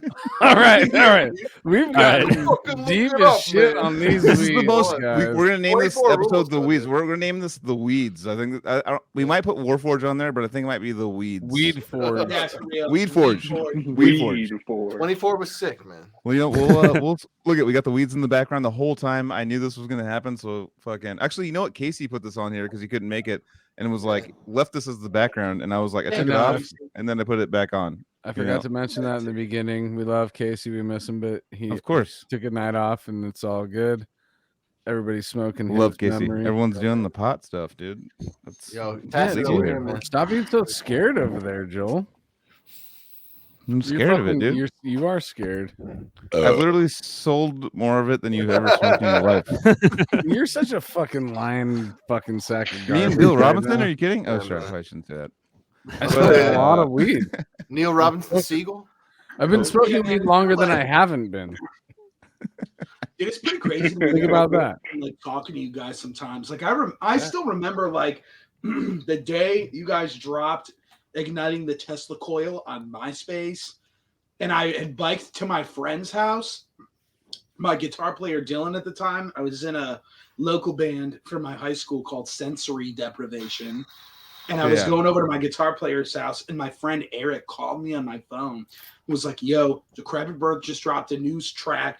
It's got this crazy like acoustic intro. You gotta hear it." So I went over to my buddy Dylan's house, and I was basically like, "Move, bitch," and went right on the computer and looked it up on MySpace, and we both listened to it, and we were just like we couldn't me- believe it, dude. That was me with Spawn of Possession, like getting the Noctambulant, where they're like when they released a Lash by Lash, they Yeah. released it all early, and I was on MySpace, and I was like, "What's new Spawn?" And I heard that, and I Yeah. was like, "Oh my god, they're Yeah, back!" and that song. Nah. Oh god, that But was like, the first it one they was released. Sick, dude. Yeah, dude. That really, I feel like to me, that really showed a different side of Decrepit Birth, though, because like you guys did the melodic leadings on the last album, obviously, Yeah, but this was like, whoa, like it felt like a new level at the time because it was just so like contemporary. Like I hadn't heard anything like that then, which was Especially going crazy. from Anti Begins. I mean, this is not my Yeah. band at all. Like going from like Jam with Matt back in like early days to like watching him go melodic and stuff, Right. and like go It's like cool. you know what? Like he wrote like Anti Begins like when he was in high school. Like that was like Yeah. his little, and he did it like really slow, because there's drummers that couldn't play it. No one could play it like Right, it it's was that so fast. And that he had like fucking Kevin Talley play on there, and if you had that demo of Prelude with Kevin Talley, it's still and then it went to Tim Young's all it's like Yeah. fucking just like fuck. Yeah, dude. And that it's funny that set was like I mean playing with those guys like that was my like chill out song. I was like, Yeah. finally get to chill. We're playing play Prelude, fucking where Yeah. get to mellow out. Like it's finally Dude, Tim like- Young is like, I want to have a genius drum talk with that dude because I feel like I watched his episode that you guys Yeah. did with him and realizing all these roots he has in rock. Totally. I feel like there's a lot to learn from a dude like that to where like I found where my roots are outside of metal or like, the music I like outside of it does not come from that type of like, he was Yeah. referencing bands like Motley Crue and shit like that. And Well, that's like the era in which he was. Yeah. He's like a decade older than. He's probably But the dude 1.5 rips, decades like, older. Yeah, he's played in so many contemporary and legacy acts at this point where it's just like the dude's seen so many different parts of the it's like industry. a child phenom.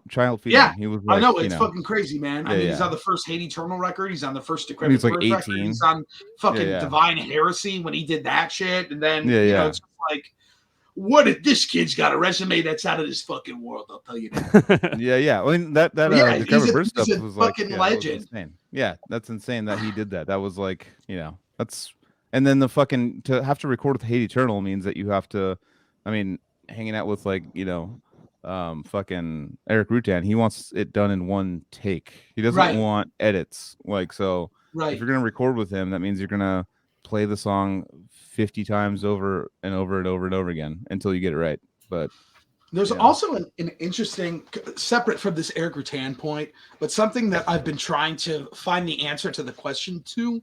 I guess maybe it's more obvious in front of me and it's more subjective than I really think it is. But Tim Young brings up this really good point about how when he based up that like influence about him, his influence of like these bands like Kiss, Motley Crue, like this more like arena type of like vibe and this real rock vibe, and how he brings up the fact that he knows other death metal guys find shit like that corny, and he says it on the episode, and it's true. You know what I mean? It's like when you show a dude, it's like if I showed, but if who we gives played a like shit? a Disturbed song on here, you know what I mean? Yeah. I think our reaction would generally be that it is like we pick up on the fact that we would find something like that corny, but I want to know why. Why do we do that? Why is that? It connects with you. It connects with you. It's like it's a song that might sound like a totally embarrassing song to show anyone else. My reaction was just like, are you saying in like a guilty pleasure type of way? I mean, it's not. Why was it? It doesn't have to be guilty though. I agree, but it's like. But I found that out. I found that out later though. I found that in the beginning when I was like hanging around a bunch of death metal dudes and I had a song that I liked, I would just fucking hide that thing like my fucking. It was headphones only. It was not like a fucking out loud thing, and that's why I was talking earlier about Anthony, who's like, I don't give a shit. Fucking throwing like at the time back in the day, he was throwing on stuff that we were like, this is so lame. But we like maybe secretly liked it, but we were like, no, this is lame, dude. Yeah, like, but there was also bands that I was trying to get you guys to understand, which would be like the Human Abstract, which was like the crossover between shred and the emo shit that you guys are always talking shit about. Yeah, that band fucking rips. I never heard them. I don't know. I never talked shit. It's about so funny that combination is really what was contemporary at the time. Yeah, people now would just call Human Abstract, they're a prog band, but it's like they had this emo sound with technicality to it. They looked like emo guys was the big thing, man. That was fucking back then. That mattered, dude. I love it. Alex was like, dude, fucking it was emo, bro. Man. It was so stupid because I thought that band was so sick, and it was just like, who gives a shit that the guy has glasses? Like, I don't care. Yeah. I'll wear glasses. Glasses, dude. Yeah, I love it, I need glasses, dude. But it was really cool, Joe, because I will say, like, when I was in high school and I would talk to you guys and have conversations with guys like you and Bill, and like when I would even talk to you guys about bands like Veil of Maya and After the Burial and a lot of other contemporary bands, like even BT Bam, I remember Bill telling me that he specifically enjoyed a lot of their music. And it was just inspiring to a kid like me that always felt like there was so much oil and water within these different subgenres of the same underground type of music that not enough people give a fuck about at the end of the day. Like that should, in my opinion, because it's such a beautiful scene that we really do have. But dude, at my age, dude, there's no oil and water. I just don't give it. Right, exactly. Like, it's sort of that just dissipates. Good. Like I'll listen to Lady Gaga, I'll listen to Maroon 5, I'll listen to Spawn of Possession, I'll listen to I know, dude. I want you to. I have a. I'll listen to. I don't give a shit. Like I'll play it. Like I'll turn. If you bitch about it, I'll turn it up way loud. Yeah. Like, and then you have to listen to it. Like, but when I was younger, it was like more about my like. Hey, go ahead, Joe. Yeah. Joseph. I just want to say that I teach at a rock school, and I have to hear what is like popular all the time, and I like a lot of it. But I found a band that's worse than Imagine Dragon. And it's fucking. I like one song by Imagine Dragon. That's how bad I am. Have you guys heard AJR? No. Dude, I fucking hate. You're gonna hear it because it's big already, and you'll find out. But if you like it, it's fine. No, it's not. Like this shit sucks. This is the line in the sand. This is the line in the sand. I've been waiting to come onto this podcast to tell everyone how much I don't like that band, and I have to teach their music. Me and Trevor are gonna listen to it. Songs by a band called the 1975 at your job. I know you love that band. I like the song 1979, so I basically like 1975, the band. Okay, that's sick. Have you had to teach songs of theirs at your job? No, I haven't taught. Okay. I've only listened to 1975 when you've posted it, but I haven't taught them yet. But oh shit! You ever had to break it down to a kid and be like, this song really sucks. You should Joel, that's a band I pick a think you different would one. fuck with, honestly, because I know you Me? appreciate I've progressive never done music. Yeah, I that. love prog. The It's fucking But I 1970, think that. the 1975 is a very progressive pop band, but It's they're called the very 1975. the Band, 1975. Yeah, Okay, well, we'll disregard the terrible name, but it's a good band. yeah, they're a phenomenal band. I mean, Yeah. they're a Okay, huge okay, influence okay. on us for sure. And It's like Yeah. don't say an era. Then I'm just saying people are like, oh, the 1975. I'm like, oh yeah, that was a decent era of The, music. It yeah, was but yeah, I the think is it's kinda just sort weird, of like right? I It get could it. be No, in it's different. 1975, but He the saw it. 1975. He I got thought it a from a fucking- letter. I think I it's know, a cool I thought it- name. I thought it was from fucking Smashing Pumpkins. I thought you guys were talking about 1979 like half the No. time oh yeah, tonight. no, we're talking about Like, a band called Shakedown the 1979. Cool 1975. kids don't have the time. No, or that's whatever the fuck. that's a band I have heard of even before Jason, but Jason was the one who Yeah, they're really huge. They're made me pay giant. attention. I'm typing it in right now. And for later. no, Yeah, I could Look at their from what I've they're from Madison witnessed, Square Garden. they definitely are down with making music. You know, I've never heard Yeah. of it. fucking no, but like you could tell when a band's like really all about their shit. And Yeah, they're all Yeah. about their shit. They're all super hot. Their too. music video, the music Wow. video is pretty dope. I forget It's not what go song crazy. it was for, but I remember Which one you watching the watched? music Madison video Square too, Garden. Only Um, 90,000 views. Sorry. where it's like Madison interviewing. Square. He's being interviewed and talking about making the video while the videos. Yeah, that's Give yourself a that's try. off the- no, yeah. Okay. No, it's the one off the new record, right? Oh, is it What's the one song? Happiness? The ballad that they had on like the later Happiness. track 7 or 8. All I Need to Hear? Yeah, that video. I think he's talking. Are you talking about? Are you that sure? video? Yeah, You're- it's like the Remember it's kind of like this. Is he wearing a red wig? Fuck is a better- No, but it's Okay. like a Black and white. documentary It's like style. Black that and over white. Oh yeah, that's the one you're talking about, Alex. Yeah, It is. yeah. Yeah, From Oh, that, yeah, I that's a enjoy- sick- yeah, dude. that's I a thought sick that was- video, dude. I thought that was cool. Yeah. Different, interesting music. way they type of approach music their video. Their music And yeah, they were all playing live too. Okay, so if you had to remember pick correctly. one song Yeah. for me to listen to, because I'm gonna go downstairs and hang out with some people. something what would I off put- their new album, I would probably say like I would either say If You're Too Shy, Let Me Know, which is like sonically as a metal. If you come knowing you as a metal dude, I would say listen to that track because sonically that's Boom. where it's at. The hooks are on 10. You're getting this general vibe of what they're really good at doing, and it's Is there a not, way to watch it without looking at them? I mean, you can listen. Just you go on can Spotify and listen to them, the dude. song. I'm just kidding. Yeah. Is Like, there I a don't way really to like that. watch I them immediately without got bummed out by looking looking at him, and I'm sorry. I know Why? I'm not Because he's trying to hot. be. I don't He's- really he's like hot. that You YouTube want to video. fuck him, dude? No, it's just I That don't. version He's sounds hot. He's good. hot, and he's not using it in the right way. He's got like this weird fucking shitty fucking what do you call mohawk? It's like half cut. I can tell Oh, right I away. think that's probably an older pic. I mean, I don't Like know. you can do it better if you're that hot. Do it better. That's all I'm saying. If you have those looks, might as well like look better. I mean, I think he he looks did like that a, at he a looks like point. Now he British. doesn't give a I'm gonna fuck start saying anymore that to because my that band's clients. that band's looks been like doing it fucking for They ask for Pretty the Edgar Anna, haircut. dude. I'm gonna be like, nah, man, you're way Huh? too hot for the Edgar. We're not doing the Edgar. I'm gonna start No, saying that then- to my clients at work. There's been times where I sit down with my barber and I'm like, just make me look sick, dude. I don't fucking care. Just do whatever Yeah. you want. Like I don't Dude, just do sometimes whatever. people come in. There's haircuts I hate. There's haircuts I fucking hate. Well, Alex is a Yeah, hot guy, so I want to know what his fucking hair tips are, man. What? Well, my hair What do you do with your hair, dog? Well, every morning I pour a bottle of Sprite into my hair. and I rinse it. grow it out till it gets matted and That's cut my it off. that's my daily And in I the rinse hair it for 4 conditioner. minutes in hot water. Then I rub my head with a Brillo pad. Hell yeah. Nice. Mm, Oh yeah. yeah. That's how you get the volume. Okay, I see. Yeah, that's right. All right, Good job. guys. Well, we're 3.5 hours in. Yeah, Oh, yeah. Got Very to work deep and in, stuff tomorrow. guys. But that was fucking rad. That was Yeah, fucking dude. Had a great banana time touch. tonight You know for what? That was fucking bananas. So I'm gonna go ahead and do this. Thanks for popping. Are we my, rating anybody? my podcast cherry? Oh Yeah, yeah, fuck yeah, dude. Dude, Tim, That's a thanks lot for of coming fun. on. Hearing Thanks for having like me. how you fucking got into shit was fucking rad. Yeah. Yeah, man. Fucking Anthony, do your closing stuff because I'm gonna No, rate someone. are we, so you are rating somebody? That's another thing. Max and we Almos. got- Duh.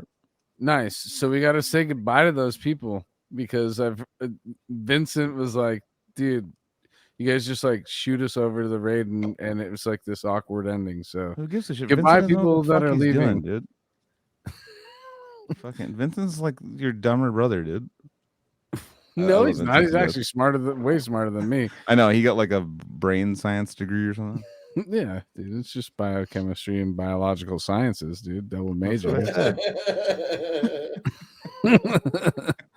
Dude, you should be wearing some 3D glasses right now. You fucking It's funny that we switched to bananas right at the end. Dude. It's been weed all night, but to say goodbye, it's bananas, guys. Dude, That's what, man. and that's what this show is, dude. It's Hell yeah. fucking weed and bananas, dude. Hell yeah. All right. But That's dude, super- yeah, I'm no, out I had to a really good fucking stay time. up too late. I have one final thing, which is Go for Do it. I got to chill Jason at fucking Chicago Domination Fest, and he sold merch for To Violently Vomit. As of now, he's actually the official merch retailer for To Violently Vomit. That's what's up. Hell yeah. And it was really fun hanging out with you Yeah. and the Wormhole guys and yeah. fucking kicking it. And I really appreciate you coming out and support and Oh, fuck Chai. yeah, man. So Yeah, dude, you're and family, hanging out with dog. Max We love too you that here. night too. Yeah. Oh, yeah. Yeah, dude. Fucking- Anytime you go, any of you guys are in Chicago, hit us any of Oh, us up fuck yeah. ever. So Oh, we're yeah. always down. Yeah, we'll try to That's super fucking hang for sure. Yeah, we're big on bringing the culture to you. We should Yeah. guys. I still want to tour with you guys. So let's make something Yeah. happen at some Fuck point. yeah, man. Oh, Love yeah. that. That would Keep definitely me in your rule. thoughts. Dude, trust And me, prayers. you're always in the fucking thoughts, brother. Thoughts you and go. You prayers, always dude. are. Even if we have no opportunities. I gotta get you're hitched to in the my thoughts. Warforged train, bro. I gotta Yeah, take a fuck ride. yeah, man. Cool. Hell yeah, dude. Hell yeah. All right, Yeah, So guys. you that's just all. come to go play some Pokemon all night. Super Yeah. cool shit, Fuck dude. yeah. Oh yeah, have fun, man. I gotta pick up the physicals tomorrow. Gotta get them physicals, bro. Oh, Yeah. Gotta get physical. I'm getting the physical. double I pack. wanna I get- pre-ordered it. I always do that because like those games end up getting worth a lot of money and like once they get older. So it's like I'll sell the physicals at some point. I mean, There I you probably never will, but I You guess. telling yourself, dude, Fuck yeah. Oh yeah. see you guys. New record 2023. All right, Oh, yeah. yeah. Yeah. Buy June 9th, Google Warforged 2023. or find that link tree. Where was that link tree where all the shit was? Oh god, I'm not gonna go Link with that. tr.ee/Warforged band. Boom. Boom. Yeah. There it is. And Battleforge coffee. Go get your coffee from those guys, please. I probably will. How about the homies? Hell Check yeah. out the fucking anomalous shredder. And we're we're on not the way going right to now. be here next week because Thanksgiving. I might be and all here that because I shit. have to not do anything with anyone. Well, maybe you could do a solo bolo. I might do a solo bolo. So if you guys want to hit me up and just we'll let Oh, you yeah. come on and I'll add you in one at a time. Last questions, hang out, something like that. Yeah, Just made man. it up right now. Sick the silverback onto the chat. Oh, what up? Here's All right. next. Have a great Thanksgiving. Have a great weekend. We love you guys. We'll see you soon. See you, dudes. Thank you. Thank you. I Peace. didn't fucking plan that, dude. You went too quick. I thought it was gonna be like a fucking. What do you mean, dude? I just fucking. I was did the whole rating while thing. you were doing that. I can't do like 9 did the things at whole once, thing, dude. Just because you dude. can hold your arms up like 2 arms at the same time doesn't mean I you can can